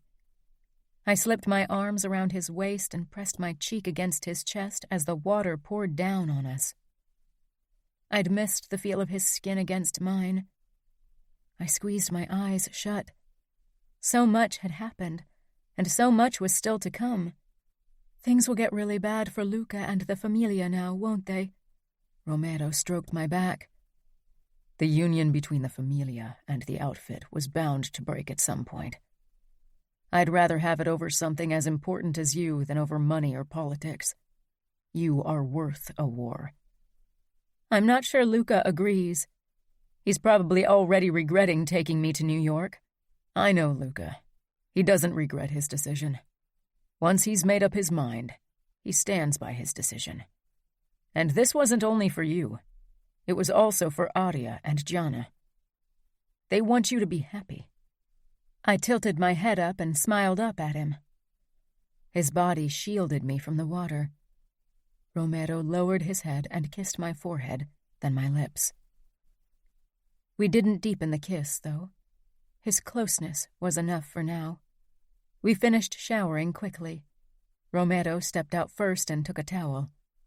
He wrapped it around me and gently started drying my body. I relaxed under his gentle ministrations. The last bit of tension slid out of me. After he was done with me, I took a towel out of the shelf and dried Romero in turn. He closed his eyes when I massaged his shoulders. "How do you feel?" I asked softly. I knew men, and made men in particular, didn't like to talk about their feelings, especially sadness or fear. He looked at me. Tired. No, I mean because you had to kill Benito for me. Are you okay? Romero let out a humorless laugh. He took my hand and led me back into the bedroom. He sank down on the bed and pulled me between his legs, then made me sit down on one of them. He hasn't been my first, and he won't be my last. But I enjoyed his death more than the others, and I don't regret it. I'd do it again and enjoy it just as much. Romero. It was the truth, and now that Lily and I would start living together, she needed to know it, needed to know every dark part of me. I searched her eyes for a sign of revulsion, but there was none. She kissed my cheek before resting her head on my shoulder. Her fingers traced my chest lightly. That and the feel of her firm butt on my thigh stirred my cock, but now wasn't the time to follow that urge. Not too long ago, Lily had to fight off her new husband, had to stab him and watch him die. She needed time to recover. I stood and lifted Lily into my arms before I lay her down. She kept her hands wrapped around my neck and didn't let go even as I tried to straighten. "Lily," I said quietly, "you need to rest." She shook her head and pulled me down on top of her. I braced myself on my elbow so I didn't crush her under my weight. Lily wrapped her legs around my hips and dug her heels into my lower back, pressing me down. I didn't resist. Slowly, I lowered myself until our bodies were flush against each other and my cock pressed against her pussy. She raised her head to claim my mouth for a kiss. I stared into her eyes. They were soft and filled with longing. I wasn't sure how I could have ever believed that Lily didn't want me. Her eyes showed her love for me as plain as day. "I need you," she murmured, lifting her hips a few inches and making my tip glide over her lower lips. I let out a small hiss at the sensation. She was wet and warm. She always felt so fucking inviting. I didn't need to be asked twice. I always wanted her. I quickly put on a condom, cupped her head, and eased into her slowly, and as I did, I realized just how much I needed it too. She was tighter than usual, maybe from tension and exhaustion, and I made sure to be careful. I made love to her slowly. This wasn't about getting off, about being consumed by desire and lust. This was something to show us everything was okay. A few days ago, I'd thought I would lose her forever, and now she was mine. Between soft moans, she told me she loved me. I kissed her lips. I'd never been the overly emotional type, but I never got tired of her saying those words. "I love you too," I said quietly. It still felt strange to admit it to someone. When we lay in each other's arms afterward, I felt a deep, all-encompassing peace I'd never felt before. I woke at sunrise, but Lily wasn't there. I jerked upright, reaching for my gun on the nightstand, as usual expecting the worst, but Lily was there at the window, looking out. I didn't have floor-to-ceiling windows like Luca's penthouse, but they weren't exactly small. But Lily had grown up as the daughter of a consigliere. She had the best of everything all her life. I swung my legs out of bed and walked toward her. "It's not as grand as you're used to. Your family's townhouse and Aria's penthouse are much bigger than my apartment. You're going to be the wife of a mere soldier." Lily jumped slightly, then she peered over her shoulder at me. "Do you really think I care about things like that? When I lived in a huge house and had more money than I could possibly spend, I was never happy, but when I'm with you, I am." "Still, this will be a big change for you," I said. I wasn't exactly poor, but she wouldn't be able to afford as much as she had done before. Lily turned to me fully and touched my cheeks. "I want only you, Romero. I don't care about money." She motioned around. "And this is a gorgeous place. Most people would be happy to live here. I love it." That was why I knew Lily was the one. The sun finally peeked over the surrounding skyscrapers. "Look," I said, pointing out toward the city. Lily turned around in my arms, her back pressed against my chest as we watched the sunrise. I wanted to enjoy this moment of peace and quiet because I knew there wouldn't be many more moments like that today. The Familia was at war with the outfit now. "I'm worried about Fabi. I wished there was a way to find out if he's all right. What if Dante and Father don't believe his story? I could never forgive myself if something happened to him because of me." I'll figure out a way to get information, but I'm sure he's fine. He's your father's only son. Even if your father is unhappy with him, Fabi won't be punished too hard." "He's married to a young woman now. He could produce a new heir," she said bitterly. "Let me call Luca and see if he knows anything," I told her and untangled myself from her. Luca would probably be awake already, if he'd gone to bed at all. Luca picked up after the second call. "Did you kill another outfit member?" It was mostly said in a joking way, but I could hear the strain in his voice. "No. Have you heard anything? Did Dante try to contact you?" "He didn't. He only sent me an email through one of his men that our alliance is terminated." "He didn't even contact you himself, or at least through his consigliere?" I asked. That was a blatant show of disrespect and showed how bad the situation really was. "I don't think Scuderi is very keen on talking to me right now," Luca said wryly. Lily came up to me, an anxious look on her face. "I suppose not," I said. "Listen, Luca, Lily is really worried about her brother. Do you have any way of finding out if he's okay?" "Arya has been trying to get in contact with Valentina, but so far she hasn't had any luck. She'll try again later. You and Lily should come over anyway. We have a lot to discuss, and the women can spend time together." "All right, we'll be there soon." I hung up. "And?" Lily asked hopefully. I hated having to crush her hopes. Liliana. Romero's expression caused a lump to rise in my throat. "Luca doesn't have any information about your brother yet, but he and Arya are trying to contact Valentina." "Do you really think Val will respond to Arya's calls? She's Dante's wife, and now that there's war between New York and Chicago, she'd risk a lot by getting into contact with Arya." Romero touched my cheek. "We'll find out about your brother, Lily. I promise." We showered quickly before we headed for Arya's apartment. When we stepped into the penthouse, Gianna and Matteo were already there, despite it being only 7 in the morning. The scent of freshly made coffee greeted me, and danishes waited on the kitchen counter. My sisters were standing and talking, and I steered toward them while Romero walked up to Luca and Matteo, who sat on the stools at the kitchen island. Arya put her arm around me. "How are you, Lily?" "Okay. I didn't sleep much, but I'm just happy to be here with you and Romero."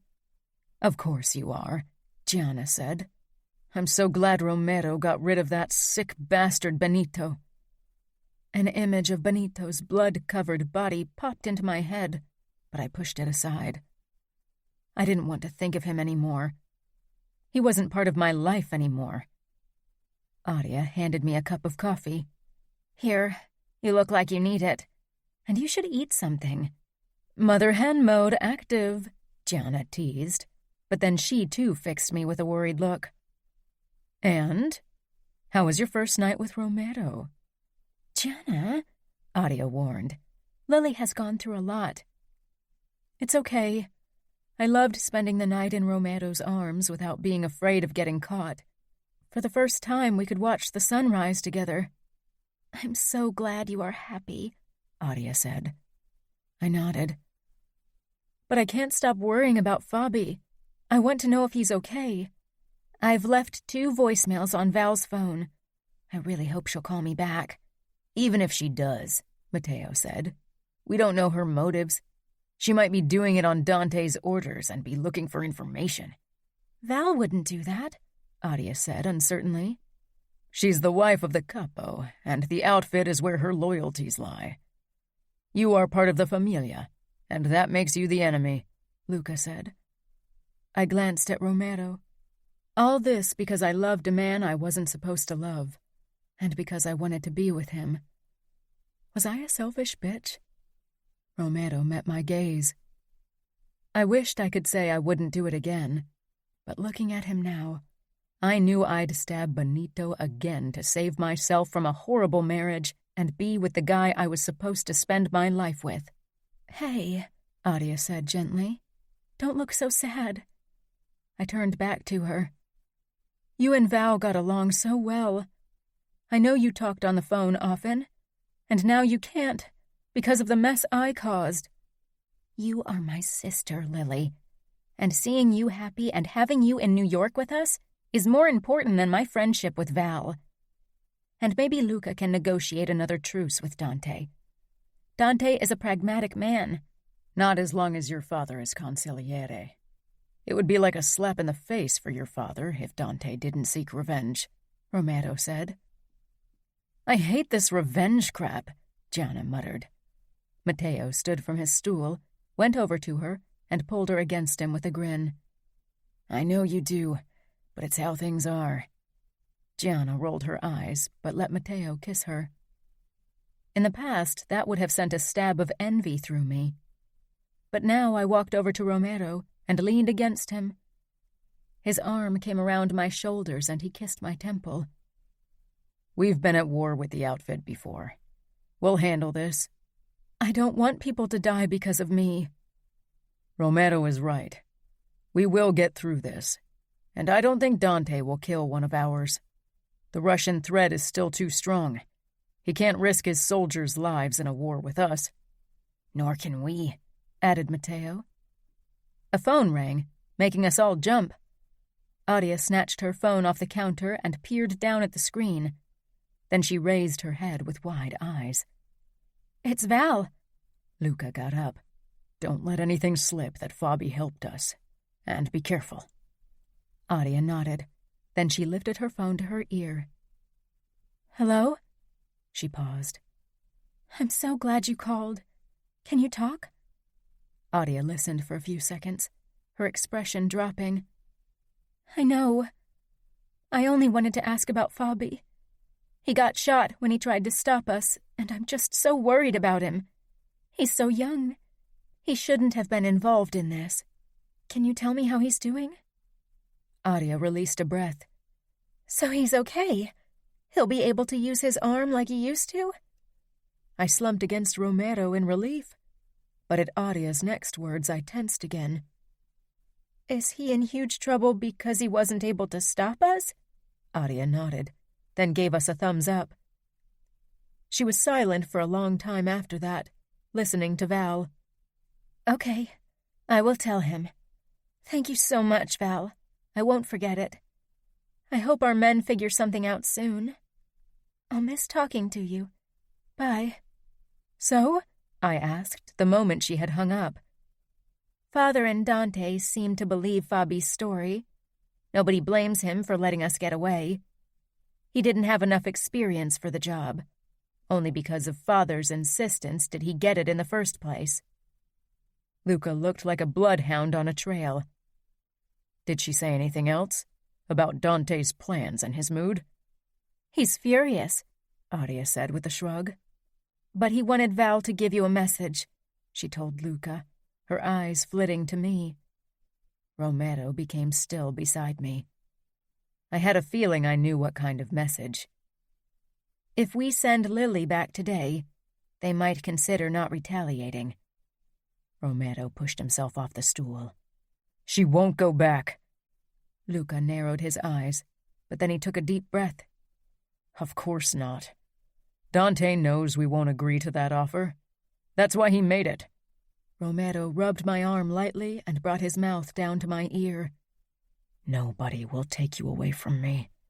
I'll fight 1,000,000 wars if it means I can keep you. 2 days had passed, but they might as well have been a lifetime. Romero had been busy, and I'd spent most of my time with my sisters. But tonight, Romero wanted us to have dinner together alone in our apartment. He'd ordered food at his favorite Italian place and spread it all out on the dining table in his huge kitchen. A few minutes into the dinner, Romero set down his fork. Luca made me captain. Really? That's wonderful. I could see how much this meant to him. I'd never gotten the feeling that he was unhappy as Adia's bodyguard, but of course it was a big deal if you got promoted, especially because the mob was a place where people usually took over their father's position. What business are you going to get? I'll be taking over a few clubs in Harlem.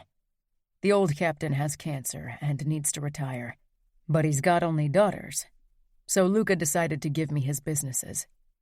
I'll be making more money for us. I smiled. You know I don't care about that. I'm just happy for you because you deserve it." Romero grimaced. "Some people don't think so after I caused war with the outfit." "I thought the majority was eager to stop cooperating with Chicago." "Those think I deserve to be captain," he said in amusement. "So who will be guarding Aria?" "That's a bit of a problem. Sandro will guard Aria and Gianna for now. But that won't be enough, especially when you're with them often. He can't protect all three of you, but we'll figure something out." When we were done with dessert, Romero got up and walked around the table toward me. I watched him in confusion. Did he look nervous? Without warning, Romero dropped to his knees right in front of me and pulled a small satin box from his pants pocket. I froze as he held it out to me and opened it, revealing a beautiful diamond ring. Of course I'd hoped we'd marry soon. It was expected in our world, but I didn't think Romero had bought a ring already. He hadn't wasted any time, that was for sure. "I know you've been through a lot, and your last wedding experience was horrible. But I hope you give it another chance. I want to be the husband you deserve. I want to make you happy and love you, if you let me. Will you marry me?" I flung myself into his arms, my knees colliding with the hard floor, but I hardly felt it. God, yes! I kissed him fiercely.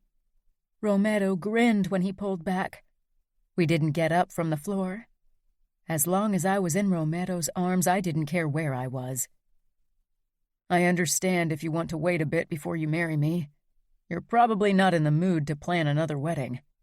I shook my head quickly. This is a wedding I want to plan. This time I will enjoy it. I can take Aria and Gianna wedding dress shopping with me and actually be excited about it. He chuckled. "But I want you to meet my family first. That way we can tell them the good news." "Oh, sure," I said slowly. I was excited to meet Romero's family, but I was also worried that they wouldn't like me, or worse, despise me. I could only imagine what was being said about me and what had happened in Chicago. The next day, Romero took me to his family. His mother lived with her new husband and Romero's 3 sisters in a modest apartment not too far from us. I shouldn't have worried that they wouldn't like me. They were kind, humble people. I knew his 2 oldest sisters already from my birthday party many years ago. But we'd grown, and his oldest sister, Tamara, had already started college. Something I'd never considered because I knew Father wouldn't approve of it. Dinner in my family had always been a formal affair, with my father sitting at the end of the table and with everyone on their best behavior. Well, except for Gianna, perhaps. But this was easygoing and fun. We talked and laughed all evening, and when Romero told them that we were going to marry, they hugged me and were actually happy. Nobody looked at me strangely because I'd married Benito less than a week ago. I knew right then that I would be happy in this new life. Not just because of Romero's love, but because of my sisters and my new family. That wouldn't stop me from missing Fabi, but I had to trust that he would find his own happiness one day, even if we'd never see each other again. Epilogue. Liliana. I'd waited for this moment for a long time, had imagined it so often that it felt almost like a déjà vu. A few weeks ago at my wedding to Benito, there had been only anxiety, sadness, and fear. But today, I felt like I could fly. Happiness and euphoria buzzed in my body. I couldn't wait for the party to be over so Romero could undress me and make love to me over and over again. The only thing missing for a perfect day was Fabi. I hadn't seen him since my wedding night, and I wasn't sure if I ever would. I didn't even know if he was all right, if he'd gotten in trouble for getting shot and letting us get away. When the priest declared Romero and me husband and wife, Romero lifted me into his arms under the excited cheers of our guests. I couldn't help but laugh. I'd never felt lighter, As if any moment I would soar up into the sky. I risked a glance up, wondering if Mother was watching. I'd done what she'd wanted. I'd risked happiness, and it was worth it. Romero kissed my cheek, drawing my attention back to him. Our eyes met, and my heart swelled with love. I wanted to spend my life with him, and now I could. Later at night, after the festivities, when Romero carried me toward our room in Luca's mansion, my stomach fluttered with butterflies. This time I couldn't wait to arrive, to be alone with my husband, to have him to myself for the night. This was how it was supposed to be. Every woman should be happy on her wedding day, should feel safe in the arms of her husband, should have the right to marry for love and not because someone decided her match for her. I pressed my face into the crook of his neck, smiling to myself. From the corner of my eyes, I caught sight of my sisters and their husbands. Aria beamed at me, and Gianna wiggled her eyebrows. I stifled a laugh. Romero brushed his lips across my ear. I can't wait to undress you and kiss every inch of your silky skin. Desire rushed through me. Hurry, I whispered. Romero chuckled, but he did actually speed up. He opened the door to our bedroom with his elbow, then kicked the door shut before crossing the room toward the bed and setting me down. God, you're so damn beautiful. I can't believe you're finally mine. I've always been yours. Romero cupped my cheek and kissed me fiercely before his hands started their work on my dress, slowly uncovering inch by inch of my body. He kissed every new spot, but not the places I wanted him to. When I lay before him in my corset and panties, his eyes traced my body with hunger and reverence. I loved that look. It made me feel like the most beautiful girl in the world. He let his fingers glide over my ankles, then up my calves and thighs, until he reached my panties. I lifted my hips. Romero let out a low laugh and kissed my hip bone, then licked the spot. Romero, please. He hooked his fingers under my panties and slid them down. When he came back up, he parted my legs and closed his mouth over my folds. I exhaled. With slow strokes of his tongue, Romero drove me higher, and when he slipped a finger into me, pleasure rolled over me. My toes curled, and my butt lifted off the bed, but Romero kept up his pleasuring until I couldn't take it anymore and pushed his head away, laughing and gasping. Your first orgasm as my wife, Romero said with a self-satisfied grin as he crawled up until he hovered over me. I hope not the last, I teased. Are you saying you're not done yet? He slipped a finger into me again and moved it slowly. I shook my head. Romero pulled his finger out and unlaced my corset, laying my breasts bare. He sucked one of my nipples into his mouth as he eased his finger into me again. It felt so good, and I could feel myself getting close, but I needed to feel Romero inside of me. I need you, I begged. Romero didn't waste any time. He climbed out of bed and quickly undressed. His cock was already hard and glistening. He moved between my legs. I closed my hand around his shaft, enjoying its firmness and heat. I stroked a few times before I guided it toward my entrance. When the tip brushed my opening, I relaxed against the pillows. Romero started moving into me slowly. I could feel every inch of him until he finally filled me completely. I wrapped my fingers around Romero's neck and pulled him down to me for a kiss. I loved kissing him. The way his stubble lightly scratched my lip, his taste, everything. I never got enough. Romero moved in a slow rhythm, sliding almost all the way out, only to drive his cock all the way into me again. Caress yourself, he ordered in a low murmur. I didn't hesitate. I sneaked my arm between our bodies and my fingers found my clit. I started to draw small circles. My fingertips brushed Romero's cock occasionally, and it drove me even higher. "Yes, baby, come for me," Romero rasped. He kissed my neck, and one of his hands grasped my leg and hooked it over his hip. I caressed myself even faster, and when Romero pushed into me again, I shattered. My body arched off the bed as Romero groaned, his pushes coming harder and faster, and then I felt him release into me. I trembled from the aftershocks of my orgasm. Romero buried his face against my neck, and I ran my hands through his hair and down his back. After a moment, he rolled off me and onto his back, pulling me with him so I half lay on his chest. I raked my fingers through his chest hair and listened to his fast heartbeat. "I can't believe you're finally mine. Nobody can take you away from me now." Romero pressed a kiss to the top of my head. I smiled, sated and happy. Briefly, my thoughts drifted to Fabi, wondering what he was doing now. Without him and my sisters, I wouldn't be lying beside Romero right now. They'd risked so much for my happiness. So had Romero. I would always be grateful for what they'd done. I'd try to make their sacrifices worth it.